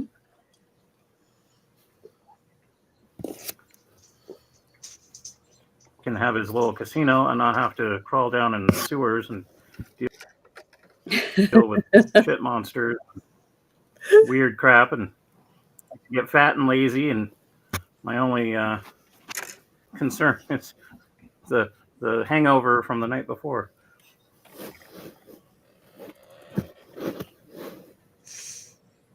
But I think first we got to check those boxes, Okay, and then find out what the hell's going on.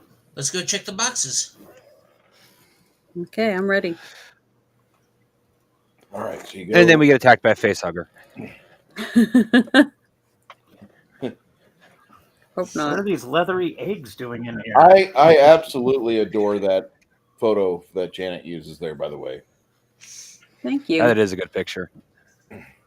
All right, so you can start going through some of the boxes, and a lot of this is kind of weird because none of these are packed and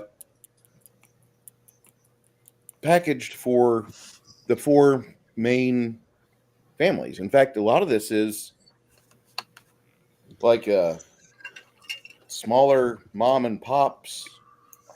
Everything in here is for small mom and pop shops. Damn it. Okay.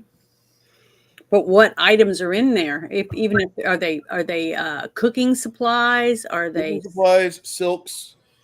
Being that it's winter, there's a lot of materials that are aiding in the production of chemical salt. Since we're far away from the ocean, there's a lot other items that are in here that are for mining goods. And a lot of that is from some of the smaller dwarven mom and pops here in the area. But none of these are affiliated with the four main merchant families. Are we dealing with BlackRock? Sounds No, interesting. Cut the under guys out. Force them to have to work. Sounds starting to. It's starting to sound more like one of the rich. It's starting to sound like one of the rich families might be the hardquarters of the Thieves Guild here.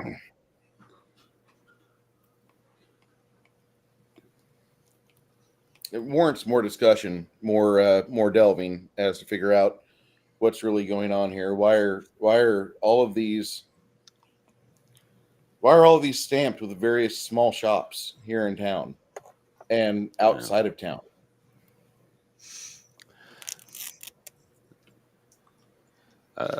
Well, maybe we have two options. Since nobody seems to know we're here. I was going to say, maybe the thieves went to these smaller shops a while back and told them, if you pay us, we'll keep people from stealing from you, whatever, just same thing as a mob does. And then when they said, we don't have the money, they said, okay, well, yeah, but and then people stole their stuff.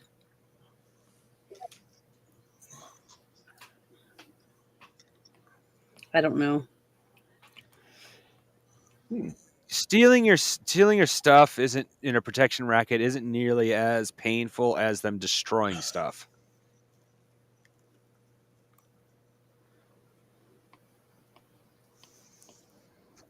Because if you lose something to theft, you can hide that in your merchandise.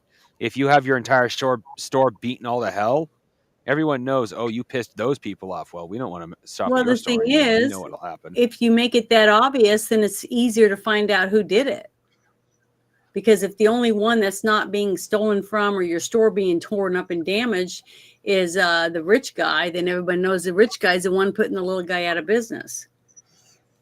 I don't know. But it's not the rich guy. It's the rich guys. I know. That's what I'm saying. It's the top four. And if they're in cahoots, then they take from the little one. They say, oh, well, they're little. They don't make as much money. So their security isn't as tight as ours. So that's the one they go after. And it all makes sense because a thief is going to go after the easy mark. And then they can also take their items and put them in their store and sell it as a higher brand product with a new label on it. Or they get rid of the competition. Yeah, that too. But all like, that. Let's say they got a shop in an area where they want to expand. Be a land grab. Could be all of the above. Encroachment without work and vote on whether or not X business can go into Y territory or whatever. Yep. I agree. I'm just bummed that it's not like rich people stuff. I was really hoping to get a nice little bonus to the job. Or what if it was the rich people stuff and they're taking it out of the warehouse and they're putting it in the boxes that go to the cheap stores and taking the good stuff and putting it in the cheap stores for someone? That's what I'm saying. Are we looking at the products in the box and making sure they're the legitimate cheap products that would go to the smaller stores, or is it swapped out merchandise? Well, it also depends. The rich family doesn't necessarily have to be doing good merchandise to be rich. Yeah, there's quality. Quantity over quality wins almost every time.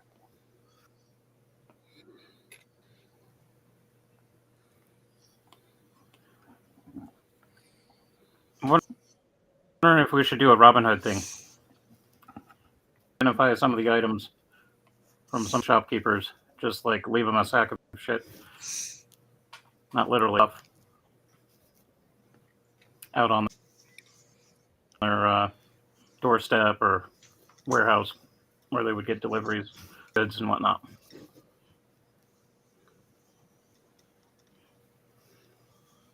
Yeah.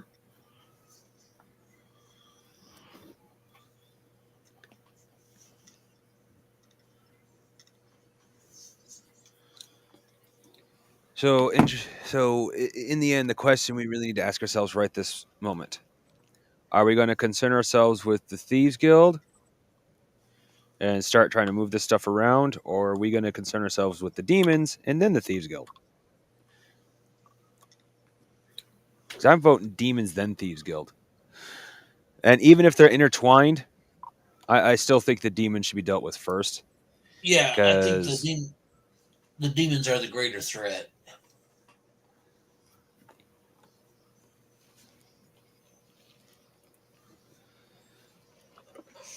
as long as nobody knows we found this place, we should be able to Come back to it. Yeah. leave it and come back later. Mm-hmm. I Well, we agree. just cleaned it out of monsters for the most part. And Yeah. later on, possibly in the evening, they're going to find out that stuff has been moved around and bodies are missing and comrades are gone. So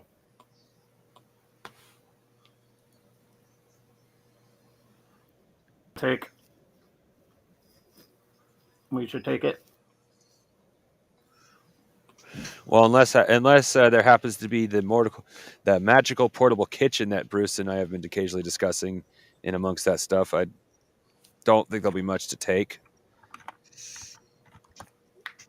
Since most of it's just utility things, nothing really special.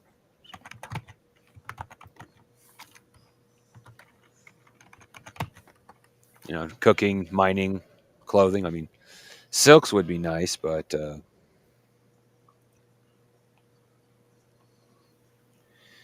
we really want to haul around a bunch of silks in this dungeon? I would rather haul around a bunch of silks than fight demons. Let me tell you.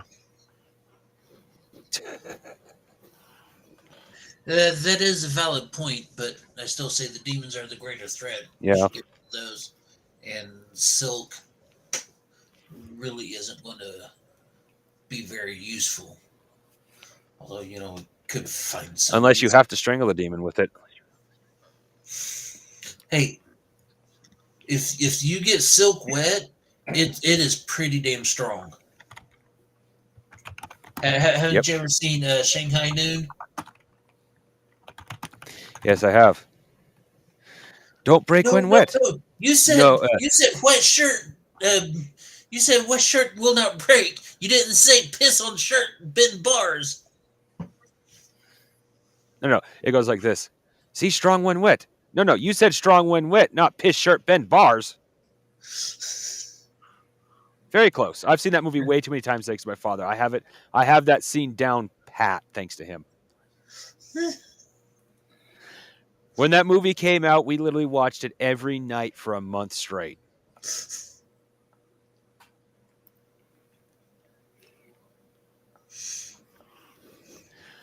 I could probably mouth that what movie. Do we know?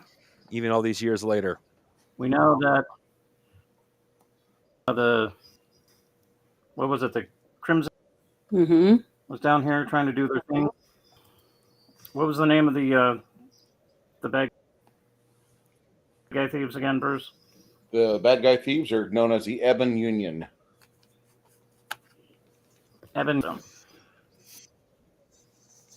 So those guys look like they're hitting up mom and pop shops. You were saying? Mm-hmm. Okay. So they got some sort of racket going on with deliveries and with the local businesses. It's all small time stuff. So that means that there's probably a bigger hand involved in this. It's not just like it's of opportunity. Maybe there's a bigger payout. Because, like, granted, a lot of little shit can add up, but yeah. Well, I also agree with Janet. Not to agree, but I also suggest. Janet's suggestion is valid, as how I'll put it. That depending on the quality of this stuff, it's thing where people are still stealing out of the warehouse, the mom and pops. The only downside to that theory is the mom and pops would have to be working together because Bruce said it was all of them, not just one of them. So I don't think it's that, but we shouldn't rule it out completely either.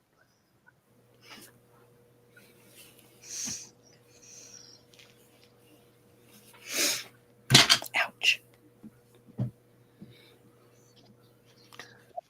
I'm one of those people who, until I have my proof, I'm usually sit on the fence.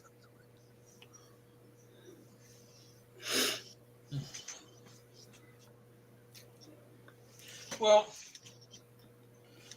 like I've said, Like in my hometown, the greatest exports were Honda Civics and bicycles until they upped their game and started stealing catalytic converters, which granted them more money. Too many cars were being stolen and couldn't afford that shit. And so whatever cars were left, they were just swiping catalytic converters. well, I think the whole. I say let's go curb stomp some demons. That's my recommendation. Okay. Then we come back and deal with this. Yeah, because moving this stuff will take a while either way. So yeah, I definitely say deal with demons first. So we just Last thing I want to be doing is hauling a box, and all of a sudden a little red man comes running up and kicks me in the balls. You ready? I hope you're wearing a cup. Yeah.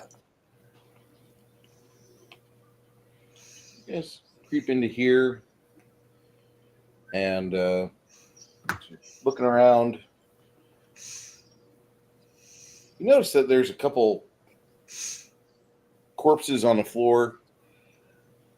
You see that they're on the opposite end of the room over here, kind of like not in a row, but they just kind of like flopped there.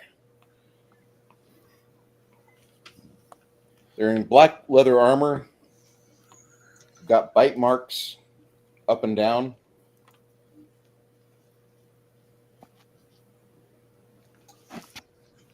Can I roll a knowledge nature to see what kind of bite marks? See if I can determine what kind of bite marks. And they look like a beak.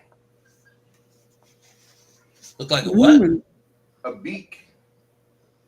A meek? Are any of these guys stony? You know, like a big parrot or something. Uh-huh. Oh, a beak. Yeah. Hey, Dan.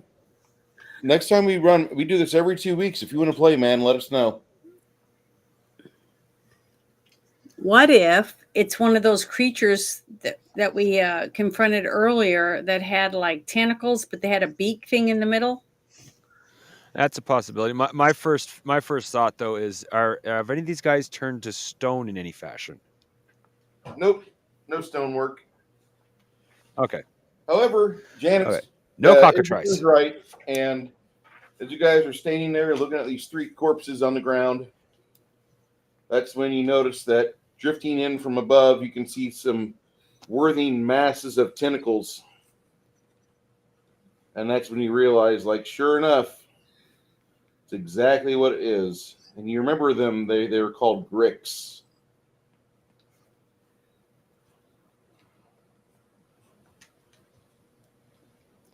Yes, They're and disgusting. spells like sleep and light have no effect on Yay. them. The floaty brains with the tentacles and the beak. Yeah. Yep. Yay. I forgot all about these guys.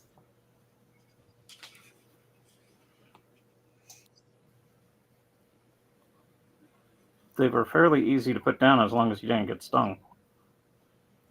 Yeah. As long as you don't get stung, you're fine.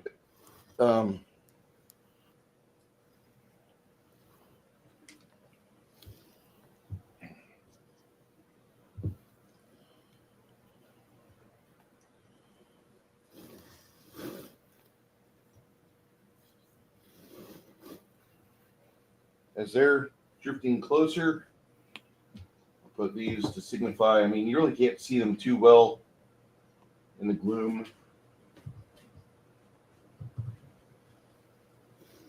I think I'm ready a flask of oil.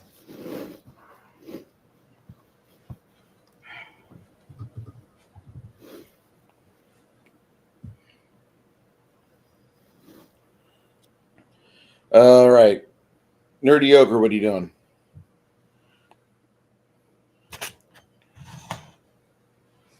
Nerdy Ogre, what are you doing, sir? I'm pulling out my axe. You getting a flask of oil ready there, Lemmy? Yep. Isabel, what are you doing? I'm going to cast Shield of Faith on myself first this time. I took a mighty blow last time.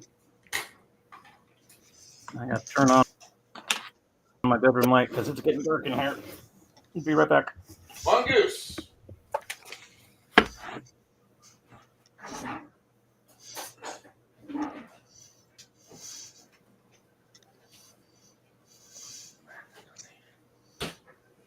Mongoose, what are you doing?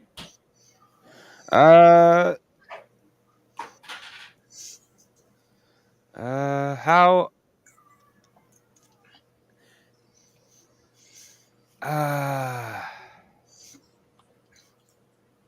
By a general estimate, about how big is the room? Like, if I were to cast Fireball, would that just bite me in the ass?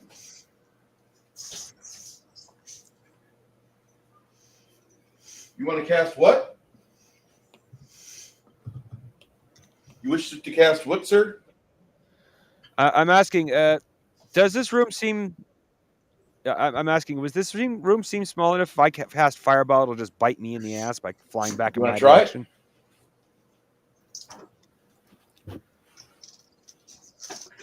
Do it. Do it. Go for it. Send it. Yeah, I'll risk it. They're still pretty far away. All right. You ready a flask of oil, Lemmy? These guys are coming down. They get about right here.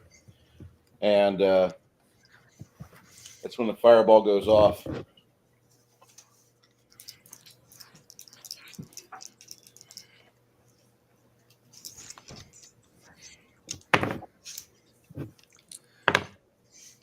Let's see.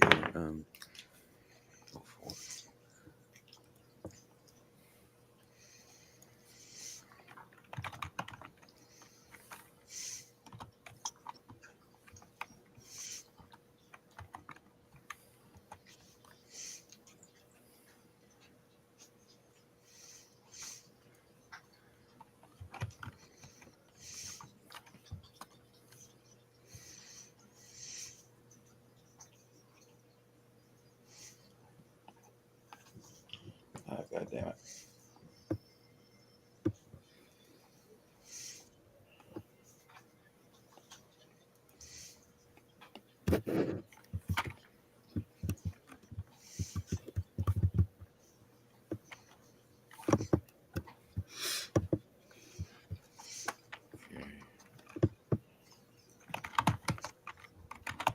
I'm sorry. I forgot to write down the effects of Fireball, and I cannot find it. What level are you? Apparently, it's not in the level 4 spell section. It should be. I'm level 5, It should be medium range. It's but I medium can't find range it in spell, the level 4. spell sec. It's level 4. It is a medium range spell, so 100 feet plus 10 feet per level, and it has a speed time of a 10. That's unmodified, so you would cast it on 9 typically. Okay.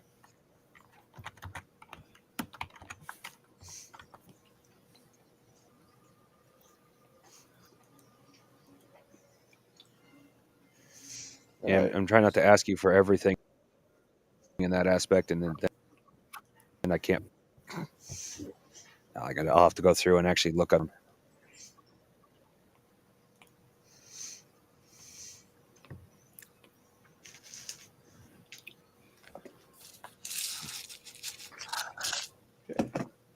So you attack the grells. They're not gricks. They're actually a grell.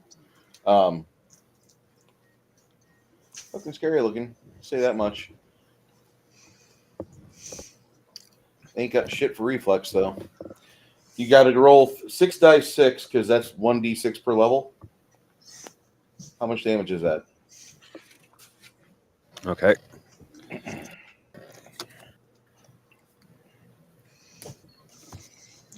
Let me get my dice.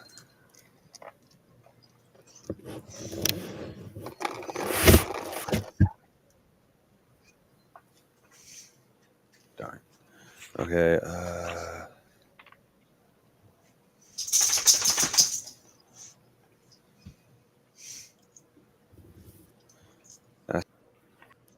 17.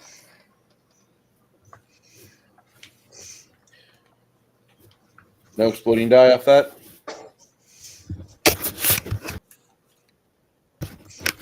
Don't forget your die explode. I'm sorry, what? Don't forget you have explosive die. Oh, yeah. I didn't get any 6s. Yeah, you haven't been rolling worth of shit today on damage. All right. Perfect. Okay. As they're drifting the course. down, that, Nope. Right now, what? right? Say again? Oh, I said it was Let par me- for the course. Oh, yeah. We've been playing 30 for over a year now. All right. Yeah. That is par Shit for the dice course. roll. Janet, you cast your spell. What are you doing next? I guess I'm gonna go towards the creature and try to attack him with my sword. Okay. Janet, Yeah. quick word of advice. Yeah. Shoot it. Oh, I forgot. I got a bow and arrow. Yeah. You don't want to get within tentacle slapping area. Yeah, no, Yeah, you also don't want to get I've been attacked tentacle slapping before. range. I forgot I had a bow and arrow. Yeah, I'm gonna pull out my arrow and try to make Your crossbow? Okay. my crossbow. Yeah, and put it on there and be ready to shoot it. Usually you can just walk around with a coral arm. I don't know if you want to use it now. Sorry. Let me inform Janet real quick of something that Isabu knows. Isabu knows that you can walk around with a coral in the chamber, ready Oh, to go. I All you can? got to do is whip it out, and you can do that. You can do that on a speed factor of 5 if it's preloaded. But for you to reload the thing, it takes you 16 seconds to reload and fire. Okay. All right. So you'll go off on 4. Trying to look at my Shield of Faith information so I can write down what my plus will be.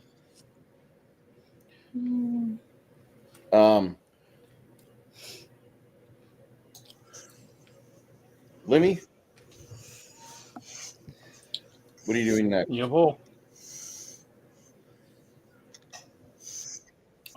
checking the oil, Okay, and then that'll be on 6. proceed with the fire. 3. That some bitch will burn. Mongoose.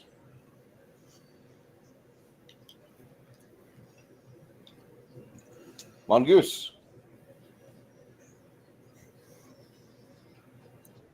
Somebody Yeah, I call me? did. What are you doing next?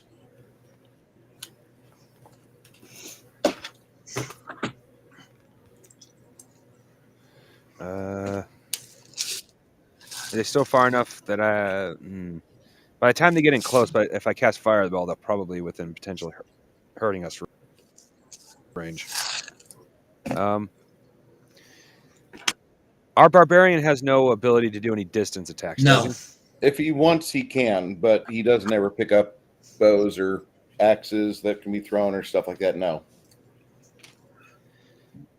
There was he? that Well, one then I body might as that well one hit time. him with ragged edge because he. Okay. Yeah, well, I might as well hit his axe with What's the ragged speed edge. factor of Then ragged edge? give him the best advantage he can have. That is a level 3 spell, so that is That's a 9. 8 seconds. For me. That's a 8 for you. Yeah. And I'm going to assume, Ogre, that you want to attack with a physical axe.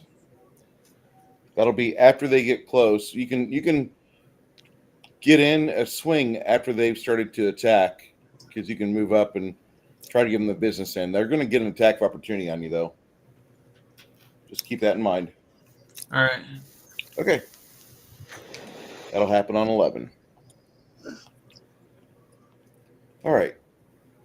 Isabu, on 4, you drag out your crossbow, you fire. Roll me to hit. Add your plus 10. No, your plus 20 because you're 6th level. And Okay, plus 20. and because your bard is playing a song, he goes off on the same time as you. You get an additional plus 10, so you actually get a plus 30 total. Okay, here we go. I rolled a 61. So that would be a 91, right? Yes, ma'am. All right. Roll damage. And my damage, I got to roll 2 D8. die 8, right? 1 die 8. A 1, okay. I rolled a 3. Roll a 3. Mm-hmm. All right. Thanks. What are you doing next? I'm going to They're going to be on top of you by the time you do your. If you try to reload, they're going to be on top of you. So you may want to Okay. switch to your sword. yeah, I'm going to have my bastard sword ready to go. Okay. You swap over to your bastard sword and your buckler. Lemmy, it's your initiative on 6. All right. I am rolling and totally plugged it. Damn it. No AC 70, huh? No armor class 70 for you? Actually, Got a plus 10% from the bard. Did my character sheet disappear?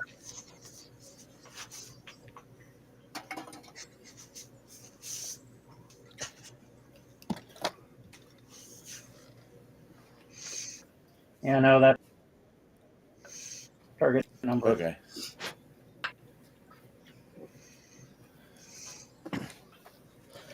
Oh, that felt good. All right. These two zoom up on. That oil is going wherever it's going. Okay. As you chuck the oil, it just goes wide. Armor class on these guys is. Actually, no. You rolled a what total? Did you exceed a 55? Oil was 33. Did you exceed a 55 with all your bonuses? No. Okay, so it does go all over. It just goes into. You have a little bit of like dancing fire on the ground here. 3 fire. Okay.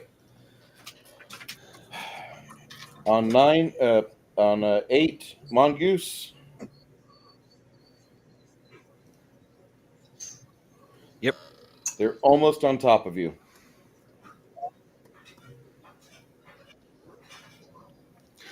Okay.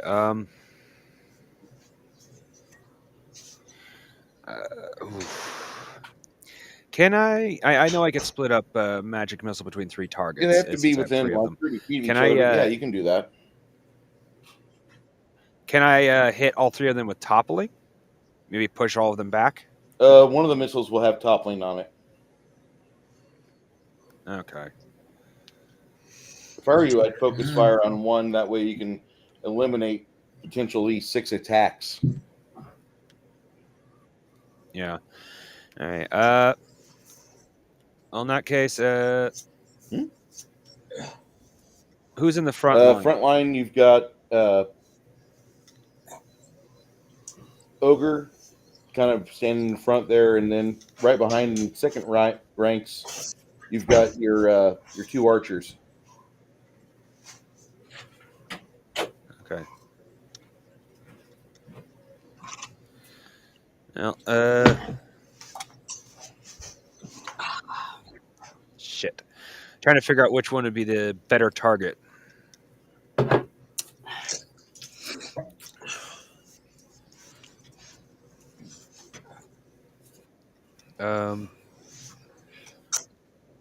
Shit.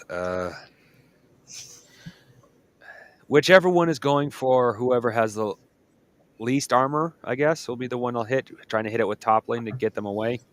Since Yeah, this one over here would be a good choice. okay.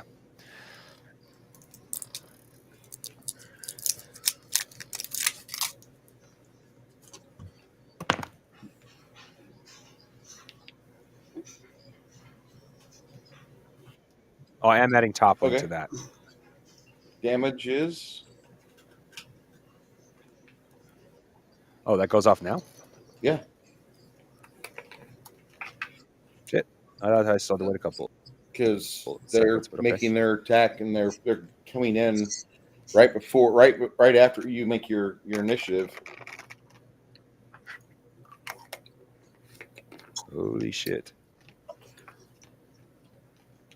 Oh, not you, my dice. My dice actually rolled amazingly well. Get out of there. Ooh. Holy shit.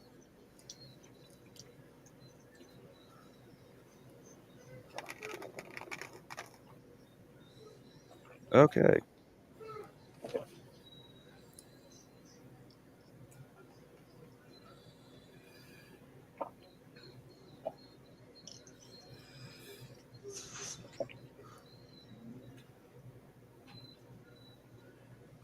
Yeah. Okay. I didn't mean to make you fall asleep there, baby girl. I know that sometimes we do go long in the mouth. 21 points of damage. Shit.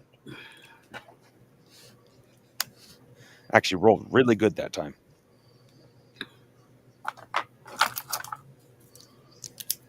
Probably won't roll that good for the rest of the night.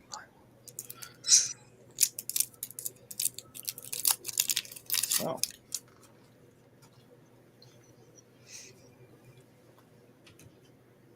One of them that's in the front looks like you burned off 2 of the tentacles. They're like stubs now. It's not looking good.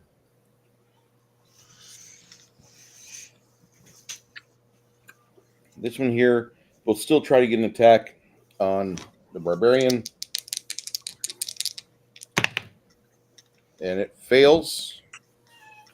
Because the barbarian's AC is better than 67, right?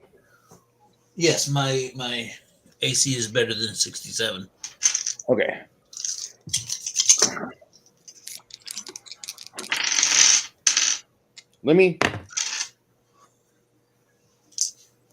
This one zooms in and he tries to lance you with a finger.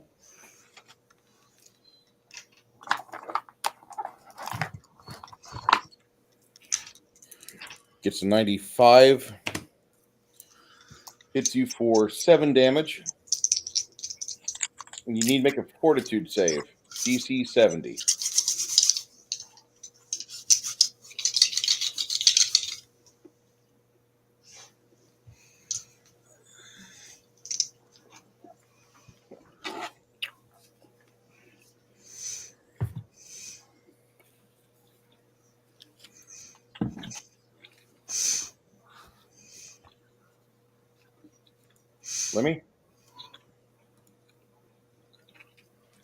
Lemmy, can you hear me?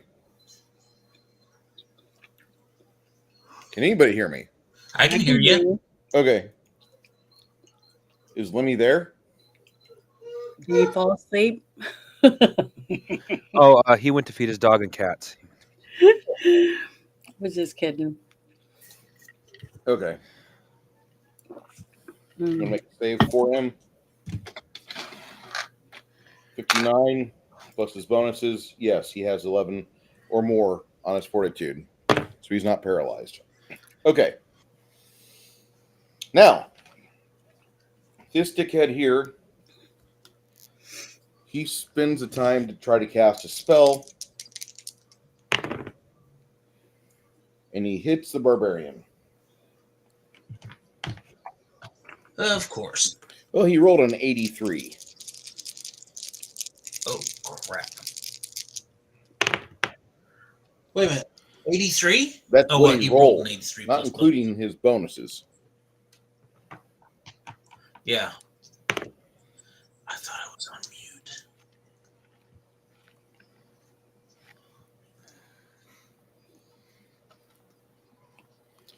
All right. So you get burned for 25 damage as a line of fire extends from his little, looks like lead tentacle to you. You've been sitting there charging this up the whole time. As he does that, you have an opportunity to. You have cleave as one of your barbarian feats, or no?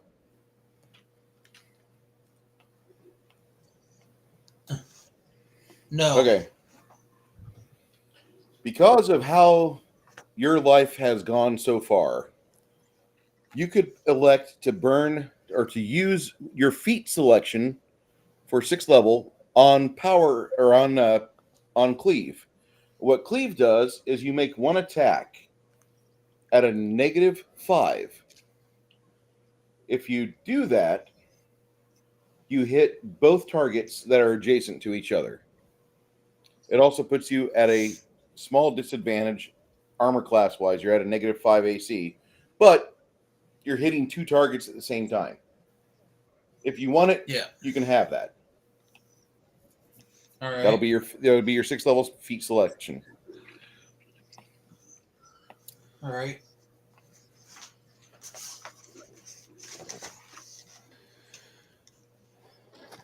Go ahead and roll your attack for one of these. If you hit with both.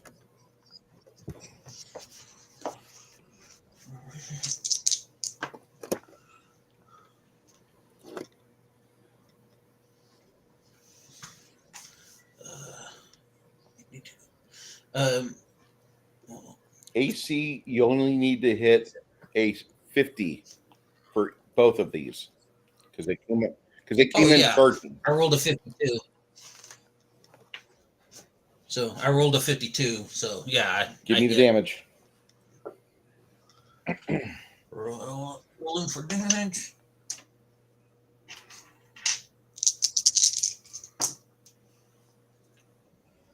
Uh, 16. Well. Oh, wait a minute. 16. 25. 25 sorry. total? Okay. 25 total. Oh.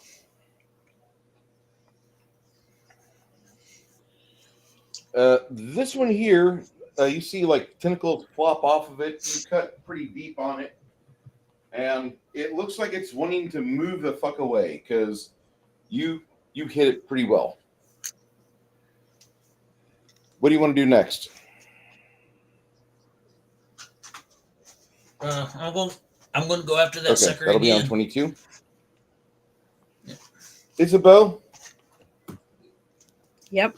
If Am I you right so in front of him? if you so choose, you can come and support your barbarian friend and move up next to him and attack that thing. It looks like it's in bad shape. Okay. We'll roll and see whether or not I even can hit him or not. I rolled a 59.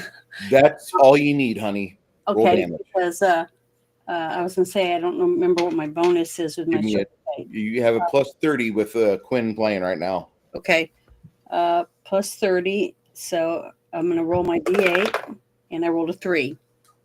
Beautiful. So I don't remember what's on. That's is that 7. 30? So it's a 33, or what is? How does that work? You roll a 3 and then you add 4 to it. Is that a magical sword or no? No, it's just a bastard sword. Okay. It is a masterwork though, if that counts for anything. It gives her a plus 5 to hit, so actually she hits easier with that one. You come in and you cut away the Grell's life from its body, and you see like this large brain, and this thing just flops right there and lands with a sickening splat. Good. I'm happy. Final Grell is over there. Janet, what do you want to do next? I guess we'll go towards the other guy. Okay. Because he's the same as the rest of them we just killed, right? You don't know. You think He looks similar. he looks similar, but he acts different because he used a spell. So he's stronger, basically. Very possibly. Yeah. Lemmy.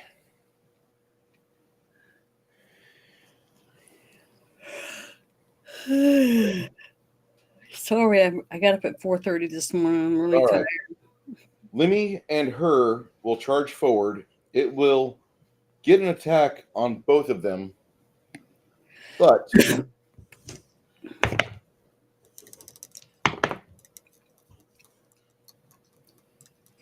all right.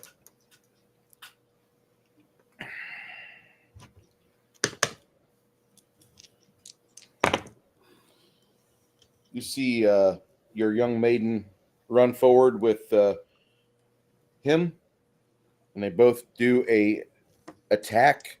Go ahead, Ogre. Roll for me a d4 and 2 dice 6.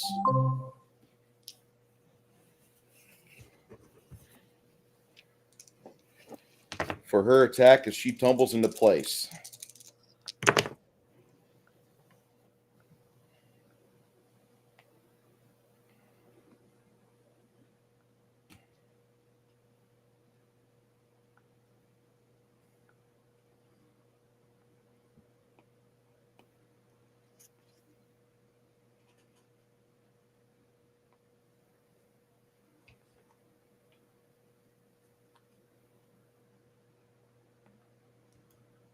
Ogre, welcome back. Ogre, do you hear me? Yes, I can hear you. Can you roll die 4 and 2 dice 6 and add 2 for her damage as she flips into place? D4, 2d6, and add 2? Yes, sir. As Sylvia and Lemmy charge this thing and go for a flanking attack. It's 8. Okay. All right. And Six Nations 31 King says he's back now. You didn't get suffer any damage Am I alive? there, Six Nations. You're in good shape. Yeah. Yeah, yes, indeed. On Lemmy, what are you doing next? You just got in position with Sylvia to do a flanking attack on this damn thing. Swing my sword and hope for the Okay. best.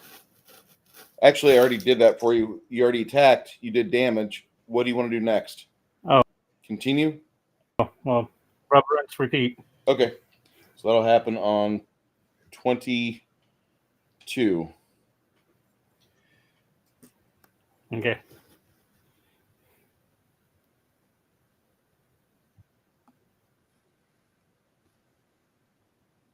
All right. Mongoose.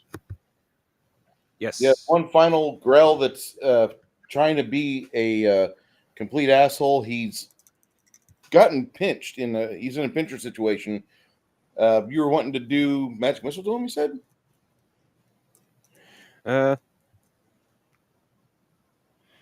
Well, I mean, I would be a complete asshole and lightning all 3 of them, but I'm not going to be. Yeah, I'm going to magic. Oh, you could do that. Actually, he's hovering higher than they are, so if you want to do lightning bolt, you're not going to hit either of them. Unless he explodes. I mean, if he explodes, yeah, that's completely different. Okay, yeah, it might be. It may or Do may it. not be overkill, but I don't get to do this spell very often. So yeah, I'll do lightning bolt. Yeah. Most time I'm in an angle where if I use it, I'm going to hit somebody else. Yeah. Roll a new character. Well, it'd be rolling at least 2 characters because if I kill Nerdy's wife, he's going to kill me. Yeah.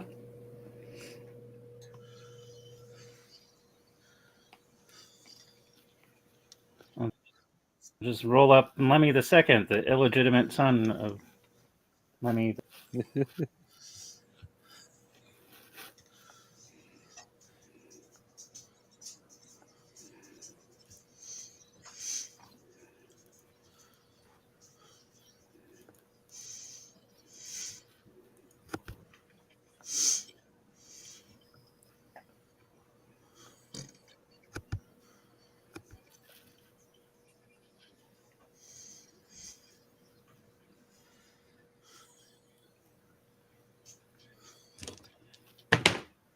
So those grill tentacles, are they like, or could you like modify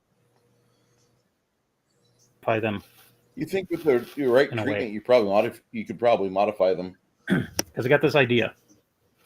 All right. Once we Uh-oh. get our little town set up,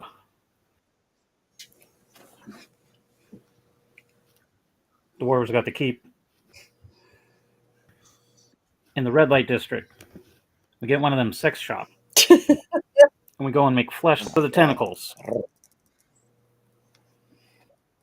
It'll be like we'll make millions. Mm. Oh my god. You guys. You're welcome.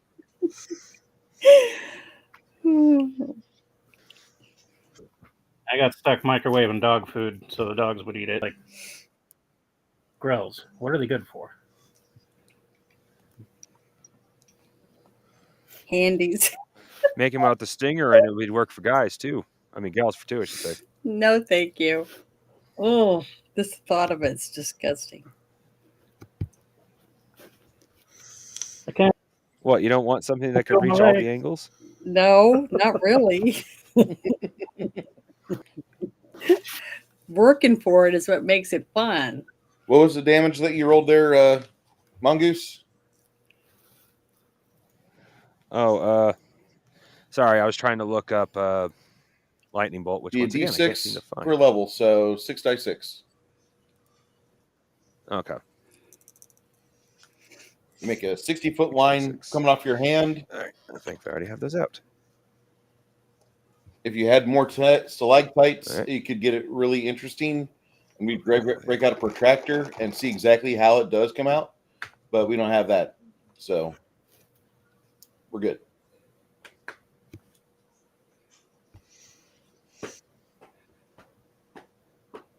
Holy shit. Let's see here.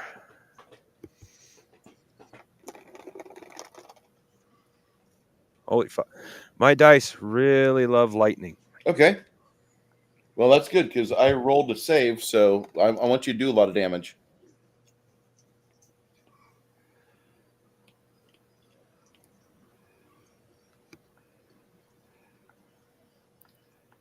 Drum roll.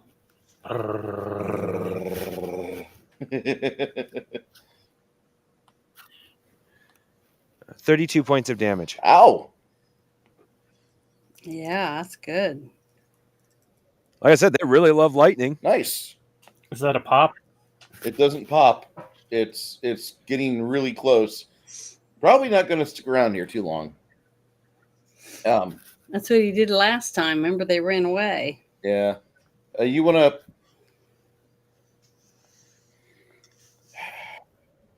Oh, we hunted it down, so. Okay. Sylvia, which is played by Nerdy Ogre, if you want, you can make a attack of opportunity on this thing, and you can make an attack on it, and you can get this thing grounded. But it's going to try to move the fuck away from here, because you guys are causing it too much grief. Also, because of how low it is, Lemmy, you get the same opportunity. Sweet.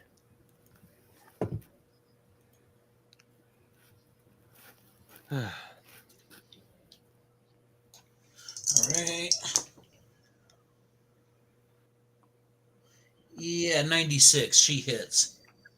Oh, shit. 2d6 plus die 4, sir.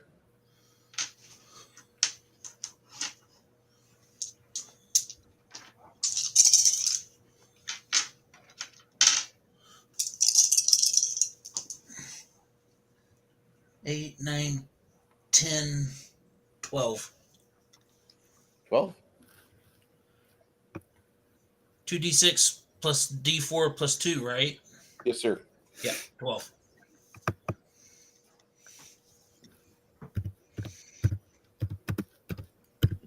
Welcome back, crafting. Lemmy. Did you Jumbo. hit? I got a 67.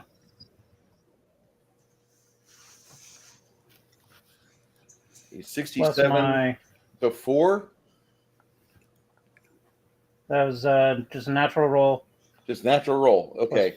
You've 15, got a that was You've got a plus 15 for your level. You've got a plus 10 for the bard, and whatever other bonuses you've got. So there's, if you have masterwork weapon, it's more than that. But you got plus 25 off what I said there. Plus, what was your roll? it was 67. 7 plus 25. So that is a hit. Cool. Damage, please.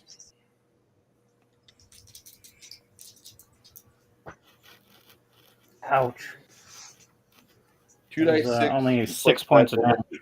Only 6? Yeah, I Ooh. rolled 6, so 10. 10 damage. All right. Okay.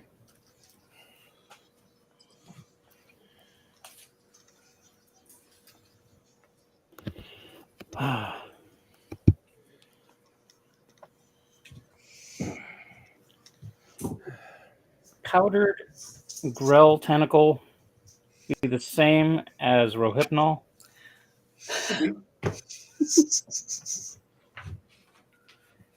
Cialis.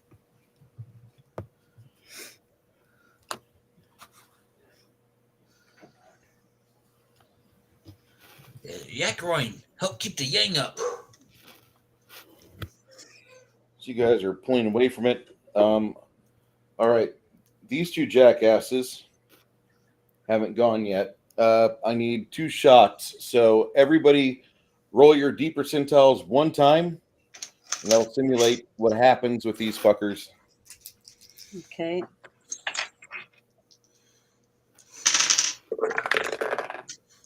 Oh, It's okay if you miss. 42. I wrote a 1 and a 10, so I rolled 11. Jeez. I rolled a 67. Oh my god. Yeah, that'll hit. 67. Roll me 2 die.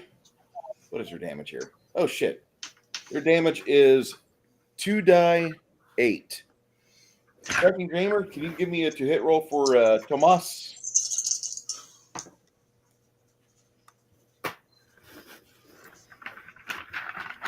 I think I need to stop rolling on my notepad. 11.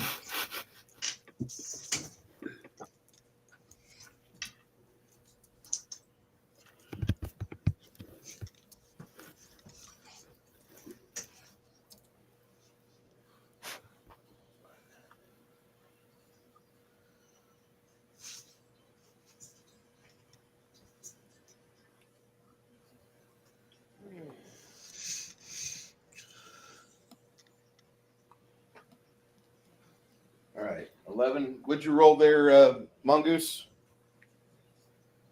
I'm sorry. I had my internet freaked out again. What did you need me to do? I need you to roll for Tomas. D percentile plus 35. All right. 74. No. All right. 79. Excuse me. 9. I need 2 die 8. Okay. 2 die 8. 2 die 8. That's a 12. Ah, there we go.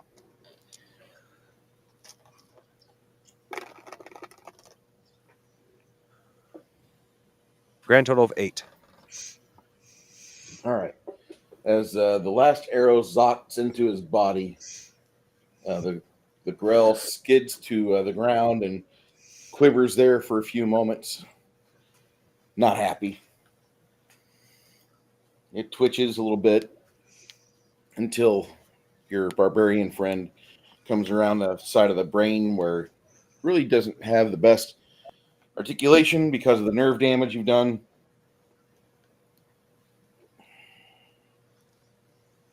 Then you guys just completely obliterate it. Sweet.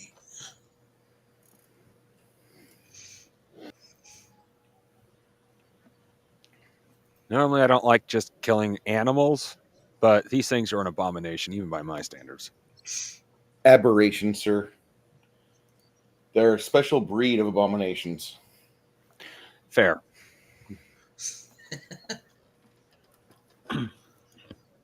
So they're kind of like the Antifa.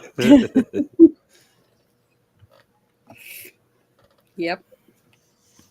No. That's special needs. Ugh.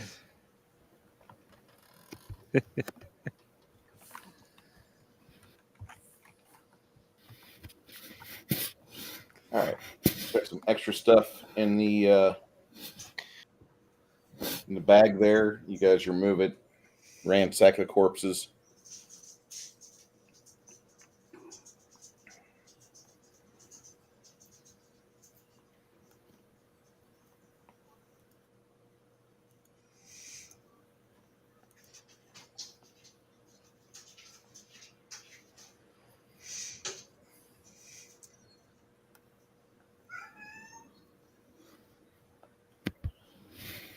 I'd like to thank everybody for coming out today, and hope you've all enjoyed our excursion into the depths underneath the city of Dunamon.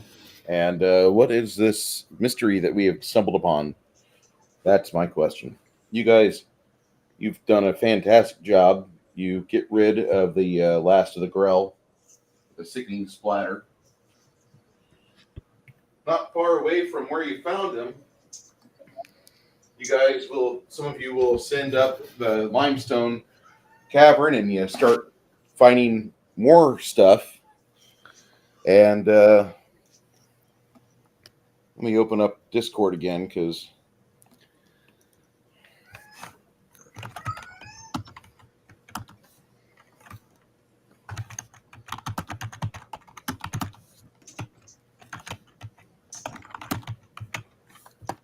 there we go. Shit, my bad.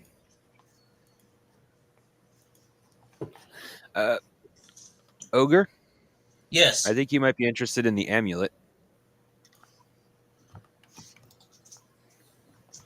It's amulet of natural armor, +1. Gives you a plus 5% to your natural AC.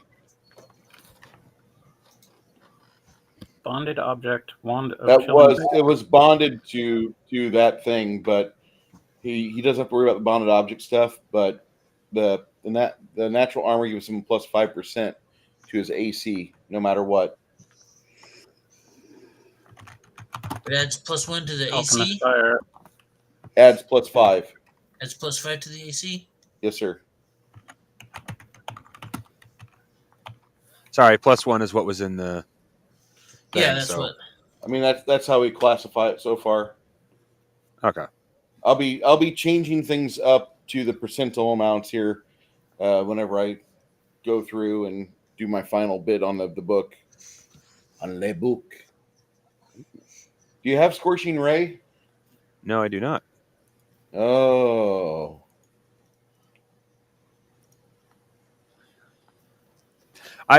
I do research spells, but I'm also trying to play the character organically, Mhm. learning things when he gets the chance, but mostly collecting spells by what he finds.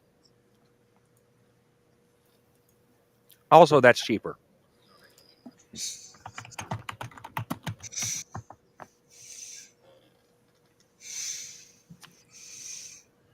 Well, this is a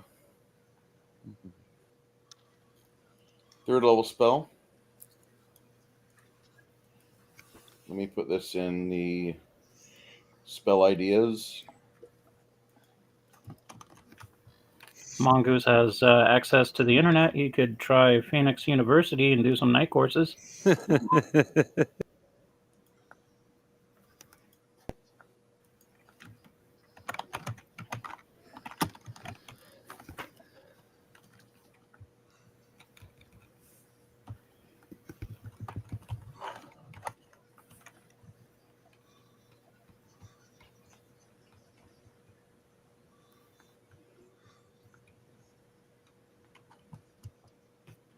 Oh, that's nice.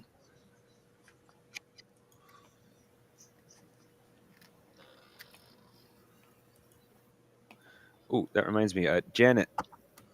Yeah. I found remove curse among some of the other spells. Oh, you did? Yes, so I put it in Discord. Okay, I'll have to check that one out. No, that's something I would like. And the other one I'm looking at is to remove fear. Yeah. It doesn't happen all the time, but when it does happen, it's that- devastating because it takes away Yeah, your karma and stuff. Oh yeah, well, when we fought the Howlers or whatever the fuck they were, I think they were called Howlers. Yeah, I suffered a fear effect, and it took I think took 2 of my turns from me.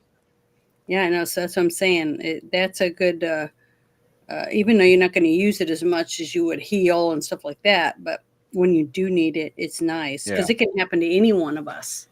Doesn't matter if you're a Speak paladin for or yourself. well, it can. I think it's a good spell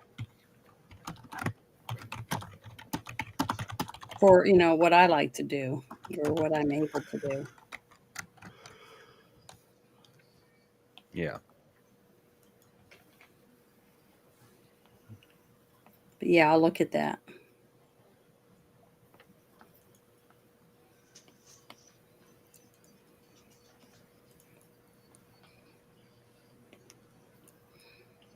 Okay, so after you render that thing completely impotent,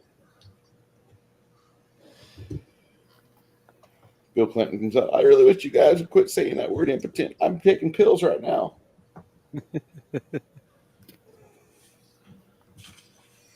Yeah, when we're done, I got a video I want to share when we're not streaming anymore because I don't want you to get in trouble on YouTube, but it's funny. It's real short. It's only like a minute long. Is it the video of my wife killing Jeffrey Epstein? Because that didn't happen. Nope. I wish I had that video, but I don't have that one.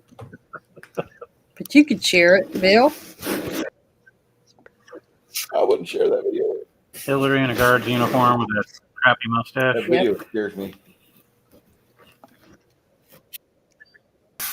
Yeah, it's reminds me of that when he figures out Ace Ventura figures out she's a man. Einhorn is a man. Finkel is Einhorn. Einhorn is Finkel. Einhorn is Finkel. Quitter.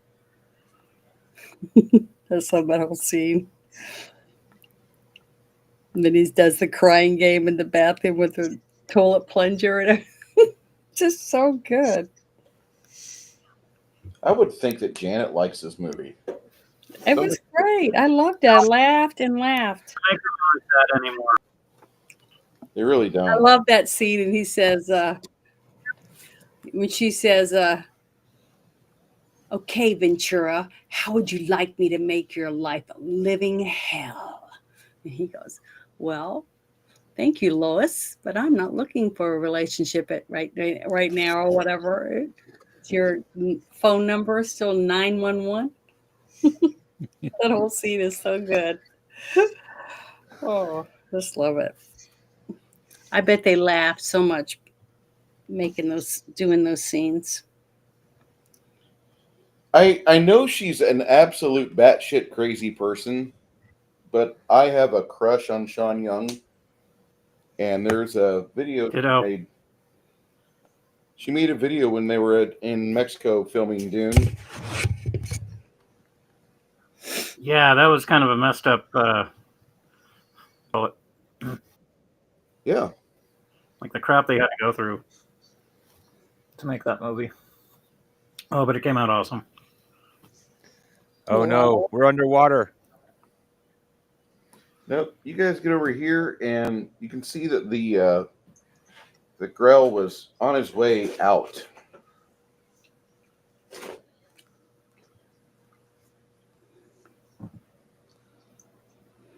There's like a riverbed here, or a river that flows through this area. Happy little dungeons.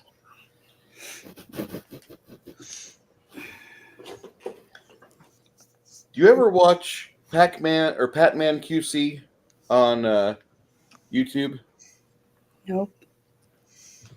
He's a retro game. Negative.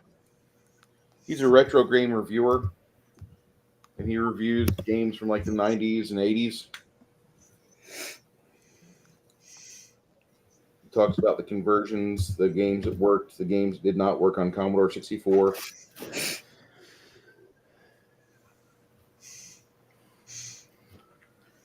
He has the Pretty- old consoles and stuff.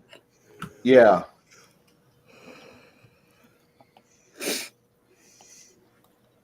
The In gas front of you. powered console. The Commodores and Nintendos, the old stuff. If you remember the Vectrex. Before 16 and 32-bit. Back when games had a certain attitude that they don't anymore. I'm not talking about the feel. I'm talking about the attitude. Sorry. You're fine. It's like a smooth limestone tunnel here, and as you are looking at this, you see like a series of wooden beams that have been placed across various rocks. The water is rushing pretty furiously. It's almost like a footpath.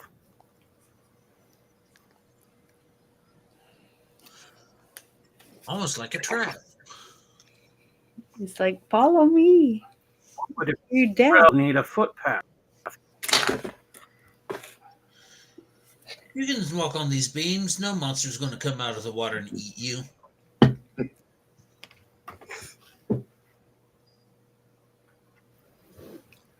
Played enough Castlevania to know that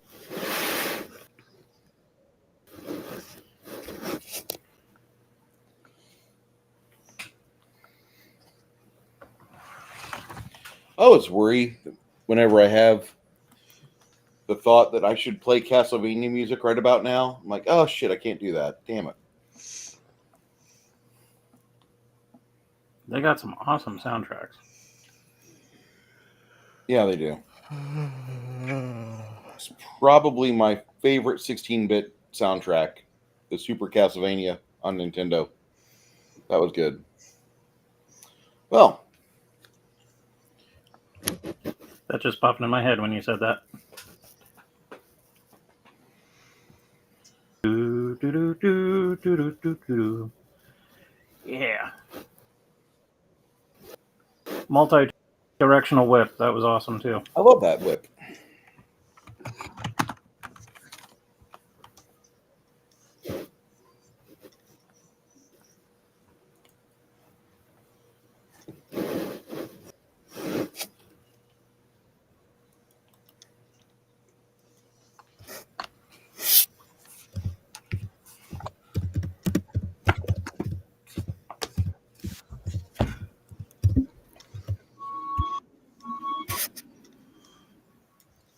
Yep, can't play that for too long. Damn it. Okay, so you're getting from point A to point B over here, and I just need to know like what precautions you guys are wanting to take because this is a slick area. It's limestone rocks. You've got wet wood, not really well anchored, I might add. How far across is it?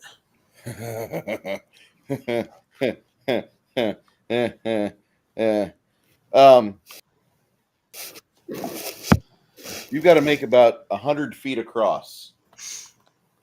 Okay. How long does floating disc I last? can totally make that. Well, I got a okay, we just acquired 10-foot a rope with grappling hook. How long is that rope? 50 foot. foot. Okay. How long does floating disc last? A minute per level. Would 5 minutes be enough? With slow as this thing is, would 5 minutes still be enough to get across? You mean 6 minutes? 6 minutes. All right, yeah. I've actually got 100 feet of rope. The 50-foot silk rope they picked off the dead thief. I've got silk rope in my backpack. Well, I have rope. So whip out my my 10-foot pole. I'll, Okay. just dragging out the line, and I'll secure the line. Wait.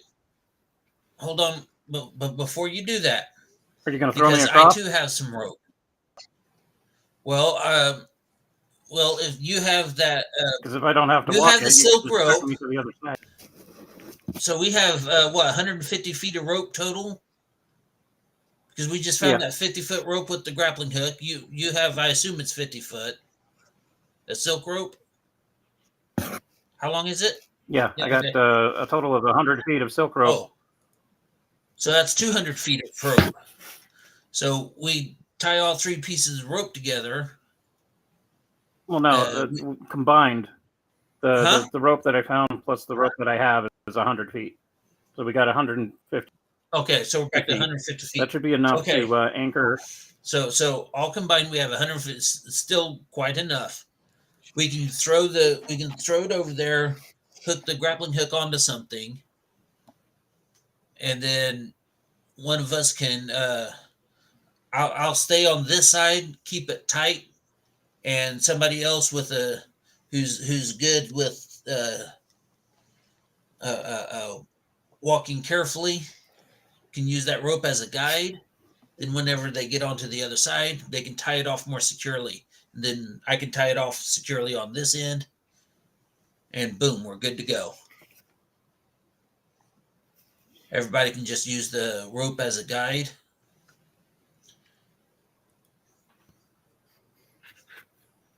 Instead of somebody walking across. You could. How do you want to get across and anchor that hook? This begs the question I asked earlier. Does floating disc last long enough for me to cross that? Yeah. At 6 minutes? Actually, you wouldn't even need the hook and rope. You could actually just carry them across with floating disc. And by the time you get all 5 people across, all 6, actually 8 people across, you would have about 45 seconds to spare. Oh, that would work Okay. even better. Well, yeah, why risk it? I'm just going to float everybody over. Okay. I'm not trying to, cheese the game or anything, but I'm just trying to say, like, you can use floating disc here. You guys make it within, I just wanted a nice, how would you get across as you're moving across one by one or the 2 by 2, your torchlight reflects some things you see over here. And that's when you notice the filament, the webbing that's over this, above the water, about maybe 2.5, 3 feet. And then you look up and you see between all the stalactites, there's just like this waiting group of spiders that are disappointed as hell. Like, can't have it. They can't have you. Some of them move around menacingly around their webs. Some of them try their best to get on the webbing, and moving like they're going to vault off the web and keep onto you, but they do not do that. They just try to stay.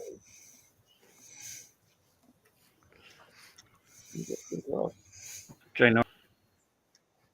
Trying to fish. You don't want angler spiders. You don't want my angler spiders, at least.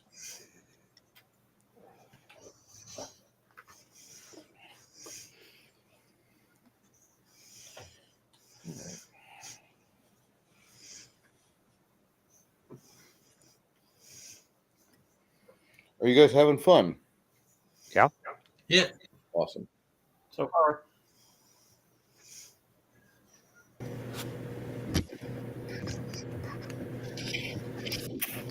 I was watching a movie Be more fun. about 2 weeks ago. I was watching a film called Battle LA. Battle Los Angeles. Was that the Yeah.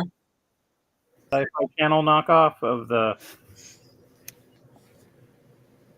I don't know if it was a Alien side Invasion channel. I don't movie think it or was a side legit channel. one? I think it was a movie that they made with Aaron Eckhart. Okay, that was the original then, yeah. Because I know that there was a. I forget we're doing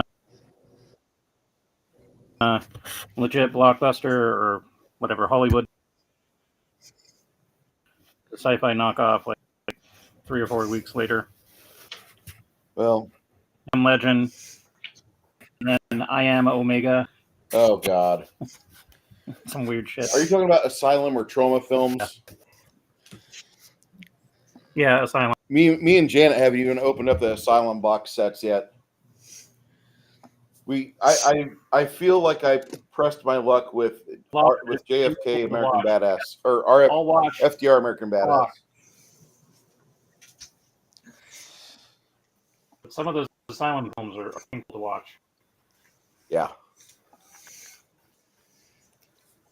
In this room here, you guys find some grain-infested sacks of, or like large, like potato sacks and sacks full of grain. The stamps on these have city nobility, the Jordanton family name upon them, and it looks like they've had these sacks since the start of spring last year. I wouldn't say it's ruined, but it's going to require some magic to clean up the food items and make it palatable. Otherwise, like if you drop it off at a storefront and expect them to pay you for the bags of grain, you're like, what the fuck? You trying to get me infested?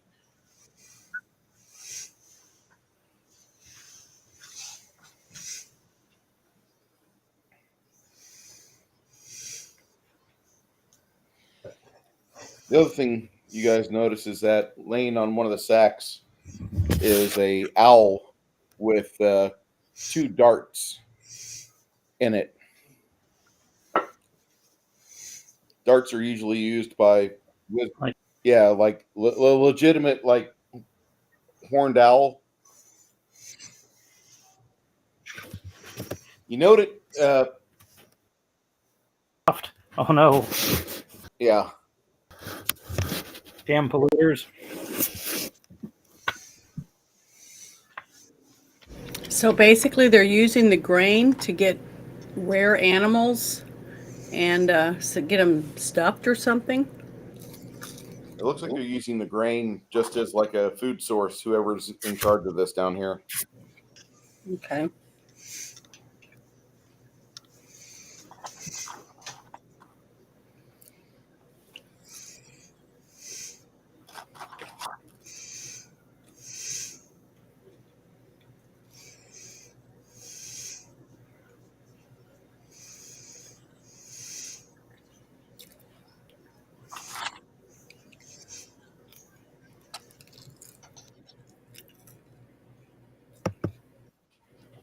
So after some time examining this, you head down this little pathway, which is like the only way you can really go. But about right here is kind of weird. I'll explain.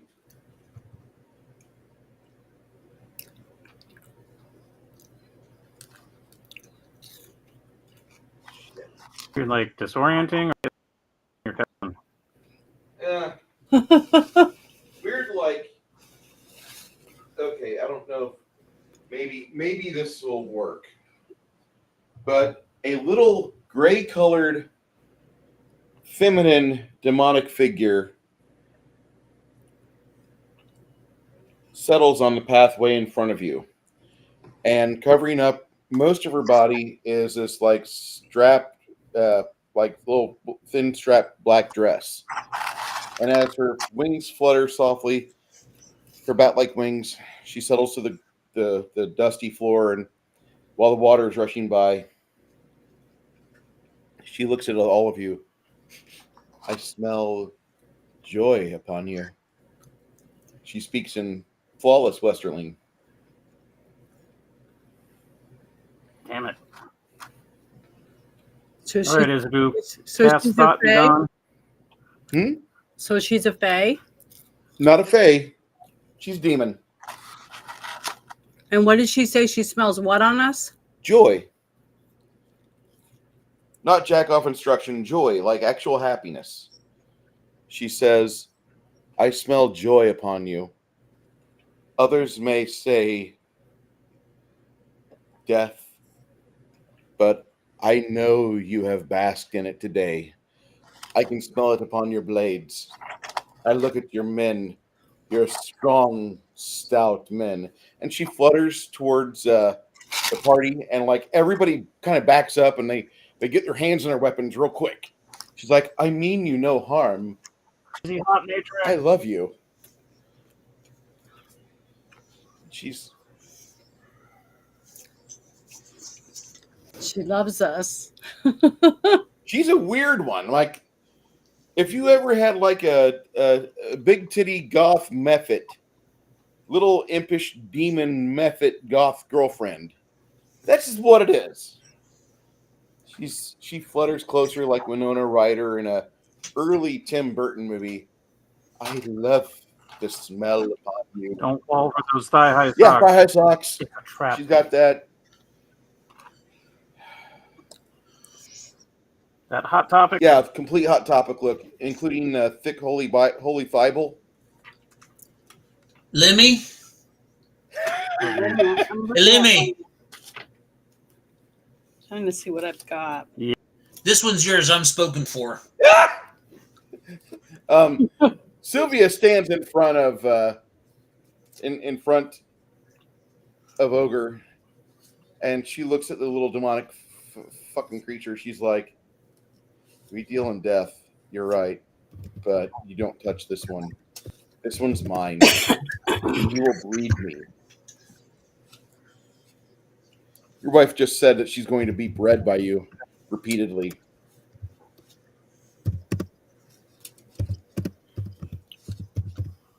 The little fey creature flutters closer, and she gets towards Lemmy.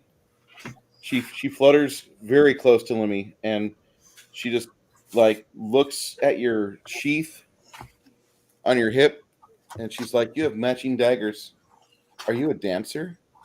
And then she runs her tongue along her upper lip, tracing her fangs.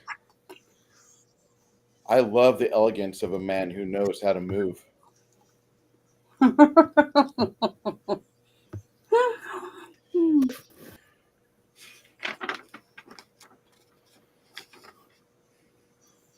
You hear something kind of like this way down the path, and you hear like something. It grates on your nerves.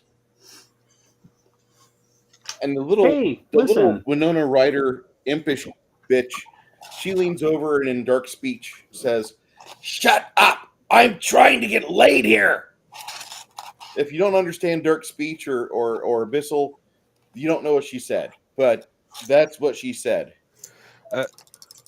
I look at Isabu and say, basically, I ask Isabu, but I'm asking Janet to make a knowledge religion check. Is this a dangerous demon to us, or is just one of those horny ones that'll leave us alone afterwards? Okay. Well, I'm getting the clap. no, I'm not going to do anything with her, even if she swings both directions. Well, first off, she's all Lemmy's, as far as I'm concerned. I'm married. She's all... No. Don't drag me into your personal hell. I'm going to have a girlfriend. I disbelieve. swear. Not this one, though. Now, what am I supposed to be looking for again? You want to know if this thing is a threat to the party or just Yeah, my religion is at 40%. Is You she, should have a plus 40 to that. Farm girl.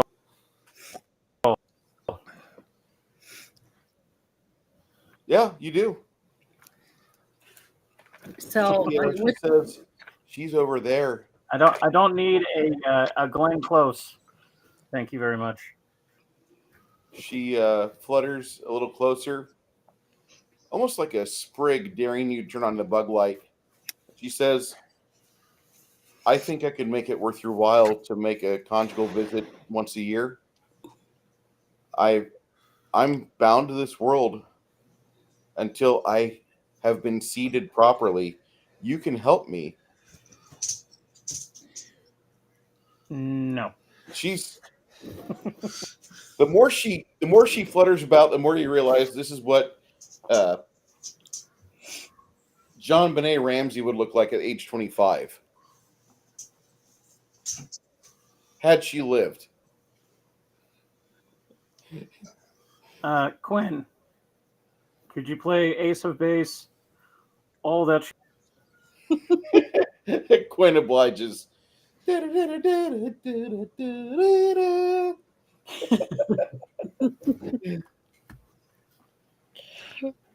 The out little- the holy water. Now, I presume if she's bound to this world until she's seated, that means if we kill her, she's just going to come back. Probably. We might be dead by then, but she will come back.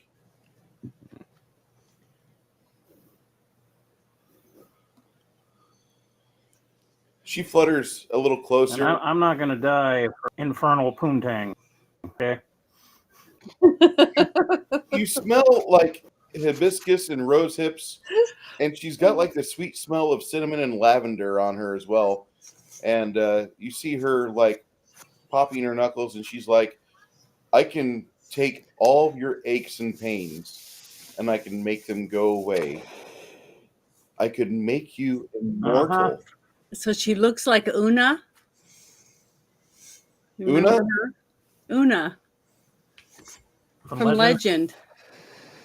No, I wasn't thinking that, Una. Let me show you what she looks like, but just give her a deeper case of like the goth girlfriend and bat wings.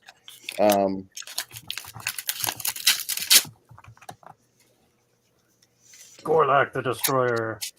Yeah, Gorlock. Oh my goodness, you guys. Okay, there we go. Gorlock the Here's Destroyer. what she looks like, but she's like 3 foot tall. Okay, she's pretty. Yes, she's exceptionally pretty. Big fat lips, nice curves.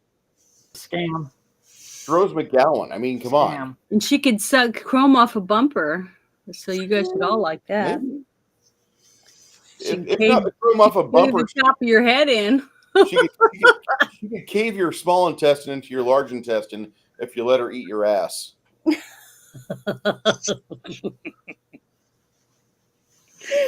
Oh my God. Well, I ain't doing it. It's not going to be me. My soul is not worth it. She says, I'm not asking you for your soul. I'm asking for your seed. This is something that you carelessly give a college girl at seminary. Well, This I is don't have something- the right seed for planting your fields. She looks at you and she's like, I could fix that. I could give you 2024. No, thank you. No, Isabu Futa, no. No, thank you. I just scream for all of you because nobody wants to see that. Nope.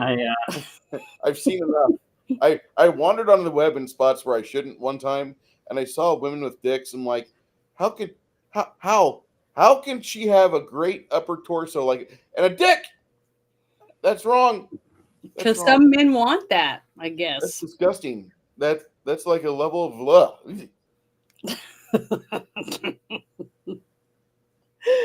So the other two methods, they're not ashen gray like her. They're both like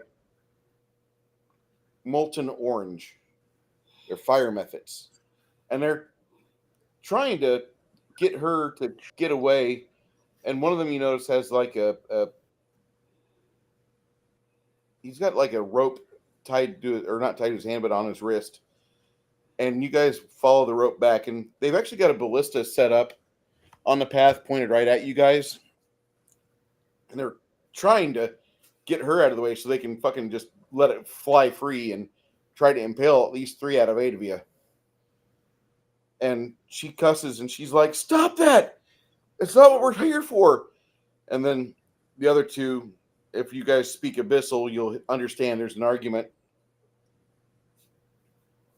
One of them gets behind the damn thing and he says something of a profane nature. And he just angles it up and tries to pin her. He fires the ballista. And you see this 7-foot long pole go thunking past. And that's when your two friends, both Roberto and Tomas, just send arrows into those two dickheads down there. The Ashen Fire method screeches and cries like a woman at a domestic battery in front of the cops whenever her husband is getting beat up properly. And then she tries jumping on Lemmy, and the 8 of you just put her down pretty effortlessly.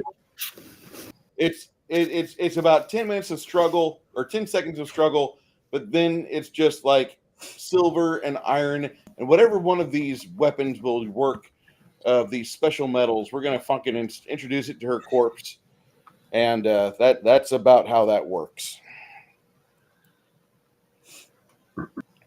Just as a future for... Yeah, because I was going to make an offer. They let us pass. She can have my socks. She's got to go back to the hotel room. She can have all the seeds she wants. And then you can avoid combat. Get the hell out. Good guy. Take one for the team.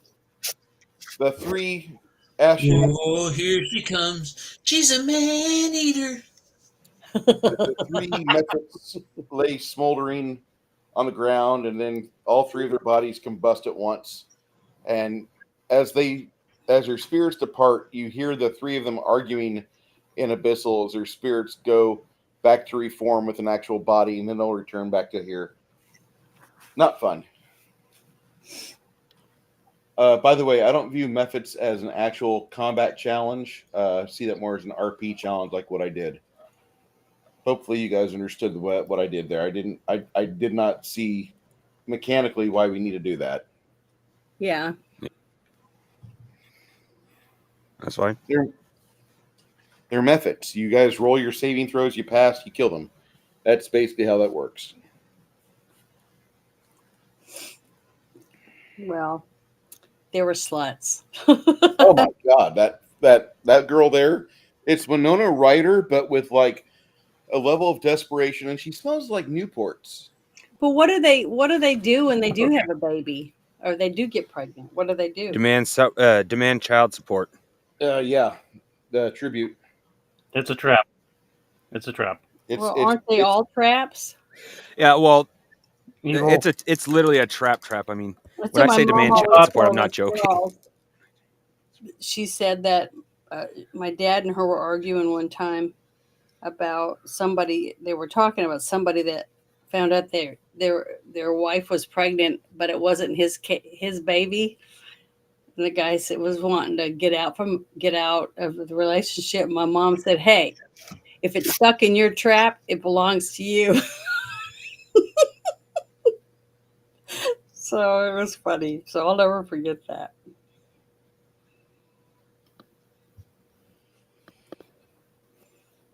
Well, that's kind of funny, but I don't agree with it. If it's not my kid, I don't want to be. Well, I know, but a lot of men don't even realize. Let me rephrase that. If it's a kid from a before me, or she was pregnant when we got together, that's fine. If she gets pregnant while we're together, I'm gone. Well, how are you going to know? When the kid's born, you're not going to know. They don't test DNA when you're giving birth to a baby. Oh, that is true. So a lot of people don't know for a long, long time. There was a documentary I watched, and it was a couple that had 3 kids, and the last kid, he kind of suspected that maybe it wasn't his, and he did DNA, and it wasn't. So then he had his other kids tested, and only the very first kid was the only one that was his. And he had taken care of them till they're almost teenagers by this time. So, that was their dad. And you can't just stop loving a kid that you raised. You know what I mean? Just because their mother was a whore. You know what I mean? Sad, isn't it? Yeah. I mean, a lot of people went through COVID, and like their kids don't even look like them. Yep, I can believe it. I mean, it's just sad. So many people out, instead of just saying I'm out of this relationship and starting a new one, they just go out and sleep with everything. Well, you guys get over this little sandbar over here. Get across this little rope bridge. And that's when you notice that there's a door right here in the cavern wall. Is it locked? Here. Sylvia goes over towards it. She investigates it first. She says, "It's not locked. Not locked." Perception check, boss music. Well, actually, I was about to say, if Bruce is doing a musings with Kai tonight, now would actually, just before opening the door, would be a good time to pause.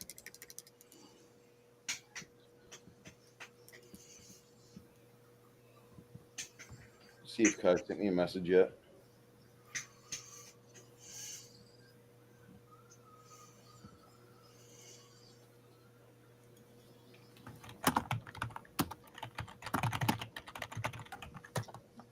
What's going on in there?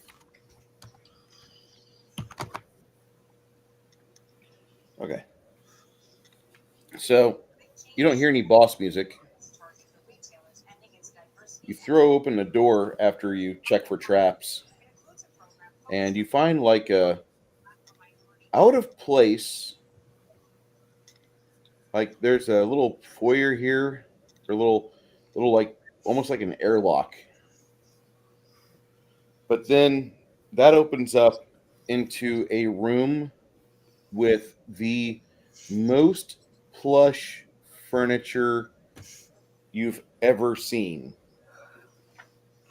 There's a horseshoe sofa around this room with lots and lots of pillows. Whoever lives here is Don't really doing touch good. anything. Oh, yeah.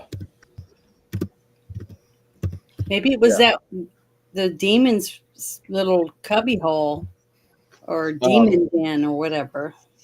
When you Maybe. look around, Yes, I said maybe. Look, maybe. This little whorehouse.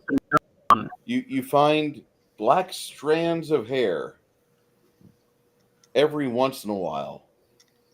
And then you see blondish gray strips of hair that are about 3 inches to 4 inches long.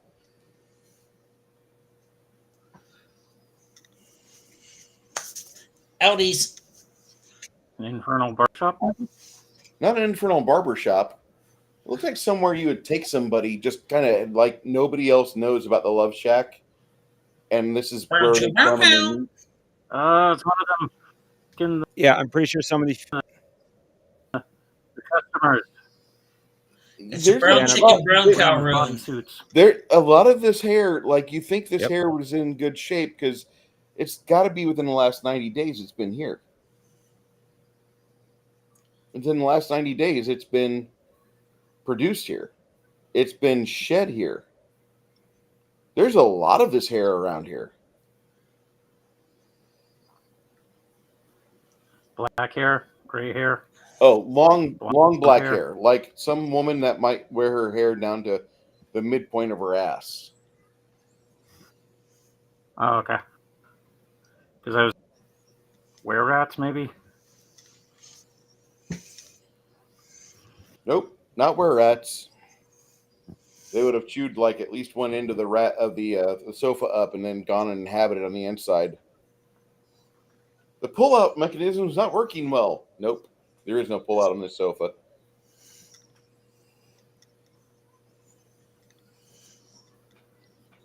In fact, this, like, if you ever looked in the bottle on I Dream of Jeannie and you saw Jeannie's furniture down there, that's what this sofa stuff. That's what this. It's like that joint. Yeah, it's that seriously comfortable. Silks hanging from the ceiling and from the midpoint of the walls. Exotic silks too. Fuck, they don't make this here. Where's this stuff from?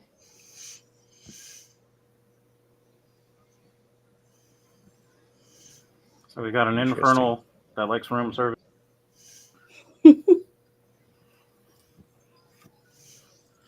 Quinn We just starts to came play. across an infernal who was wanting someone to put their seed inside of her. Where do you think she takes them?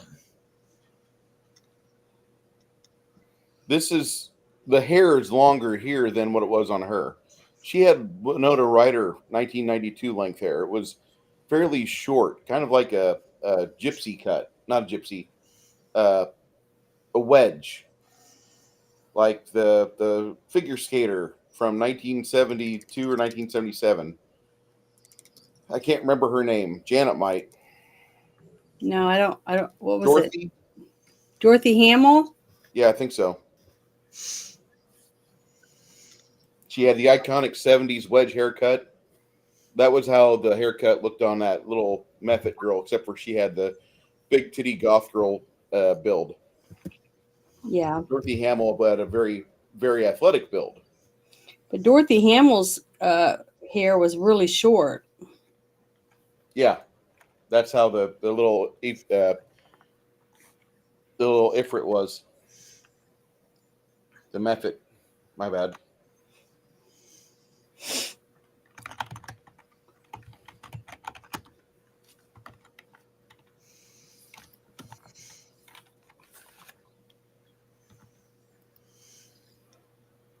Short hair. Yeah, she still has that iconic look. Holy cow. Katarina Witt still looks good. I'm sorry, I didn't mean to discuss that.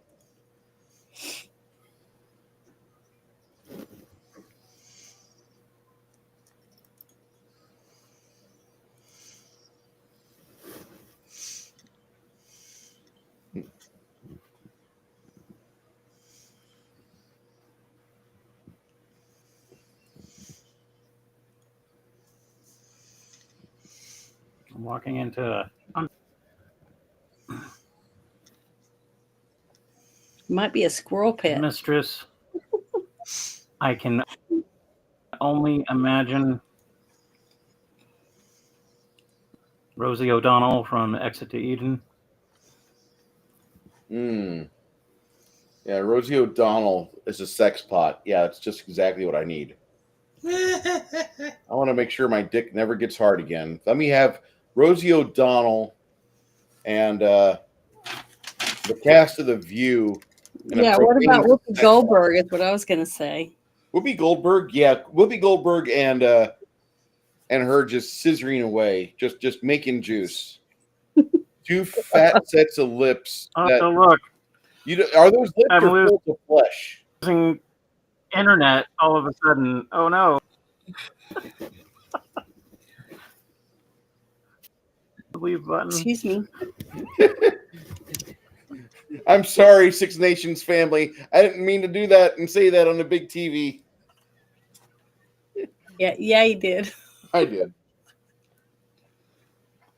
If it was on the big TV, that would be hilarious. We're going to hell. Okay, so all of these. Hey, Bruce. Yo. I'm about to send you a recent picture of Rosie O'Donnell. Not Rosie O'Donnell. Sigourney. What the fuck is that bitch's name? Send the picture and he'll see. Yeah. On Discord, so it's the best way. I know you don't like Discord, but it's the best way for me to send messages.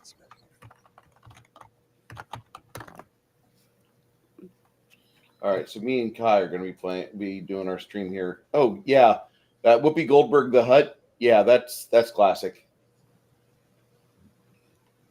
Like I said, if you ever want to, I can help you. If you don't want to have a hard on ever again, I can show you pictures.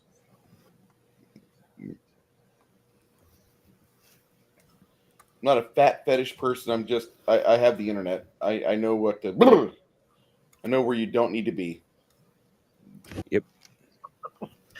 Oh, so you're not sharing it with everybody? You want that? No, the picture that he just said he sent you. All right, Janet, you asked for it. guests, your pets, your loved ones. Oh, Star Wars is for everyone, not just old fat white men.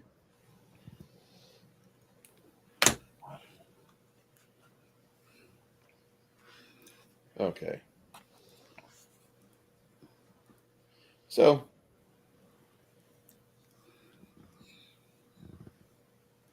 this love shack here, this is kind of interesting location.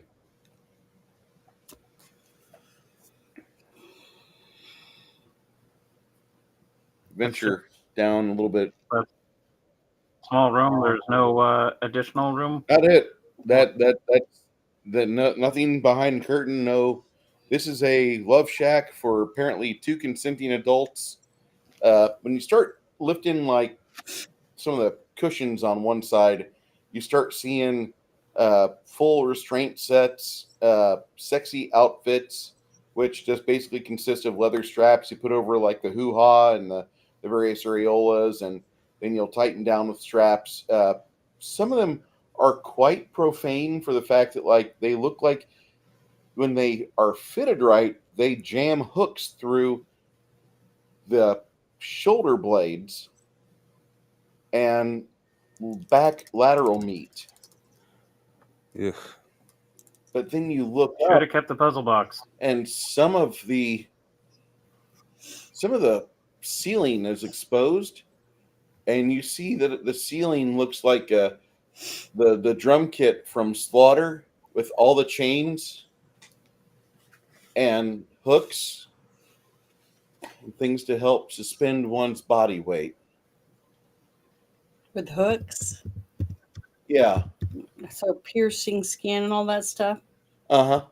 Ugh.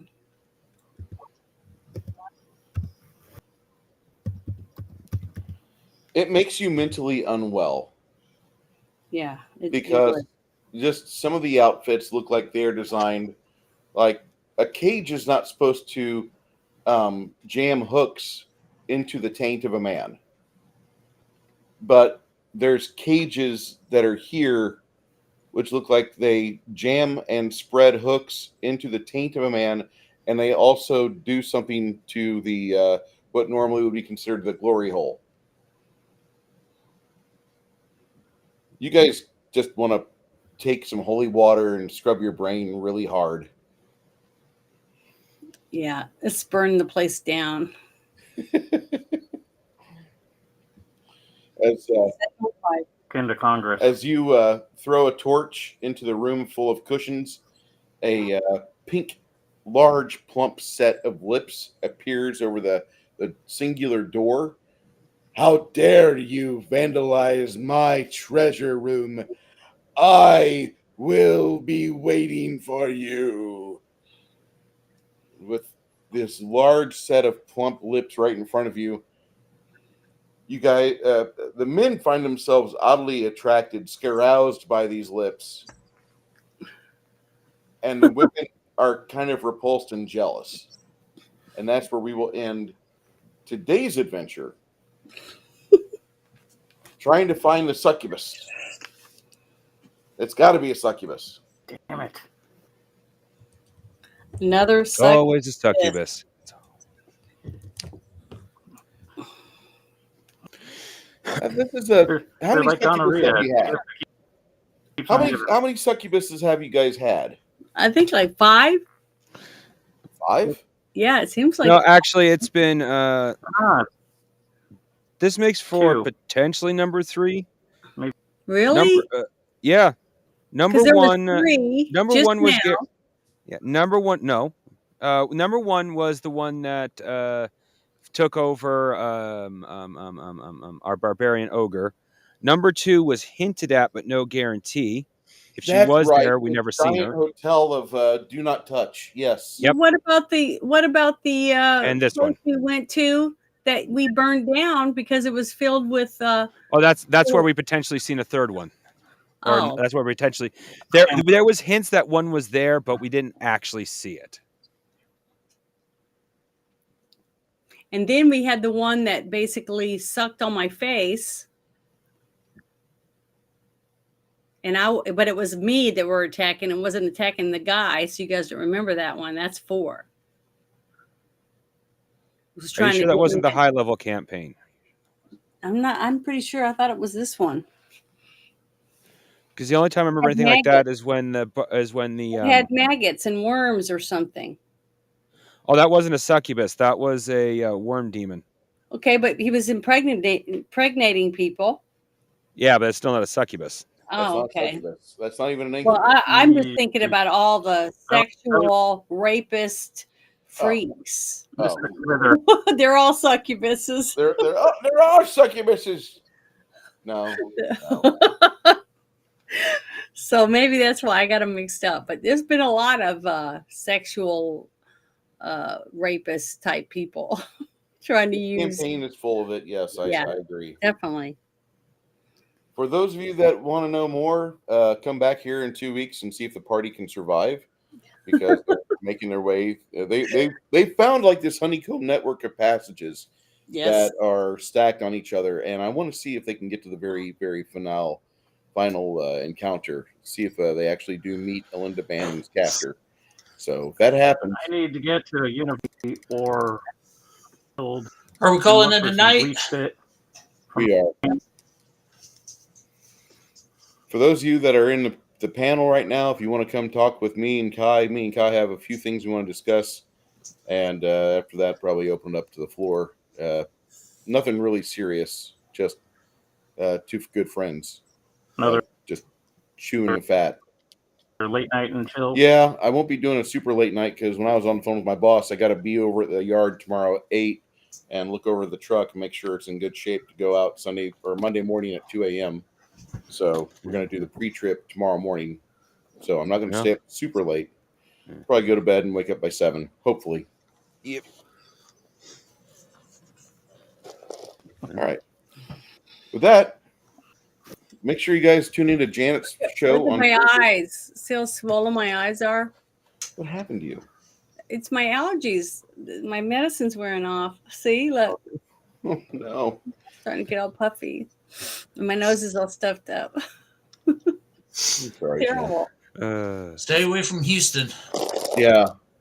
Yeah, it's really bad down here. Well, I'm dying. Plus, running the heat doesn't help either. Yeah. Not enough wind. Yeah, we got the same thing going up here. For all of you that are enjoying this, the cover that you need to be on the lookout for your campaign, if you can find this, you can find this cover at your friendly local game store with this happy little Grey insignia right Citadel. there. It's a toad. No wonder there's frogs in here all the time. It's Sarcophaga. Yeah. Before they were Frog God games, they were Necromancer games, and Necromancer games had Orcus on he was stamped on every cover. It was great. Which a lot of you old timers recognize Orcus being the greatest bad guy god of all time, and that's the truth. He really was. So look forward to seeing you all again this coming week. Say again.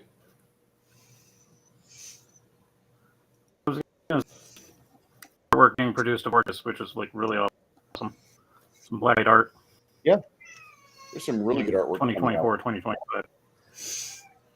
We're looking forward to being back here tomorrow morning. Me and Janet are reviewing the movie with Six Nations called The Addams Family. We'll throw an invite out to Bear. If Bear wants to show up, I understand. If he doesn't, there's certain things he really likes, and there's certain things. Never invite the man to watch slapstick comedy. Ever. Well, send him an invite and see if he wants to show up.